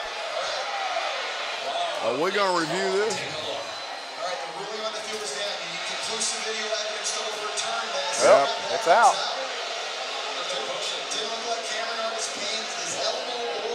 Yep. That hit the ground before that football got popped out. And that was Tevin. It's the right call. Who's on him, knocking the ball free. Beanham is knocking the ball free. And I tell you this, you know, last year Cameron Artis-Payne got a lot of work the first 3 games. But he fumbled the ball against LSU and never played again into the fourth quarter. That guy's coaching him is not going to. But I tell you what now, evaluating that's not sloppy. And when a guy, here's the problem. He had the back tit open. Yeah. He had it up against his body. But if you don't, the back tit of the ball, you know, ball's got front tit, back tit. That little closure instinct is very critical. Buddy was off balance. It's awful hard to close the back tit of a ball. Yeah, it's going to stand. Yeah, it is a fumble. It is a fumble. There's some happy Razorback fans in one corner of this end zone as you take a look at it. When you're going down, you got to protect it. You're going down, you got to close the back tip. I'm telling you, they'll run that back 50 times. That boy will get so tired of seeing that. You know, Tim Horton, his running back coach, was a captain of my offense. As a receiver. As a receiver, punt returner, great player. He will not tolerate not taking care of the details. Yep. So the defense comes out in a sudden change opportunity. This is an adversity. This is where you come in and you want to. That's exactly right. And they're definitely stuffing those holes here. Yeah, they're playing flat and they play downhill. You know. You know, I like that, Coach. I like that's fine. I like Chris Frost shoving that guy after the play. He's coming. That's a different mentality. Yeah, it's a different mentality. It's mano a mano downhill. I don't know. It's not a good word anymore. It used to be sort of good. It's smash mouth. I mean, you know, it's as long as the safeties are playing and there's some recognition factor on the intermediate passing game, because when you start playing like that, that's the next evolution of play calling. Got some pressure. Got to make a tackle now. He's there, Trevon Reed. You know, he went for the he went for the cut as opposed to a tackle. And it wasn't Whitehead, it was Trevon Reed. That's not what your coaches coach right there. Never in a tackling drill do you dive at somebody's legs. Nope. You got to come with your arms. Now, again, we're talking about a guy who's been playing offense for 3 years. Oh, yeah. Right? Yeah, he's played offense for 3 years, but you got to know better than that. You tackle with arms. Yeah, and you tackle high in open field. Arkansas goes back on the ground, and there's a linebacker, Philly. Yeah. He did not make the play. Yeah, but he forced him out of the gap. I mean, right here I can say, and here's the other thing that is on my checklist, and I wrote this, so I'm going to follow up on it. Of the things, what happens differently at halftime? Yeah. That's what championship teams do. But let me tell you what, these linebackers just had a board. They just had a board talk now. Yep. And Ellis is the linebacker coach. He fumbled too. He's on the ground, yeah. But hey, look how many they got on the line of scrimmage.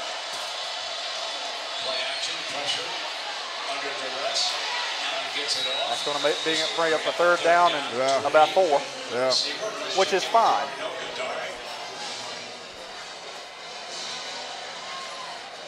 As long as they don't start, they're throwing the ball in the flats and outside almost exclusively, okay? I'm fine with that. I'm good. I mean, as long as you make the tackles, you're all right. The distance they gain is the distance they deserve, all right? Maybe they won't go to the intermediate passing game. But at the very least, they're making him feel a little bit of heat, making him somewhat uncomfortable. Yeah. Big play, which is where the crowd comes into effect right here. I know Arkansas can't hear a thing. Be loud, Auburn. And they're going to keep it on the ground, Coach. There you go. Yeah, attaboy. Holding penalty on top. We are playing to get on their side of the line of scrimmage in the running game. That is a whole lot different what it was. Now they'll decline this. Yeah. And, you know, that shows you sort of the arrogance of their head coach. Downhill running the power on 3rd and 4. Yeah, that's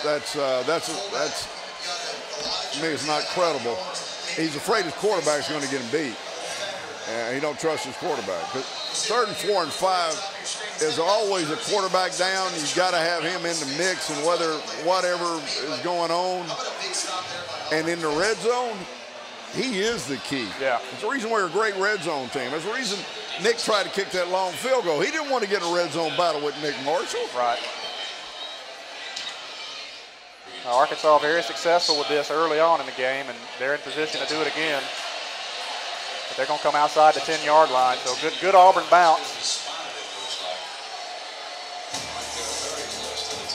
But a nice defensive stand there, Coach, off the turnover. We came out of the half and we got it right. We're right now 100% better football team we were in the whole first half. And I'll tell you, as a former defender, when your offense turns the ball over right there like they just did, your head coach is super proud of you if you run off the field only surrendering 3 points. There needs to be a party over there on that sideline. The fact they gave up nothing is a tremendous win for them. So we'll take a break.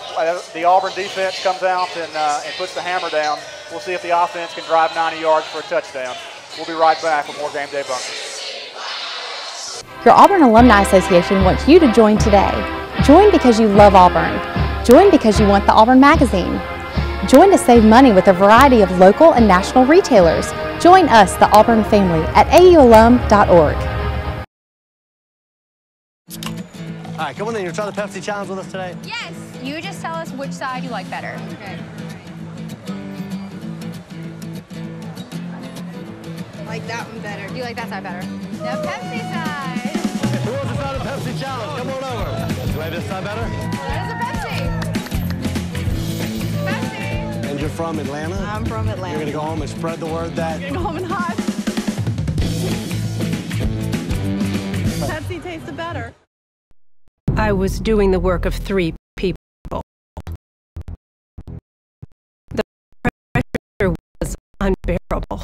I said it was enough to drive anybody to drink. And it was. But that just made everything so much worse. And now somebody else is doing that job. Bradford's proven treatment program has been helping adults and adolescents overcome addiction for more than 30 years. It's affordable, confidential, and only a phone call away. I need help.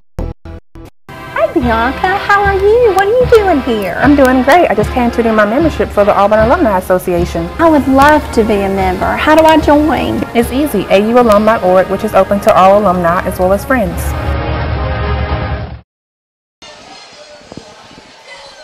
All right, welcome back in. 5.5 minutes left to go in the third quarter. Auburn up 28-21. Nick Marshall brings his offense back onto the field and set for his second drive of the season for him. Great job though by that defense. That was an outstanding series. That was really, really good football, and a completely different temperament at the second level. They're going to give it to Corey Grant, and that perimeter. That perimeter just not defended when you got to take care of the inside. Nick runs that way, the cleats go on the ground. With that kind of speed going the other direction, you're chasing, and you won't get there. So.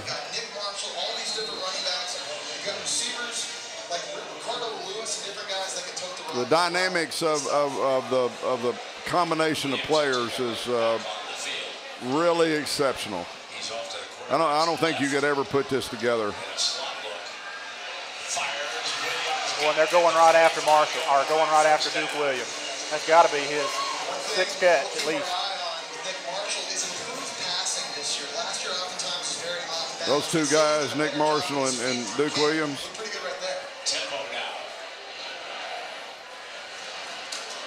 And now you see Corey Grant getting an opportunity after the fumble. Do you see their second level stop? There's no downhill from them anymore. Yep. Because they're filling the threat of the quarterback on the corners. Yep. And we're wrapping around, getting up on people, and now the running backs coming in behind blockers who have engaged somebody instead of them meeting us before we get ready to set our blocks. And it's the moment that Nick is in there, they don't know. Keep that ball, Nick. Just protect it. Came close to a horse collar. Have to look at that again. But you do see that Cameron Artis-Payne's not the tailback. I didn't notice. After the fumble. I didn't notice. Well, let me tell you about Tim Horton. He won't play with that. But, you know, but Corey's not that downhill guy either. So it makes me wonder why we're not seeing who's on the depth chart behind Curtis Hart. Well, it's Artis-Payne or Corey Grant, and then it's Peyton Barber. Peyton and Barber. There's Rock Thomas. Yeah. I wonder why we hadn't seen Peyton. So big 3rd and 15 now. Well, here we go. Nick is going to take a quick look on a vertical like a quick post. And then if he extends the play. If he's improved as a passer, let's take a look. Middle. Oop, overthrew it. That one sailed on him.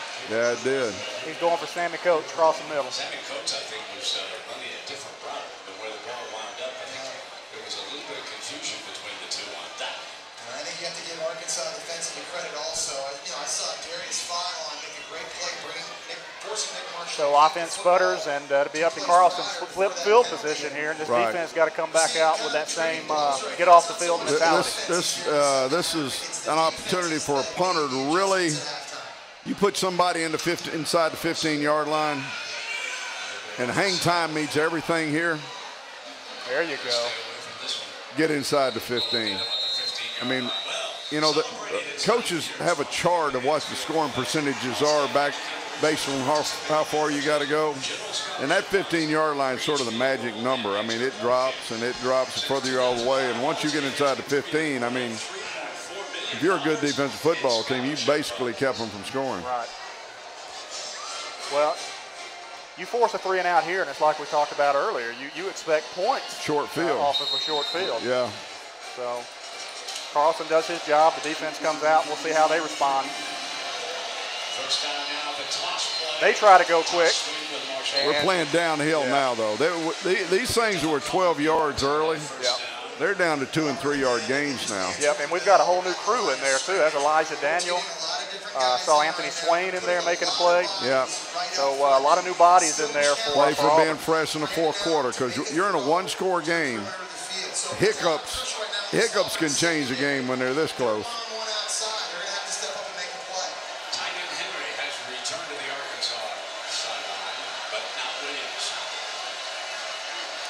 Same formation Alabama was in on the first 3rd and 2. I mean, they're doing everything. Easy. That's easy. Yes. Go, boy. Get in that end zone, Whitehead. He's going to get it. Yeah. That's Robinson Therese making that play, Coach. That's a great Lined play. Up in bare, and they could not block him, and he hit him right as he released the ball. That was the same formation and the same defensive pressure, except they ran the ball, but Therese came off the edge. It must be an automatic check. Flag. For what?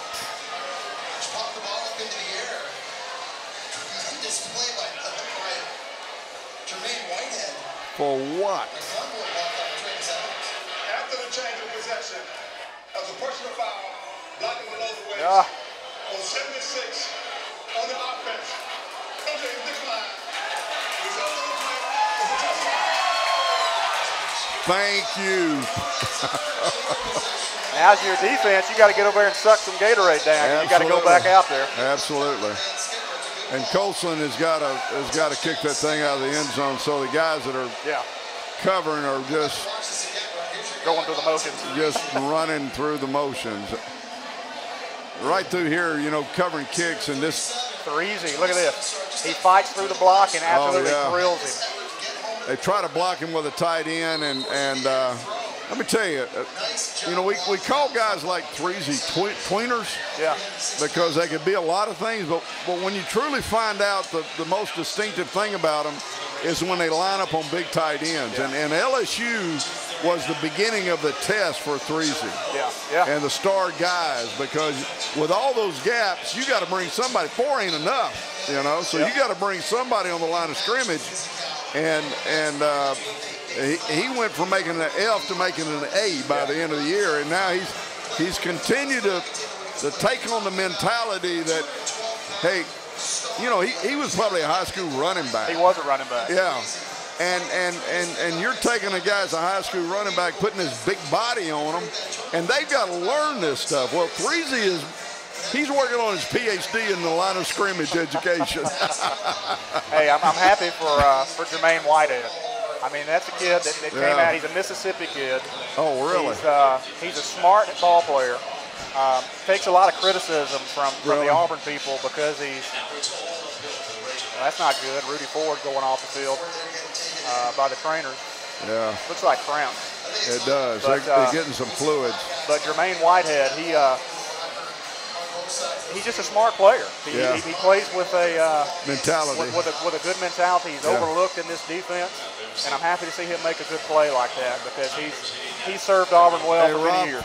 Not for you because you know this, but I think probably would be valid to say is we are not simple on defense. No, we're not. The reason we create a lot of quarterback problems is they're trying to figure out who, what, when, and where. You know, what's coming at them, and those are a lot of calls, you know, and I quite honestly wonder who's holding this group together. Now, last year, you know, we had number 5, Holland. Yeah, we had Jake sort of making all these calls. Yeah. I quite honestly wonder who's making the checks and the calls. Well, I know because what we just did with Threezy, we matched that up to that formation. That was called once they lined up. That wasn't some guy upstairs dictating what was going to happen. It was a package, and it was a formation check. That's what I'm talking about. Out of the end zone. Yeah, you guys just straight your legs and go get some Gatorade, will you? You see, somebody's got Holland's number on us, eh? There's 2 number 5s. Oh, are they? Yeah. I saw his dad. That was Ricardo Lewis. Oh, was it? He's the black. He's the black Jake Holland. A little different. That's you know, Jake went to the final cut with the Falcons. Yeah, he did. For the same, you know, just credibility as a player. Threezy's still out there. He's just a ball hawk. He's just a guy that makes plays. Derek Moncrief will have to come in now. Downhill, baby. Yeah. Downhill. Angelo Blackson with that play. Yeah. Well, and it pays to have a lot of guys to rotate. Oh, yeah. And now now we're getting those angle blocks, and now the linebackers are stepping up. Now instead of crossing the face, we're going over the top of those things, and we're back to getting penetration again. Yeah.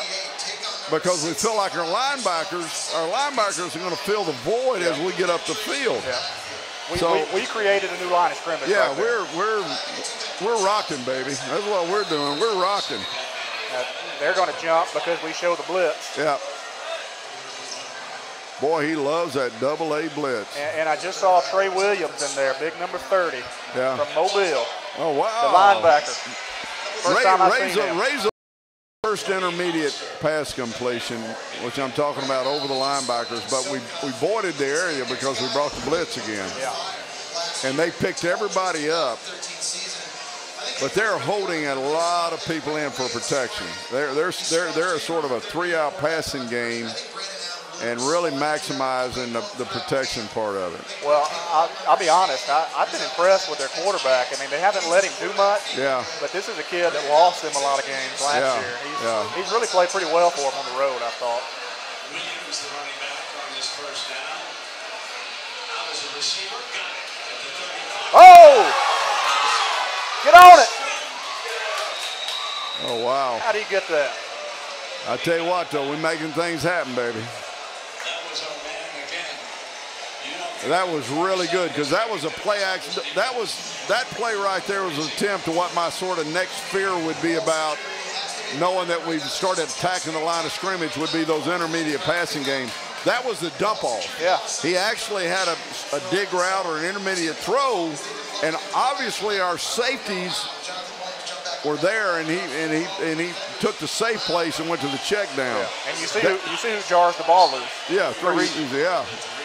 And he probably one who was in the passing lane. I mean, he's a special player. So that's big Derek Moncrief coming in there and making a play. You know, I haven't seen a lot of Justin Garrett, 26. He made a nice play on a play action pass to end the drive. But Robinson Threesy's a guy that's hard to supplant. Yeah. I mean, it's as good as they say Justin Garrett is in practice. Right. Robinson Threesy makes plays on game day. Well, there's always a place for a good player. Well, you know, when you can get in certain situations, you can play two stars. Yeah. How about those Tigers? This is Ellie Brooklyn and Miss Nora coming down. What do y'all think? Talk in the microphone. Yep, hello everyone. So, well, we're going to take a break with a break in the action and see if this Auburn offense can get out here and put some more points on the board. So, I guess we're still on defense, aren't we? Third down? Yeah, so we need to see if we can stop this drive, what we need to do. Play action pass on second down, looking for an intermediate cut, and we covered it. Good job, guys. But to end the third quarter, Auburn. I said it was enough to drive anybody to drink. And it was. But that just made everything so much worse. And now somebody else is doing that job. Bradford's proven treatment program has been helping adults and adolescents overcome addiction for more than 30 years. It's affordable, confidential, and only a phone call away. Your Auburn Alumni Association wants you to join today. Join because you love Auburn. Join because you want the Auburn magazine. Join to save money with a variety of local and national retailers. Join us, the Auburn family, at aualum.org. Hi Bianca, how are you? What are you doing here? I'm doing great. I just came to do my membership for the Auburn Alumni Association. I would love to be a member. How do I join? It's easy, aualum.org, which is open to all alumni as well as friends. All right, welcome back into the fourth quarter here at the Game Day Bunker presented by Buffalo Rock. We're here live at 17-16. Come join us sometime when you have an opportunity. You come down, you're not going to go to the football game. Outstanding venue here, super people. The owners here are fantastic. They've been great for us. Yeah. And it's just an outstanding venue. We've really enjoyed it. I don't know how much of this you get, but there's a lot going on back here, and I mean, it's really good stuff. A lot of good-looking women and guys that are trying hard. That's but right. There's a lot of stuff going on. So Auburn's going to get off the football field here to start the fourth quarter,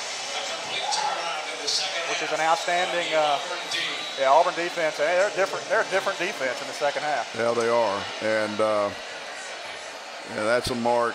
That's a what I want to see. You know, I'm going through my checklist. I started with a checklist of are we a better football team? It's about winning, and you don't want to get far from that. But what I want to see is Nick throw an intermediate cut. You know, in the passing game, I want to see. Nick can throw the ball. Yeah. But what I want to see is them actually really make the same throws with Nick they were making with Jeremy, because Jeremy made all those throws. Jeremy's he's a classic. I mean, he's an NFL caliber pocket quarterback, and he may evolve into creating some kind of run threat. But I mean, he never got out of the box. You see the Aflac trivia question, who's the most celebrated Newt in Auburn history? Now, of course, We're going to all say Cam. Yeah. But Brent Mertzberger, we hear, was here at 17-16, and he said he was going to make a trivia question about 17-16. So he's going to say, "Oh, Bill Newton." Bill Newton. Yeah. Of course, Bill Newton, the guy. Well, we got a 17-16 coming here. Let me tell you, when I was at Clemson, Britt did all our games, and we won 3 ACC championships. He would come do them and go to the ESO club right there in Clemson. I think he's made this his new watering hole. Now, that boy loves a watering hole. You're looking at Brett's new watering hole right here. If this is what it appears to be, because he used to always make the ESO club all of his all his trivia. Big hole for Artis Payne. And he's going to punish the safety and get across midfield. And he's going to wrap that football up. You know, he doesn't have the elusiveness that Trey Mason has. No. But he still's a punishing runner at the end of his run. He falls forward. And they're straight back up to the line. And Nick's playing basketball on grass. Forget the yardage. Nobody in college football playing quarterback could do that right there. There's nobody playing quarterback in whatever that where our division is in BCS football that can make that run right there. Charlie Ward could do that. Yeah. He's the last guy I remember could do that. It's special. Oh. And I think he's a special person. You know, he's growing like all kids are, you know. And he's been around the block. If he'd been here 4 years, he'd be more of the Auburn person he is. But he'll leave an Auburn person.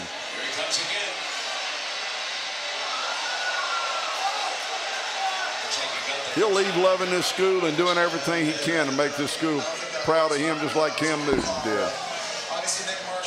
I think that one right there might have hurt him just a little bit. That was an awkward land. And it's the kind of land that you end up with a hip pointer. Ooh. Ooh. He's a little slow getting up. He's not going to let anybody know he's hurt. And that's partly because who's standing over on the sideline. Yeah. Oh, he's not complacent. I'll promise you that. In fact, one thing I will say, and I think you know this too, from being around, you and I were around these guys a lot this spring, and I was maybe around a little bit more this summer than you were. Wow, the intensity. I mean, I'm telling you, they were working like they didn't win a game last year. Yeah, they don't take anything for granted.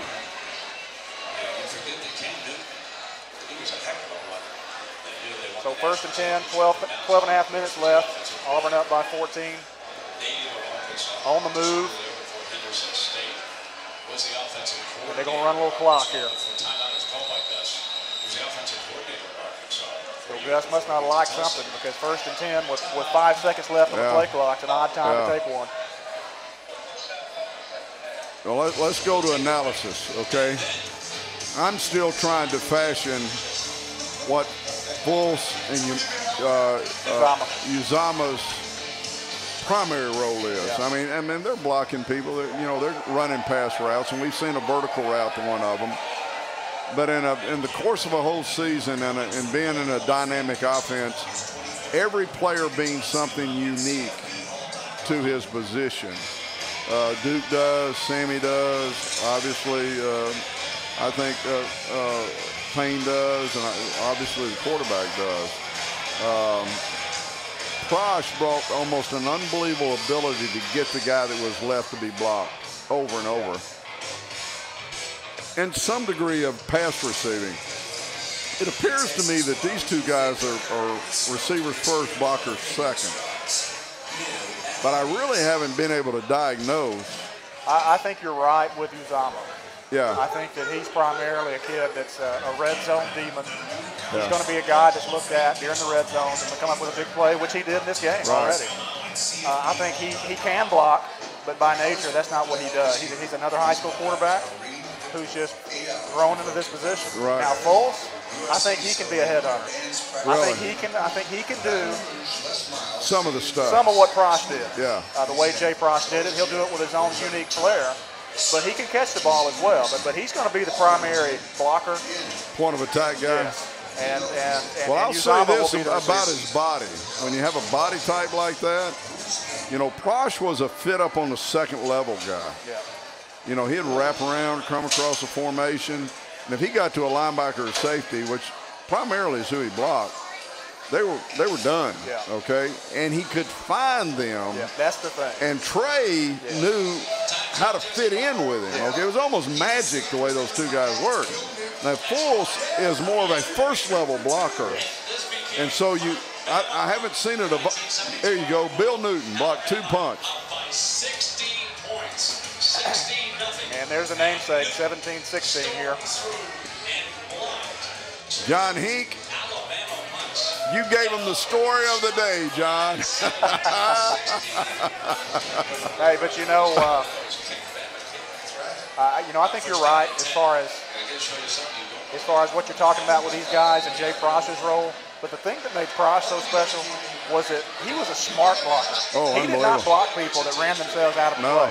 He would bypass somebody to go block somebody that was going to make more of the impact. Oh, Sammy!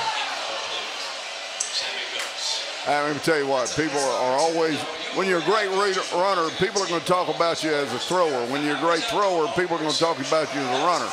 There you go, 17-16. How about a commercial? There we are. There we are. All right. All right, there you go. The Troubadour. There's Troubadour Barbecue. Hey. This has become his new SO club right here, baby. But that throw, nice run. My point was that throw right there to Sammy, nobody makes any better throw than that. That was a great decision, a great throw. Yeah. See, now you see Uzomah and Fultz in. So on that play, you had both of these guys in. Yeah. Look at this.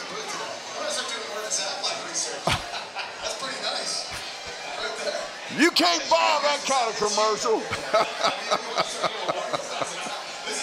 No, you can't.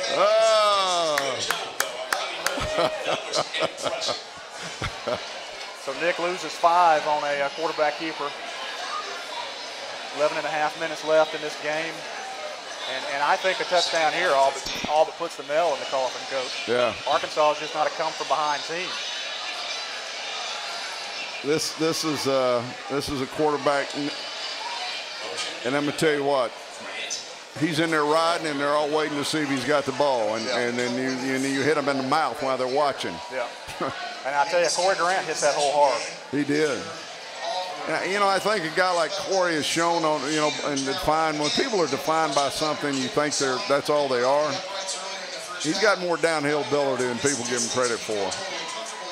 How much consultation do you think Gus has before he calls a play right here on 3rd and 9? You know, I've not asked, and I hadn't quite figured it out either, to be honest with you. I think Red has been, but so smart not to force the ball. I mean, but I think Gus has been so close to Rhett for so long. I don't know that you separate. You know that. I mean, you know, if he hiccups, Rhett calls the play. Rhett's going to call a play if he steps in. I mean, at one time, Mark Richt was like this with Bobby Bowden. You know, it's such a, you know, let's make a kick here. Nice stroke. How about right down the middle? Very nice. Let's be sure right here everybody knows this, because as Gus knows, and I can tell you, I know, you're sitting there saying, all right, buddy, there's 3 of them you got to win this year. Yeah. Let's not say if. There are 3 you're going to have to walk out there and win the damn game for. Yeah. So every one of these kicks is a trial, and you miss them, you're average. You make them, you're a champion. Well, Daniel Carlson with his first career field goal for the Auburn Tigers. They pushed their lead out to 17. We'll take a break here from 17-16. See the rest of this 4th quarter. We'll be back with more Game Day Bunker. Everybody was trying it. They said it was harmless, and it made you feel like you could do anything. I said, sure, why not? But nobody told me that one mistake would lead to becoming a drug addict, with nowhere to go but down. Bradford's proven treatment program has been helping adults and adolescents overcome addiction for more than 30 years. It's affordable, confidential, and only a phone call away. I want my life back. Hi, Bianca. How are you? What are you doing here? I'm doing great. I just came to do my membership for the Auburn Alumni Association. I would love to be a member. How do I join? It's easy. aualum.org, which is open to all alumni as well as friends. All right, come on in. You try the Pepsi challenge with us today? Yes. You just tell us which side you like better. Okay. I like that one better. You like that side better? The Pepsi side. Who wants to try the Pepsi challenge? Come on over. Do you like this side better? That is a Pepsi. Pepsi. And you're from Atlanta? I'm from Atlanta. You're going to go home and spread the word that... You're going to go home and hide. Pepsi. Wow. All right, we're back, and both teams are walking off the field during the break for a lightning strike. And I don't know what I don't know how long they have to wait. Maybe it's like the swimming pool, half an hour. I have no idea. History says it'll be longer than that. Yeah. But. All right, Rob, I got some. Got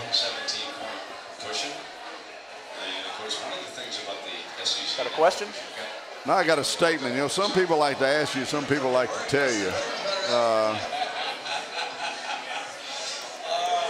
Here's Brandon said, I was around a lot of, talking about the players, I was around a lot of guys this summer, and I avow the intensity. No, it's Jason Bryant. And I avow they were working harder than they did last year. So, you know, I think people responding to their own experiences, you know, and there's a bunch of questions and my eyes aren't good enough to read them. I can help you with that. You better bring some, yeah, you know a good optometrist? Yeah, I do. Have at it, bro. Let's see what you got. Here's what bothers me a little bit. Do you mind if I pontificate some? We're sitting here watching ESPN and they got an Alabama quarterback singing grace over an Auburn football game. It bothers me a little bit, you know. I think the whole ESPN network, I love it. I watch it. I think these are very smart people. In fact, I've been particularly impressed with Tebow about his passion and his insights. I find him to be very, very worth watching for me as my experiences.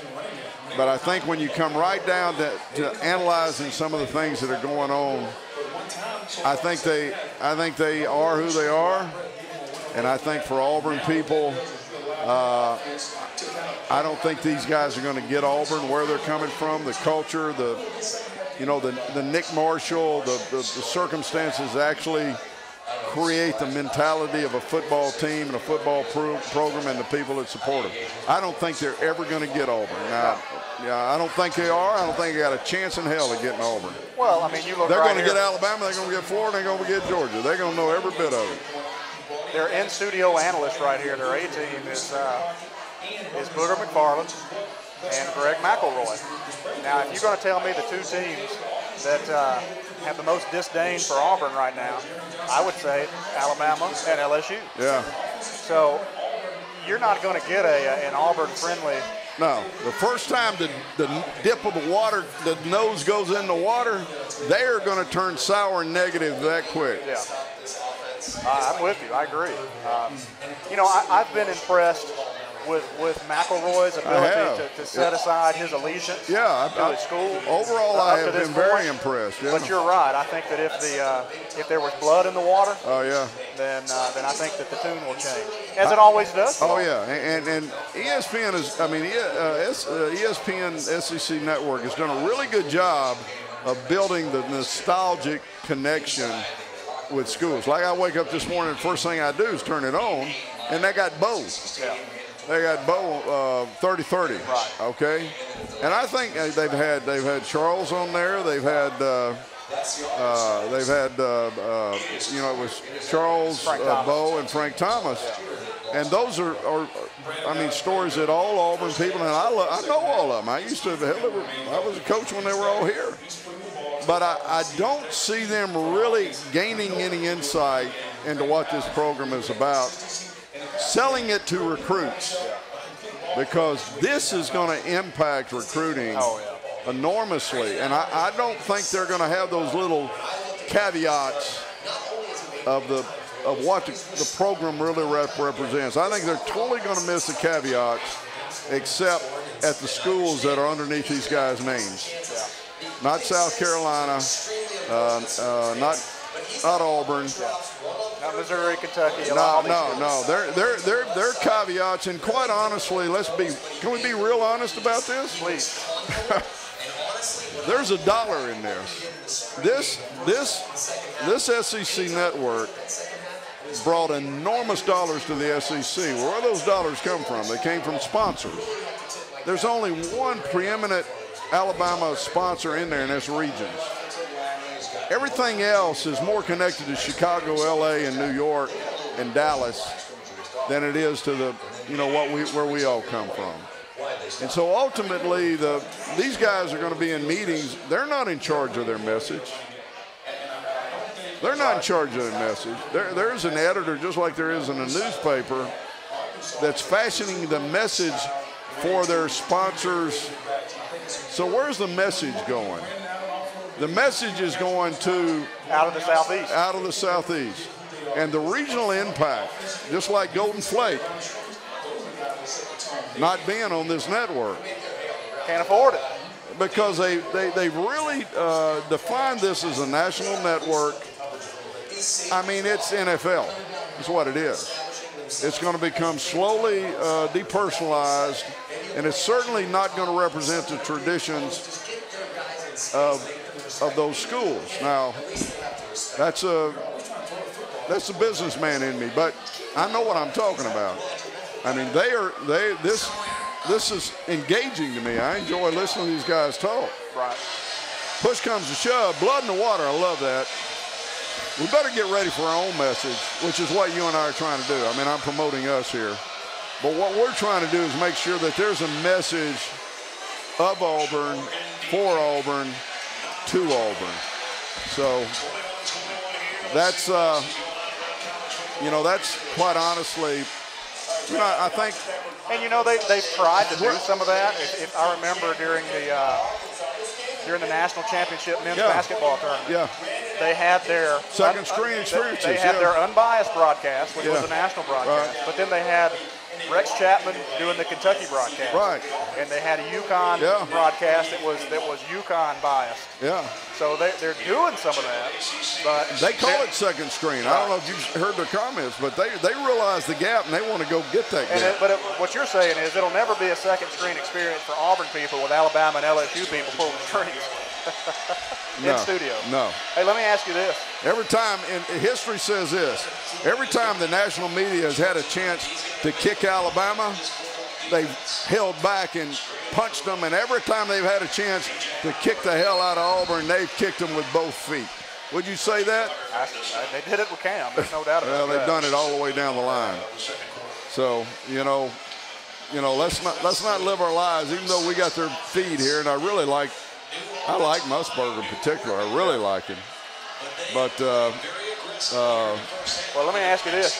You brought up some nostalgia, and talking about that Bo and Barkley and the Big Hurt program that they did. Right. They were showing some clips from some old Auburn, Florida State guys. Got a redheaded guy in there? And there was a redheaded guy, and they were interviewing Bo, and he said, Coach Dye kept saying, give the ball to Bo. Oh, yeah. But the offensive coordinator kept saying, Coach, they're covered him up. Now, he didn't is that how that went? Was that truthful? Because they did cover him. Oh. And poor Randy Campbell got absolutely annihilated trying to flip it to him. In fact, Randy would look at them and they'd look at me, and we were just jerking Randy all over the place. But Randy always made it work, you know. And, you know, you know what? When I became a head coach, I turned into Pat. I'm not going to second guess Pat. I did the same thing. Hey, these are great players. You get them the ball. That's your job here, buddy. Yeah. And but then you got those, you know, those one-time situations where you gotta scheme this, you know. And quite honestly, it's the reason we went from the wishbone to the eye when I was here. I sort of got tired of the message, you know, that, you know, we're going to give this guy the ball all the time. Let's get him back here where we can get him the ball all the time. Yeah. And Pat said, no. And finally, I just said, quit. And he gave in. I don't know if he ever forgave me for sort of, because he loved the wishbone. Yeah. He loved it. And but it was the best thing to do for. But I mean, you know, let's evolve this a little bit. Whenever you have defensive head coaches, like they got in Tuscaloosa right now, I mean, a defensive head coach, he is the head coach. Okay? And you were trying, I did everything in every moment I was at Auburn to please Pat Dye, and he knows it too. Everything I friggin' could, despite all his ranting and raving, I was trying my ass off. Okay? I wonder in Tuscaloosa, Kirby, what the merging of offensive coordinator and head coach is. I don't know, because that's a, not only are they very divergent in personality type, yeah, but, you know, you're talking about two different sides of the football. Yeah. It's hard for a defensive guy to talk in offensive terms, by the way. It's a lot easier for an offensive guy, and of course I'll draw with a damn target on my chest from everybody on the other side, but defensive head coaches deal with offense in what I'd call a very tactical sense. You know, who's got the ball, when, where.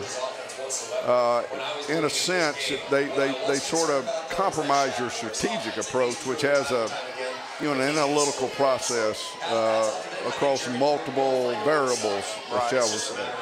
It's one play, one time, one game, you know. And it takes a lot of communication when you got a defensive head coach for the offensive guy to really consistently satisfy the offensive guy. How many offensive coordinators has Nick had? Marshall, Saban, at least 4 or 5. About not even a 2-year average. Yeah. And so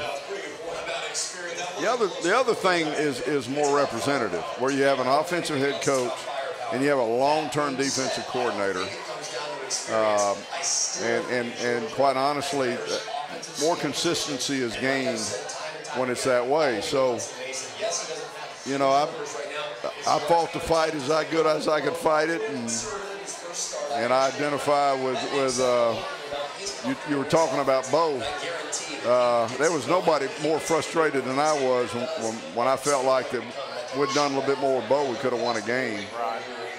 It wasn't easy as just calling a play, though.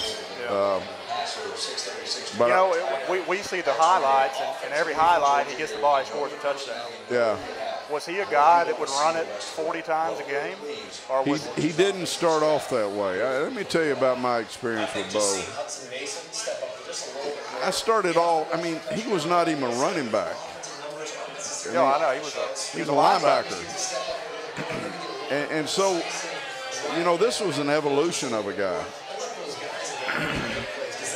When it came down to the end, the last time we played Alabama, 1985, I've never seen a guy show more courage and determination than Bo Jackson showed, and particularly of his talent, caring about his team, about winning the game. But this too, when you have such a high profile, I'll give you a little insight. You happen to be sitting on the couch over there. Somebody asked me before South Carolina played Texas A&M about Texas A&M. That A&M team was so glad that Johnny Manziel was not there sucking up all the media. Everything that happened was about Johnny. They couldn't wait to go play. You know what I'm saying? Yeah. And that happens anytime you have somebody of the magnitude of a Bo, of a Manziel. it gets to be bigger than what it ought to be about. Is it worth every bit of it? You know, if Cam had stayed around, it would have consumed everybody. He was sort of in, and it was over with before it actually became consuming. But that A&M team right now is the most energized I've ever seen. And to go back to Bo, the Auburn teams got re-energized after Bo too, because the issue of did he get the ball, you know, what did he do, what did he not do, every press conference being, hey, you 5 guys go wait over there for 10 minutes. Everybody wants to run over here and talk to Bo for an hour. What about those 10 guys that are sitting over there just played their ass off, Coach? You know, and that's not Bo's fault. That's not Manziel's fault.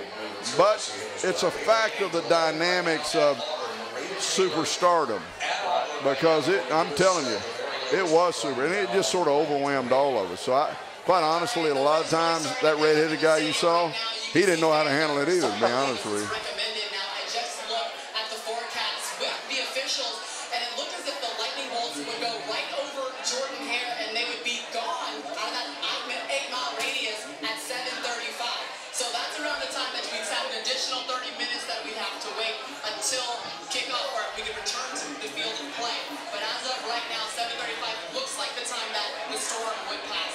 Hour and a half. You know what? I think she's on Eastern time. So all right. But they do have the swimming pool rule, it sounds like. So, what else was I going to ask you? What's your impression of South Carolina, Texas A&M? I didn't see it. I didn't get to see it. I had to work late that night. I had a lot of kid stuff I had to do. But I heard it. I saw the highlights, and the quarterback's impressive. But I think that people elevated South Carolina. For no reason. Right. I mean, they had a lot they were replacing. Yeah. And, you know, to say that a kid's just going to come in and play quarterback, having not a lot of experience, right, and take on the same identity that Connor Shaw had. I mean, that kid played a lot of football right, in South Carolina. Yeah. And they're not the same. They're not the same kind of quarterback. No, they're not. I think that. And I think the other thing. Rated too high. The other thing was I think they really built into their mentality how good their offensive line was and how good their running back was, and he was a non-factor now. Maybe that he was hurt before the game. Yeah. I heard a little bit of that. But, you know, so much of what you read and think before the season starts is really yet to be seen, proved. You know, but not the case with Auburn. Yeah. Not the case with Auburn. I mean, there's nothing in this Auburn football team that we don't have evidence of, to be honest with you. Jeremy Johnson, you know, we needed some evidence. We got it. I mean, he's a phenomenal pocket kind of player. Now, I may be unfair to him saying pocket because it wasn't like he ran out there and he couldn't do anything. But I've seen enough of him, you know, he's not that kind of athlete. Yeah.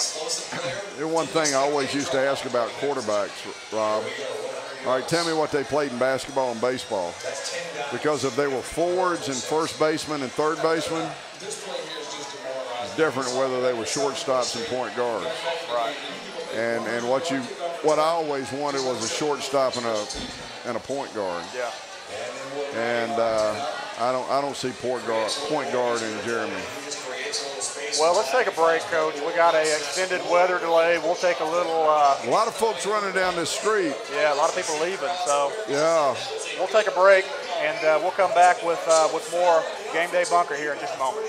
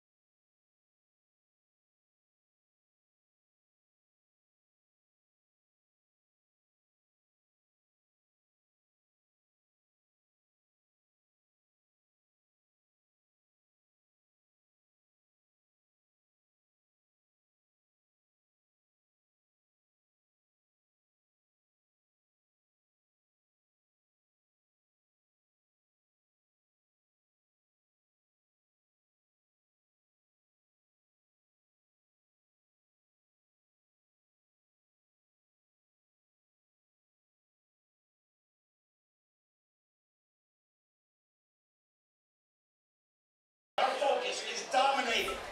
welcome in to the extended weather delay of the game day bunker here from 17-16. Coach and I have taken a break with the players. Everybody is in the locker room, and they're waiting for the last lightning strike, and then the guys will come back out and finish this ball game. I think there's about 9 minutes left in it. I'm not 100% sure. I know that we've got a 17-point lead. We just had a field goal by Daniel Carlson, who has really done a great job in this football game, Coach. We talked about the importance of the kicking game, about a guy that's going to handle all the duties. He missed one field goal when he hit the upright. He came down and nailed a 45-yarder. And looked outstanding doing it. And he's kicked most of his kickoffs through the end zone, and he's punted phenomenally. Punted, done a great job. And I think when you do all three of them, you got a chance for greatness. I think there's something about coming off the bench as regularly as somebody does that does all three of them, that you really feel like you're really part of the team, because you've been on those sidelines with the punter, the kicker. They somehow, down on the end of the bench down there, and you don't know if they're always a part of the mentality of everybody. But I think when guys, you played with these kind of guys before. I mean, I think I've only had one experience like that. But these guys seem to be more in sync with the every down mentality that the players have to deal with. And so they seem somewhat like a player maybe than sometimes, a kicker seems like. I mean, I'll call out some names and probably be inappropriate here, but it's not the first or the last time I'll do it. But I remember we had a guy named Robert McGinney that came in behind Al Del Greco. Al was a competitor. I mean, he was like the 12th person on offense or the 12th person on defense. Yeah. Robert was a guy that had a skill that we just brought in there to do his thing that never was really part of it. So we end up losing 1984 Alabama game on a very makeable field goal, and I mean, it crushes us. And but Robert was somehow sort of ostracized to the point that he transferred. I don't know if you remember this. I was 5. But he actually goes to Florida and kicks for Florida. Oh, wow. Yeah, it's sort of a weird, something that doesn't happen. But, I think Carlson has a chance to really integrate himself into being part of the true competitive fiber of this team, which I think elevates performance for them and sort of elevates the kicking game as an entity. The guys that cover, the guys that protect. I think they're playing with a guy like a quarterback would be, rather than just playing and, some guy just being a mercenary almost. And they know that as players. Who was the guy when you were here? Well, it started with Jarrett Holmes, and Jarrett played for the New York Giants. Terrific punter. He's the guy that put Auburn into their first SEC championship game my freshman year with the field goal after the Ed Sissom fumble. Yeah. So Jarrett was our punter and kicker. And then Damon Duval came in and handled those duties, and Damon ended up being an All-American, a guy that won a couple of games and was really a terrific punter and place kicker. I'm with you. I think that it helps keep them acclimated into the game. They're not sitting over on the sidelines. They're not rusty. They're not cold when they go in to kick a last-second field goal. He's already been on the field several times to kick off, to punt. So he's had his hand in the game. I think it's a big advantage when you have a kid that can do that. But I think he's looked sharp today. I do, and I've made this comment before. His granddad lives in Birmingham, and he's a big college football fan. A very close friend of Bobby Bowden. Yeah. And so, he grew up here in the win and lose part of this, and his dad is, I think, a renowned world-class tennis player. I don't know if I know all the story exactly, but I just accidentally came upon it. But that's so encouraging to me after having kickers that weren't and kickers that were, and punters. That became the real essence, I think, is this guy, he's got a skill, but is he truly a great competitor? Right. And that became the thing that I don't care what the sport was. You know, Del Greco was a phenomenal soccer player, unbelievably competitive at soccer. And so, you know, what I see for Auburn is maybe a chance to have the same caliber of All-American kind of kicker here. I've seen nothing, you know, that made me think different. He hit the upright. He needs to get all those out of the way early. You know, down that stretch, what Pat used to call amen corner, down that stretch we got at the end of this season.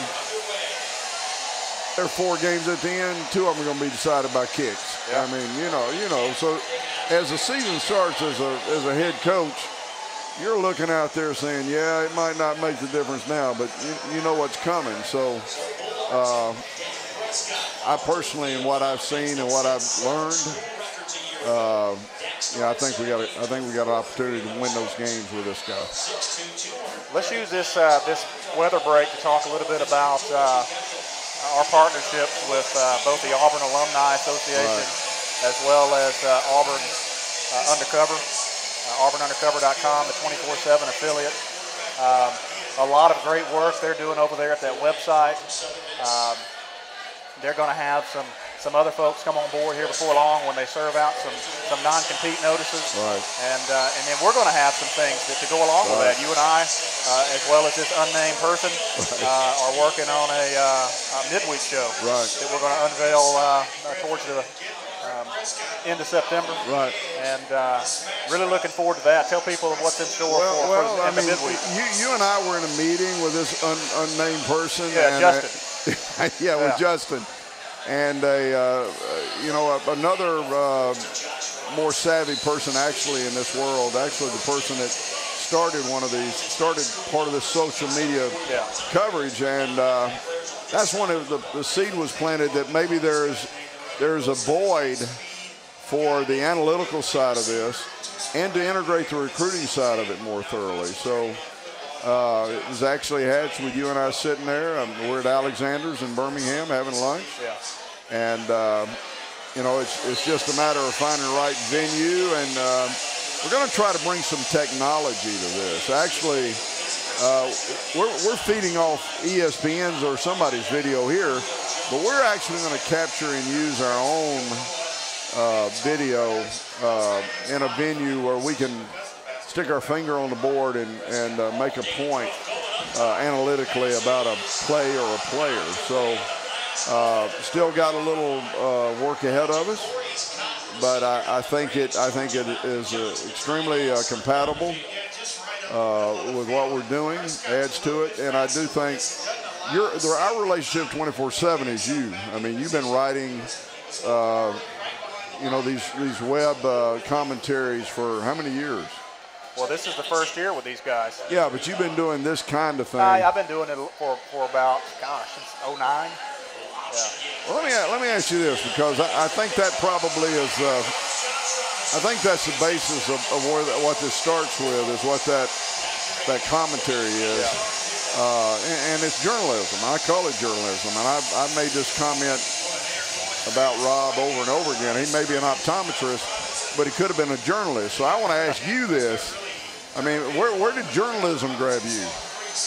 I don't know.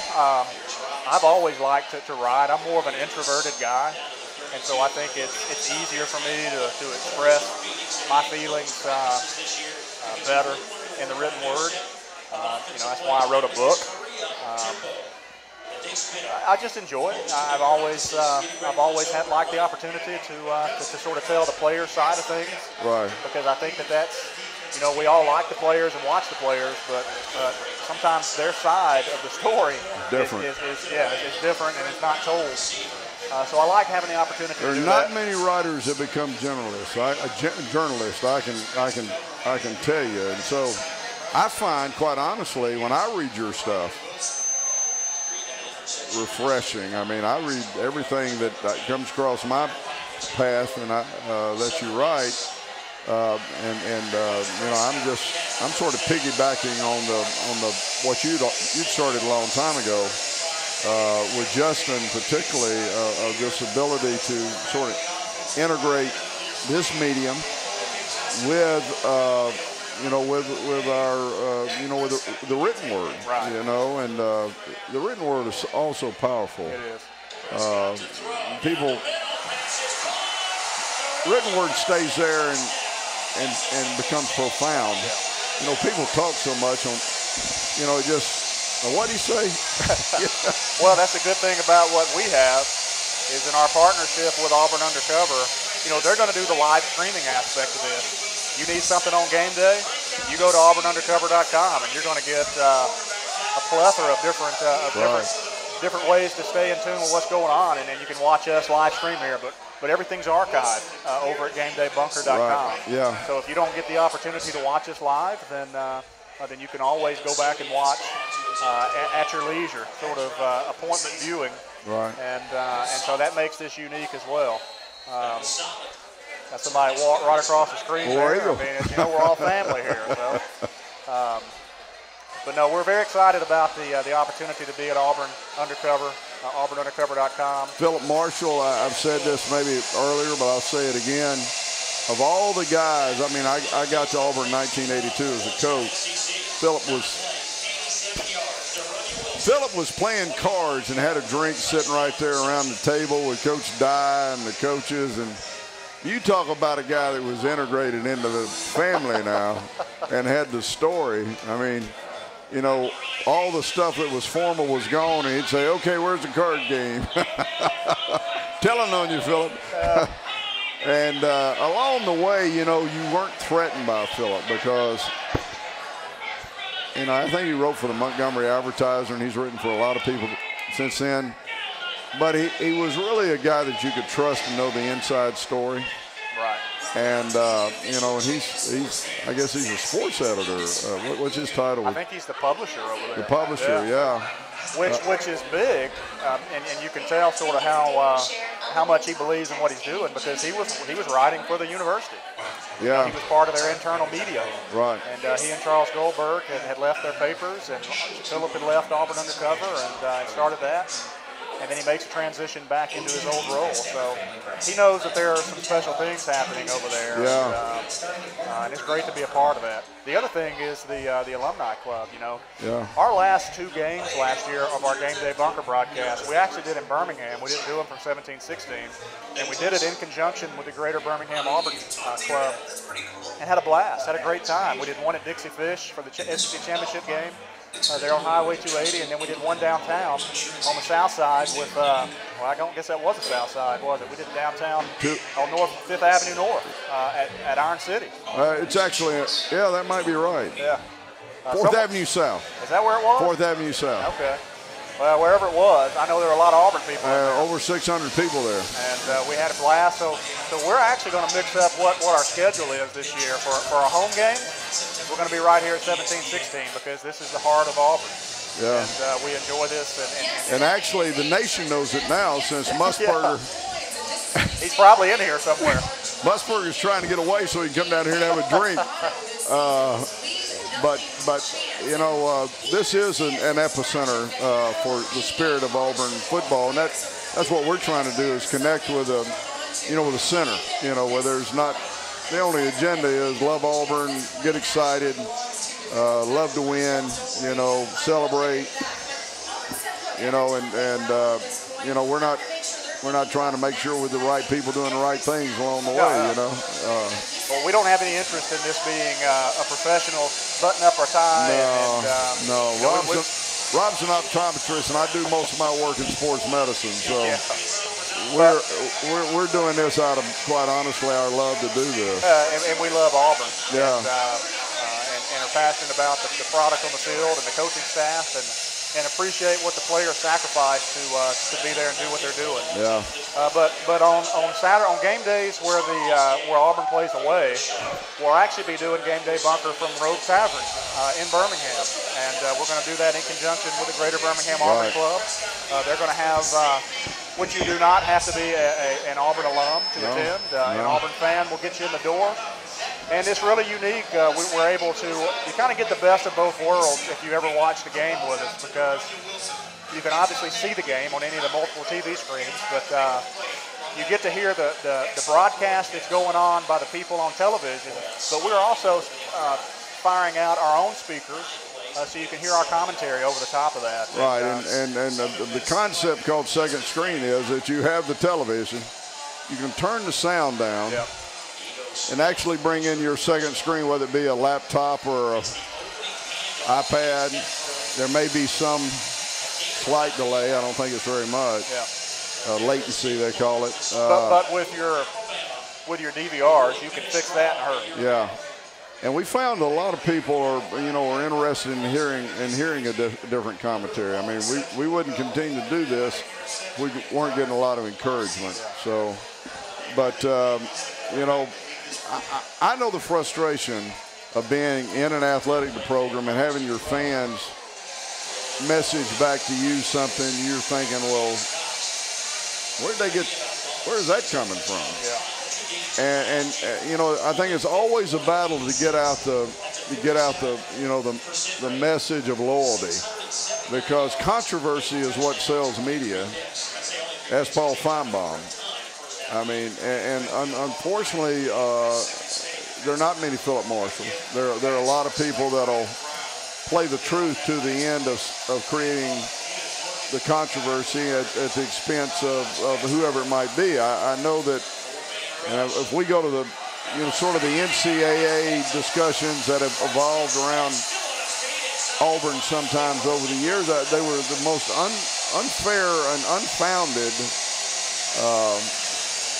pieces of information that could be out there, but they got a few people, a lot of attention, so it went out there. So people just need a place to go. If there's a topic, and just say, okay, and the thing about Robin, I'll sit here and I'll criticize Gus. I don't have any problem criticizing Gus.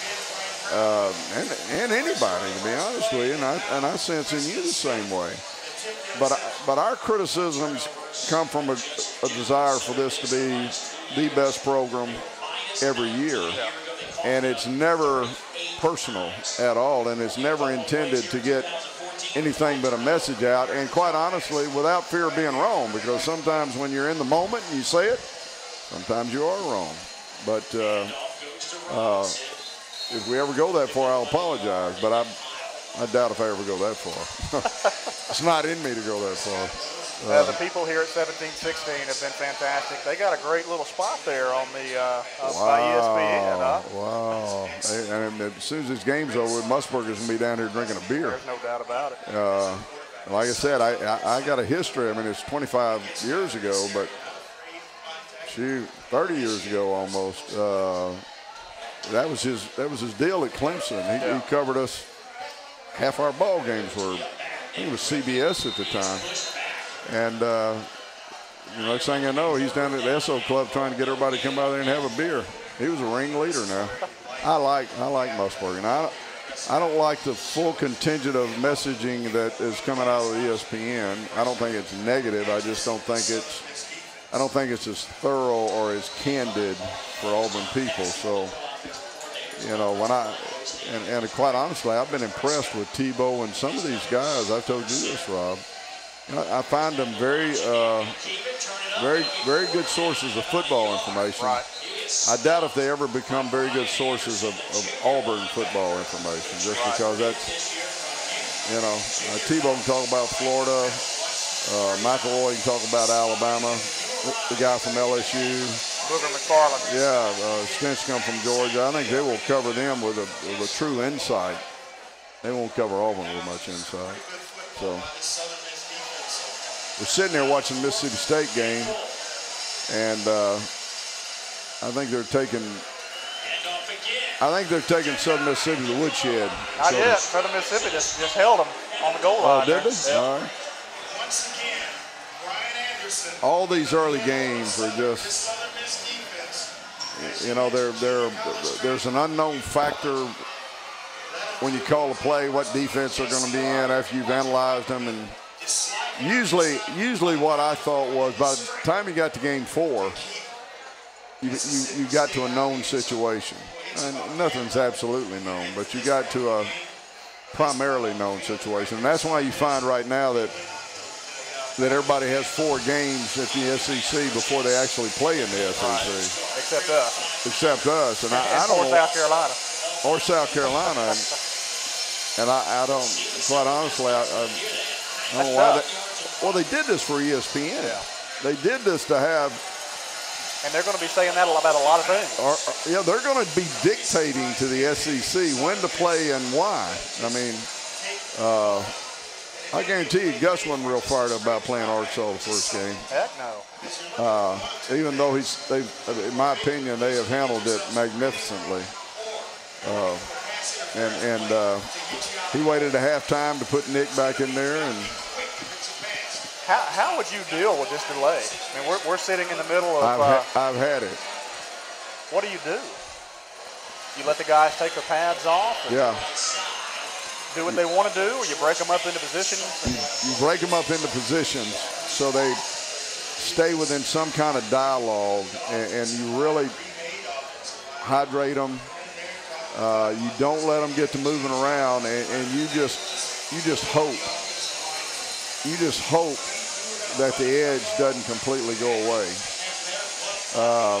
I think it would be very difficult for any team to gain a substantial momentum shift after this, to be honest with you. But I think there's a potential there for somebody that's behind to really gain an edge of some kind. I think being ahead is at a strong disadvantage here, except maybe depending on how the other team handles it. I just had it happen one time against, or I've actually had it happen twice as a head coach. And I'm surprised it doesn't happen more. Well, you know, Virginia, it happens about 3 times a year, and it happens the first game. Yeah. And, you know, I think we're going to be all right, but. There's the time. They're going to come back at 7:20,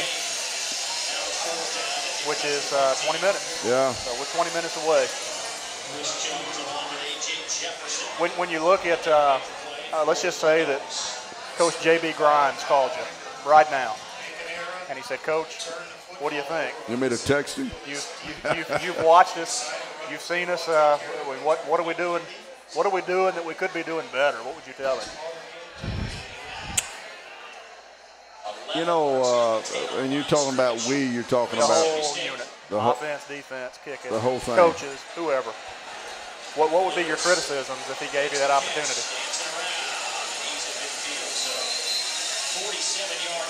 You know what? The last time they've been out there on offense, the last time they've been out there on defense, I thought they were better than they were the whole game. So defensively, it's been night and day for the second half. And I think offensively, you know, they've had a couple of things, but they just play with Nick in there. They play. And you know, my thoughts would be just make sure that, you know, open yourself up on defensively to the intermediate passing game, because they've answered the call of getting the linebackers up into the front, allowing the defensive front to still penetrate, but that creates a void. So, not that I've seen it, but that's what I would.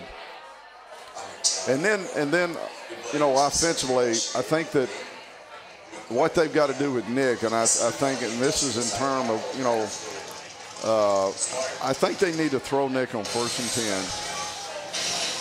10, not with a play action, but I think because people are going to play the run, they're going to play the run, and I think they need to play him on 1st and 10 with some, you know, with some coverage read stuff. I'd like to see whether he can do that, because play action sort of isolates an area of the field. Yeah. And I think over time, you know, if your running game isn't working, sometimes you just got to send out 5, start with 2 high or 1 high safety, and pick a 3-man progression. And I would say offensively, don't leave the game unless you give Nick a chance to develop some 3-game progressions, because I think it's the only part of his game that's not, quite honestly, not superb. And I don't think, quite honestly, I've ever seen anything that would tell me he couldn't do it. But you know, there are going to be games where you to really shift the momentum in the game, you need to be able to just go to a three-man progression, boom, boom, boom. And I've not seen one snap. Actually, I can't remember a three-man progression last year, and I haven't seen a three-man progression. And a three-man progression would be over the top, intermediate, and down underneath it. They probably have called him, but Nick picks out one person, just throws it to him. And it's worked all right, to be honest with you. He picks out Duke, he can't be wrong. But you know, I'd say defensively, make sure that you don't get hurt with the intermediate pass, just because I think you're developing some vulnerability to it. And offensively, if balance is truly going to be achieved, I think we need to give Nick a chance to go through some three-man progressions. What I mean by that is you got 5 out, and you've got you know, some pattern combinations with 5 receivers. One of them sort of bleeds into the other 2, and then you read 1 high or 2 high safeties, whether you go boom, boom, boom, or boom, boom, boom, or boom, boom, boom, whether you go high, high, low, right. You know what I'm saying. Yeah. And I think that right now the people that are defending Nick don't respect, you know, that possibility. I think most people defend Nick by saying if he stopped the run, he'd be totally done as a passer. That might be right, but who stopped the run? That's right. That's right. And so some of this might be saying, what's the purpose? Well, I do think without Trey Mason, there may be a day where I mean, Trey, you go back, and I have. Some of those runs Trey made. He was a third down monster. Oh, does he make the cut today? Oh yeah. He's a second-round draft pick. I mean, he's a 15-year player. Yeah. I think he's, and I don't think you have that. You got a plenty good enough running back. Don't be wrong, but I think there are going to come times where maybe the way to, you know, to get the game back under control is going to be 1 high, 2 high safety, X, Y, B, or Y, X, you know, whatever your combinations are. And that's where he takes sort of what you call pocket presence. Yeah. And right now, Nick's solution to a pocket situation is get outside, break the defense down, and create a basketball play. Yeah. Well, how about if I'm not sure it's bad, but if Philip Marshall, if you're playing cards with a coaching staff, just pass you know, along. Philip always won. Pass along the critique. I think he cheated. Didn't you bring the cards? Philip, if you brought the cards, man, I mean, you know, you win, you brought the deck. Isn't that what you make you think a little bit? Yeah, probably so. Yeah. You know, Coach and I were not going to hang around and do it, but we couldn't pass up the opportunity to smoke a victory cigar. So we're going to hang around. The game's going to come back on in probably, about 15 minutes now? Yeah. We're going to take another quick break, and we'll be back and get you geared up for the final 9 minutes of this football game. See if we can't start 1-0 in the league and 1-0 overall. We'll be right back on More Game Day Bunkers. War Eagle.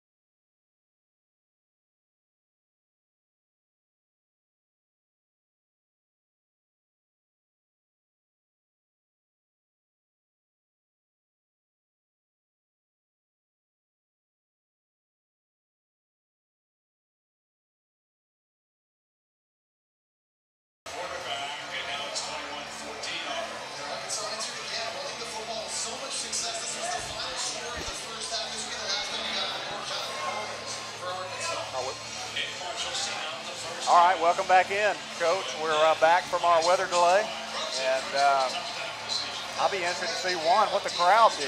Right. How many of them left? I mean, everybody had to leave the stadium. Yeah, and we saw just a handful of them come through here. So they're not going back. Yeah. But I don't know if it's go back to your original seats or go back to the best seats you could get. I don't know what the rules are for that. But you know, I was told, and it happened here for a game, West Virginia. Yeah. But that was just rain. That was unbelievable rain. Yeah. I don't remember the lightning being an issue. Yeah, and the students, I'm told, just turned it into a party underneath the stadium. So yeah. They didn't leave. A lot of them stayed. You're right. Yeah, the students stayed. So if I remember right, it was a tornado. It may have just been rain, but it seems like it was a tornado that was, or a tornado watch. Yeah.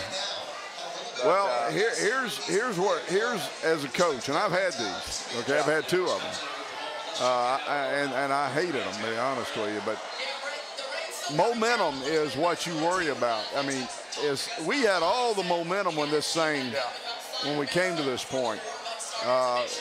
You know, there's enough time here to be in trouble if you can't regain the momentum.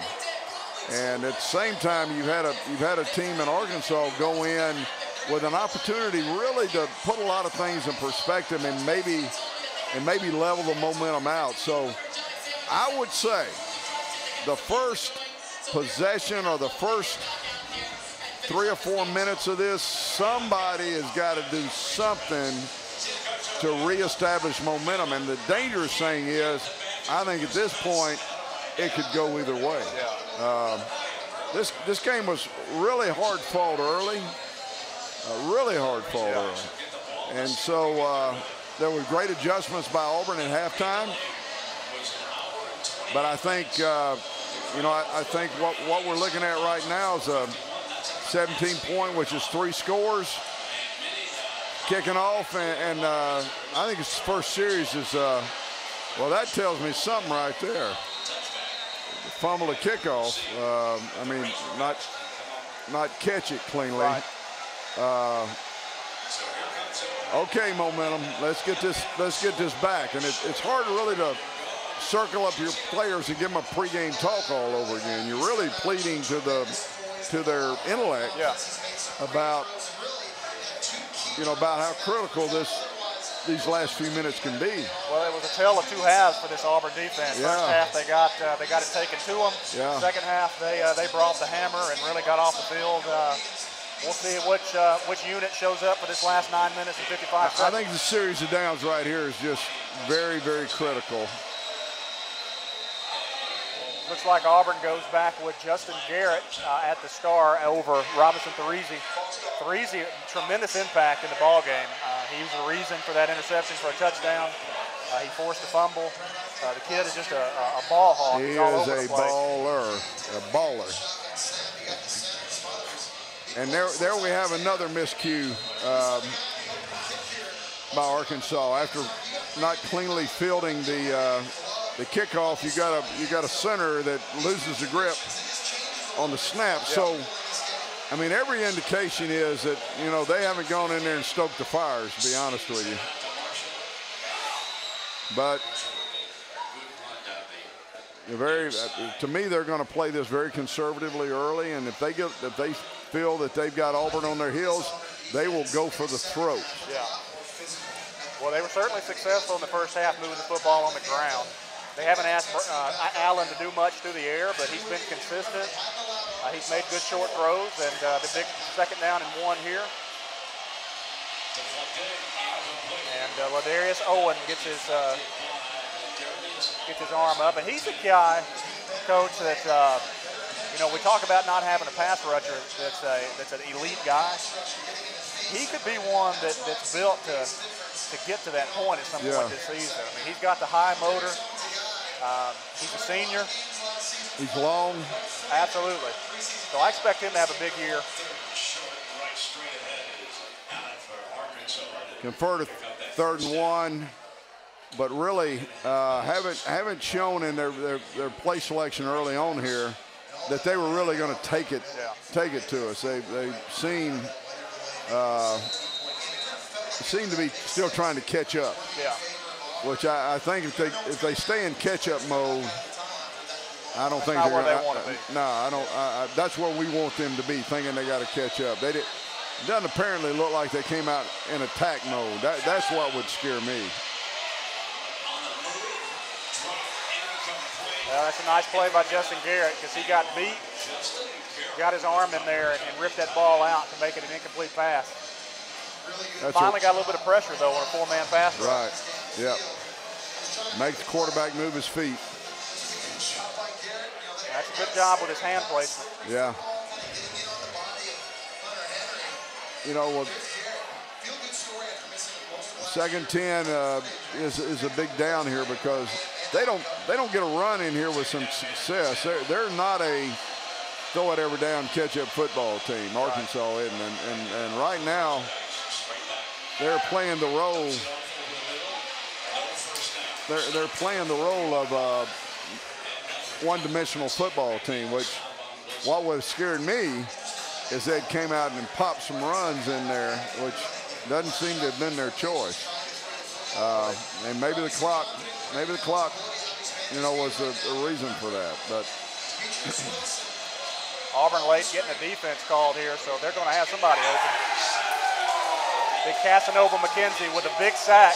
Yes. Now, I was thinking it was going to be 4-down territory across the field, but not right there. Not right there. Of course, you know, if it's 5 or 6 yards, they're going to go for it on 4th down, I suspect, because, I mean, they're 3 scores down, and you're not going to get enough possessions because you're going to have to score 3 touchdowns. You're not going to get enough possessions to score 3 touchdowns if you don't get something. Well, here we go. That's 4th and 13. Yeah. Auburn comes with a, well, I guess that's a safe.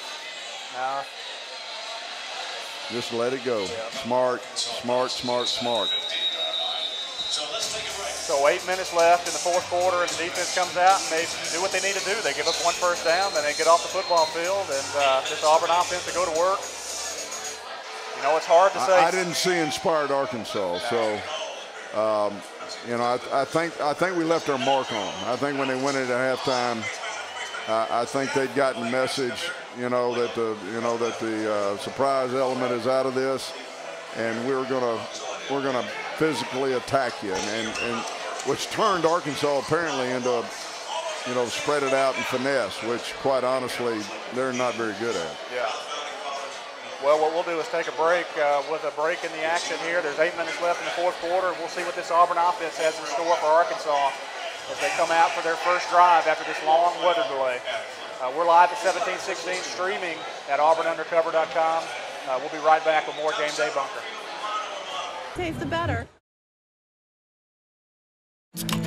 All right, come on in. You're trying the Pepsi Challenge with us today? Yes. You just tell us which side you like better. Okay. I like that one better. You like that side better? The Pepsi side. Who wants to try the Pepsi Challenge? Come on over. Do you like this side better? That is a Pepsi. Pepsi. And you're from Atlanta? I'm from Atlanta. You're going to go home and spread the word that? You're going to go home and hide. Pepsi tastes better. Hi Bianca, how are you? What are you doing here? I'm doing great. I just came to do my membership for the Auburn Alumni Association. I would love to be a member. How do I join? It's easy. aualum.org, which is open to all alumni as well as friends. I need help. I was doing the work of 3 people. The pressure was unbearable.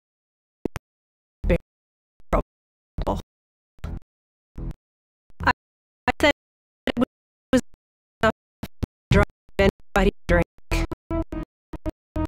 And it was.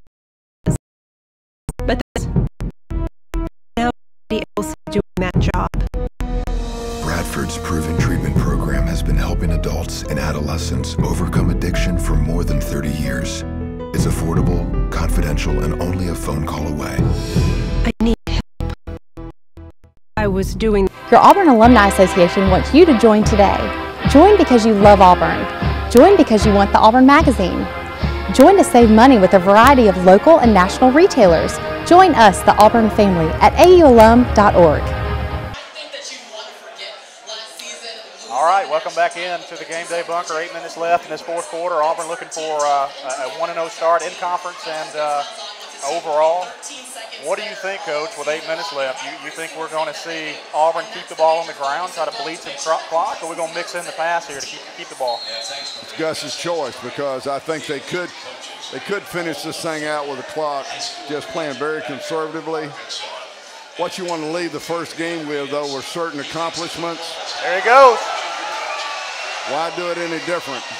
Looks to me like we've taken the heart out of Arkansas, and quite honestly, what I was fixing to say I would recant at this point, because if you've got this upper physical hand on them, just go ahead and let your dogs eat, as they say.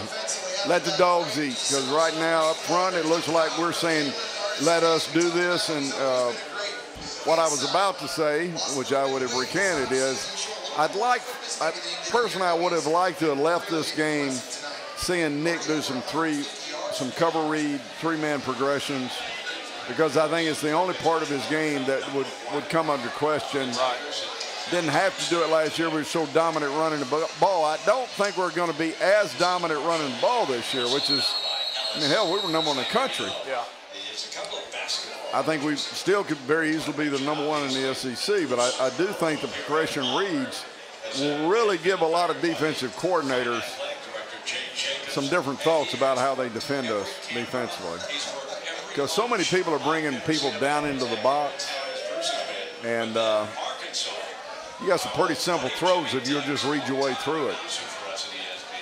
So we're under 7 minutes now, 2nd and 11. Arkansas has done a decent job on Nick. On the read option. I mean, he's had his runs, no doubt. But once they get into contain Nick mode, that's when you started popping those big runs like this, because hey, that's a good job by the offensive lineman with an assist. Offensive linemen just want to eat. They put the food out here and let's go eat. And you know, I like the fact that we've got Cameron Artis-Payne establishing himself as the guy. Right. But I'd also like to have seen some Rock Thomas and some Peyton Barber. You know, I've heard some stories about Peyton Barber I wouldn't share, but I'm going, oh, wow, where do we see this guy? But obviously there's a reason, and quite honestly, if you got a one, you want to make sure your one is solidly rooted in number one. And I can see why they are taking this approach. Is that a Gus call or is that a Tim Horton call? No, that's a Gus call. Let me tell you about Gus. He runs this football team. That's a compliment. Well, Auburn really exerting their will here with Cameron Artis-Payne. I mean, he's ripping off 6 and 7 yards a clip now.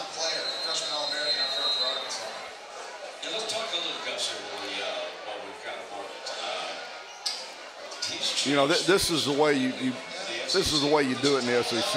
You beat people into submission, and Arkansas remember how they walk out of this game.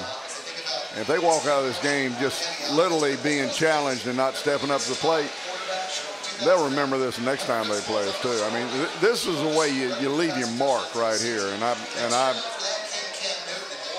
you know, I'm with you, Gus. You know, Coach Bielema has kind of made his mark on being the anti-Gus Malzahn in every way. He's getting pounded. He's being pounded by him again, but I wonder, with your experience in Arkansas, do the Arkansas fans, did they eat that up, or is he belittling I think a legend? I think Gus Malzahn's stature in the state of Arkansas is superior to Bielema's. Do you? Grassroots. I'm not talking about in the Auburn club. I mean, in the Arkansas Razorback Club meetings. Now, I'm not talking about in the people that buy their season tickets, but I'm talking about in the grassroots. I mean, Gus has become a legend now, and he don't need to challenge that because he ain't got a chance in hell of winning that battle. He better go put an SEC ring on if he's going to take him on personally. Well, they're a better football team than they were last year. Yeah, they are, and you know, they're going to make their mark somewhere through the course of the season. but they're not an upper echelon football team. No, they're not. They need better quarterback play. Yeah. Artis Payne approaching 200 yards on the ground at 177. He has a returning starting quarterback for his second straight season. So 3rd and 5, and this, I call these quarterback downs. I mean, and you got one right here that can beat you just as quick with his leg as he can with his arm, which is not what we have with Jeremy. Yeah, a lot. And Jeremy, I mean, Jeremy in a different style of offense is as good as Jason Campbell was, but this style of offense requires. There's just so much to defend. Yeah, yeah. And you leave yourself exposed if you're not getting the quarterback on the corner. Those two short edges. Yeah. I mean, you basically say, I dare you to come. How much would Coach Malzahn like to bleed this clock all the way down and punch one in? I think that's exactly what the plan is. And I'll be honest with you, that would make this a lot more solid victory than I saw some other people have today against a better football team. So there goes Corey Grant, coach. He's out in the open field. He's going to be hard to catch. He's in. Touchdown. Touchdown. Yes. Oh. Ah. He stops the clock. And see if that foot stepped out. Yep, he was out. But he wanted it. Oh, yeah. Because he knows it's going to go to Cameron Artis Payne now. You know, getting here to the end of this and looking back, Gus had a real obvious plan for this game. Yeah. He didn't play that many people. He didn't let that many people get their hands on the ball. He came at this with people that he knew were producers. And he pushes in there. Touchdown. All right. That's a great job. Yeah, it is. No pass called, no pass thrown. Nope. This is in your face, Arkansas. Which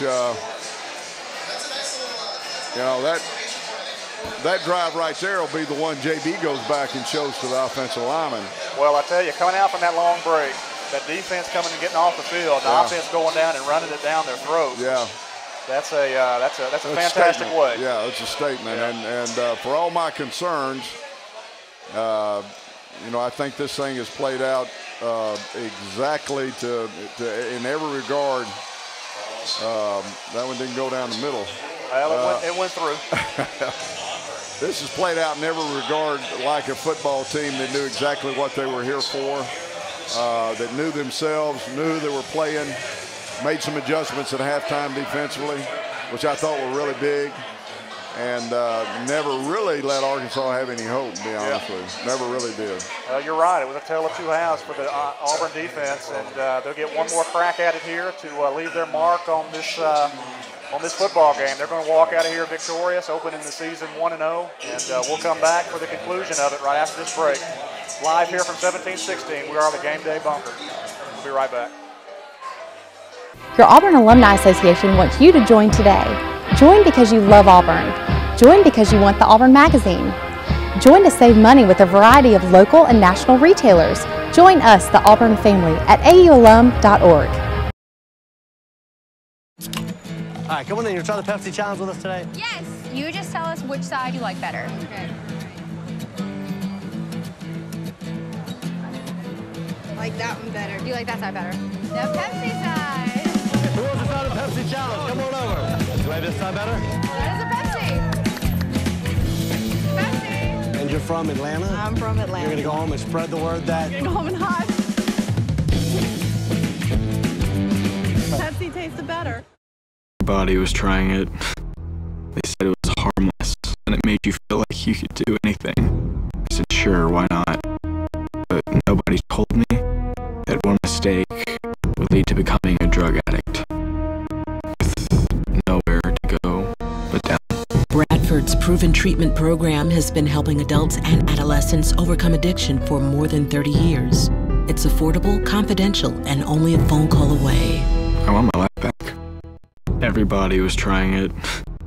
They said it was harmless. Hey Bianca, how are you? What are you doing here? I'm doing great. I just came to do my membership for the Auburn Alumni Association. I would love to be a member. How do I join? It's easy. aualum.org, which is open to all alumni as well as friends. Your Auburn Alumni Association wants you to join today. Join because you love Auburn. Join because you want the Auburn magazine. Join to save money with a variety of local and national retailers. Join us, the Auburn family, at aualum.org. The work of 3 people. The pressure was unbearable. I said that it was enough to drive anybody to drink. And it was. That just made everything so much worse. And now somebody else is doing that job. Bradford's proven treatment program. Wow. Back in the end zone. Yeah, and we're back. We're back as Daniel Carlson has just kind of adds to what he's done to start his career here at Auburn. He's had a fantastic night. Auburn has pushed their lead out to 24 points, and it's just all over but run the clock out here, Coach. Yeah, and we're honestly, I think we're going to feel really good about ourselves going forward. I don't see anything that would cause anything besides a statement and a move forward from. I don't think there's anything to stop and go back and fix. I don't see it. I think we got it all fixed at halftime. Well, they certainly showed us some things early on that we didn't like as a defense. And that's going to be the beginning of LSU's game planning too. Yeah. The problem last year at LSU, we just got in such a big hole we couldn't climb out of. We scored with them tonight. Didn't know how to match up with the personnel, which we got the same personnel from Arkansas.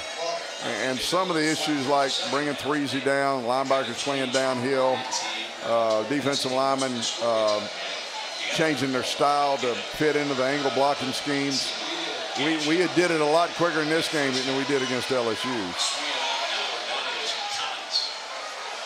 So Chris Frost doing a nice job getting off of the blocker, bringing down the running back, 5-yard gain. It'll be a 3rd down, and the clock continues to tick. Next week we won't do a show here, Coach. Next week we're gonna be off. There's 2 games that we're not going to broadcast from. One of them's going to be next week at San Jose State, and then we won't do the Sanford game late in the season. But our next game will be Kansas State. That was Trey Williams chasing him down there. Yeah. You seen the other freshmen out there? Yeah. Do you? Yeah, I'm looking forward to Birmingham. Rogue Tavern with Birmingham, the Greater Birmingham Auburn Club. Yeah, looking forward to that. They get ready. They do it. So they show you there San Jose State. We will take that game off from a broadcast. And then we also will not do November 22nd against Sanford. But I'm telling you what, that is the toughest schedule in the SEC, with no question. But I tell you, I just have a feeling, Rob, that this team is going to perform at even higher level than they did last year. I'm not talking about the plays, that were sort of miracle kind of plays. But I'm talking about just a level of performance. I sense early on here that we're playing at as high a level right here as we finished the season last year, in my opinion. And I think this team will continue. Just the mark of Gus and his staff last year was get better every week. Yeah. Well, you take this, get better every week. You've got some games maybe to develop some depth. And then, let's just see how good we can be. Yeah. Seemed to be a lot of hand-wringing after people watch that Texas A&M squad run up and down on South Carolina. Does that change the dynamics of the SEC West in your mind, or was South Carolina just overrated? South Carolina overrated. Yeah. I mean, I saw some really good things at A&M, but I didn't see anything. I didn't see anything to make me think they're the caliber of this team. Or, I think there are 4 caliber teams right now in the SEC. South Carolina's not one of them. Georgia, I think he is. I don't even know if they won tonight or not. They're still playing. Still playing. There it is right there. And but I think Georgia's a upper level team. LSU, Alabama, and maybe Florida. That's the one that I'm just waiting to see whether they. I'm looking outside here on Magnolia, Coach, and the rain is coming down. I don't think. Well, you can tell from that shot of Brett Bielema, but it is a monsoon out there right now. Yeah, but I tell you, there's still excitement in that stadium, and 4th and 5. And he's going to drop it.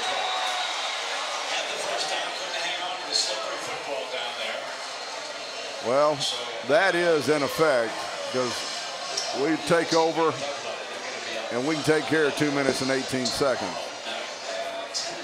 Yep, that's it. Well, they're, again, very talented, very, very young. I'm really excited to watch them and see what these young players I think it was a good test for us tonight. Yeah, it was, because it was a real test. Yeah. And it was a test in an area with a physicalness, and I think Arkansas is very physical on offense. And I think it was a physicalness that our linebackers and defensive line, they needed to see. Now, you got areas at safety and corner because you didn't get the great outside look at the outside stuff. But well, we got a new quarterback in the game, Jonathan. Jonathan Wallace. And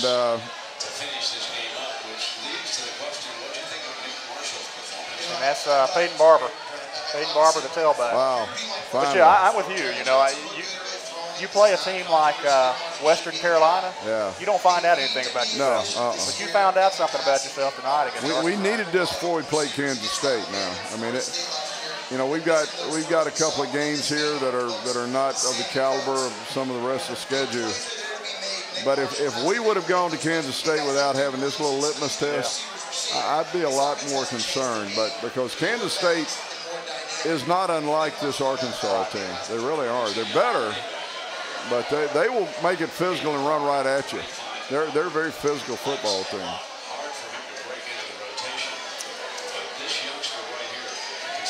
So Peyton Barber pushes up to the near the red zone, and we're under a minute and a half. Bring up a 3rd down. They can bleed this clock down to about 45 seconds before they make the next snap. Yeah, we ought to be down to a 1-snap game here. I'm really looking forward to that young man being part of the rotation. Yeah.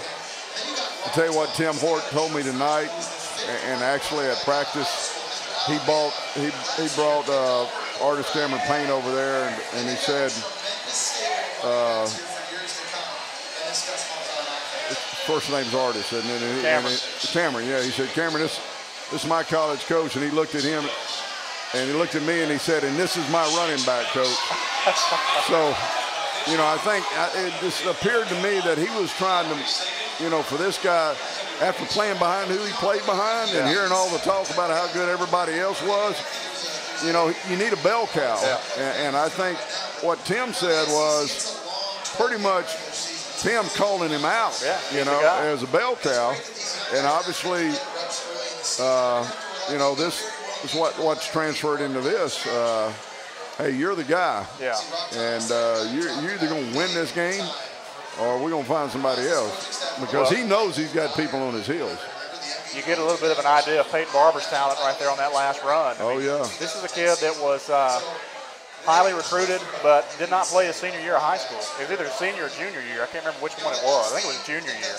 Therefore, he missed a lot of games and a lot of film, so he wasn't evaluated like some of the other kids. But this staff was on him, pulled him off from Ole Miss. He was an Ole Miss commitment.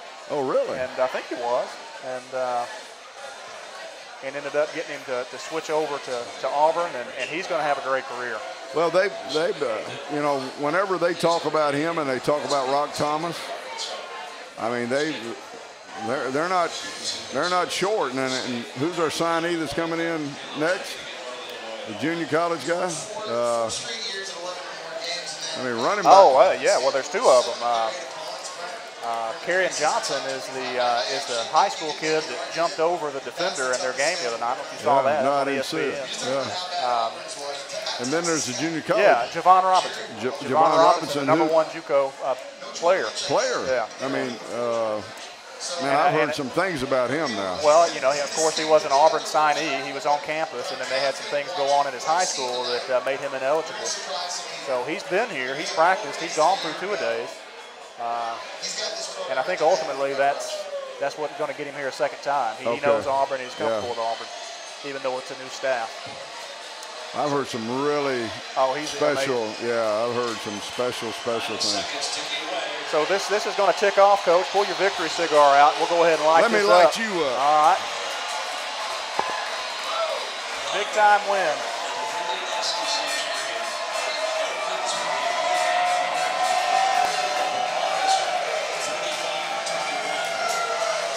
You know that's got to be sweet for Gus Malzahn to walk in the middle of that field. Let me tell you what, and he did go to Arkansas now. Yeah. I don't know what his bio says, but Arkansas means a lot to him personally.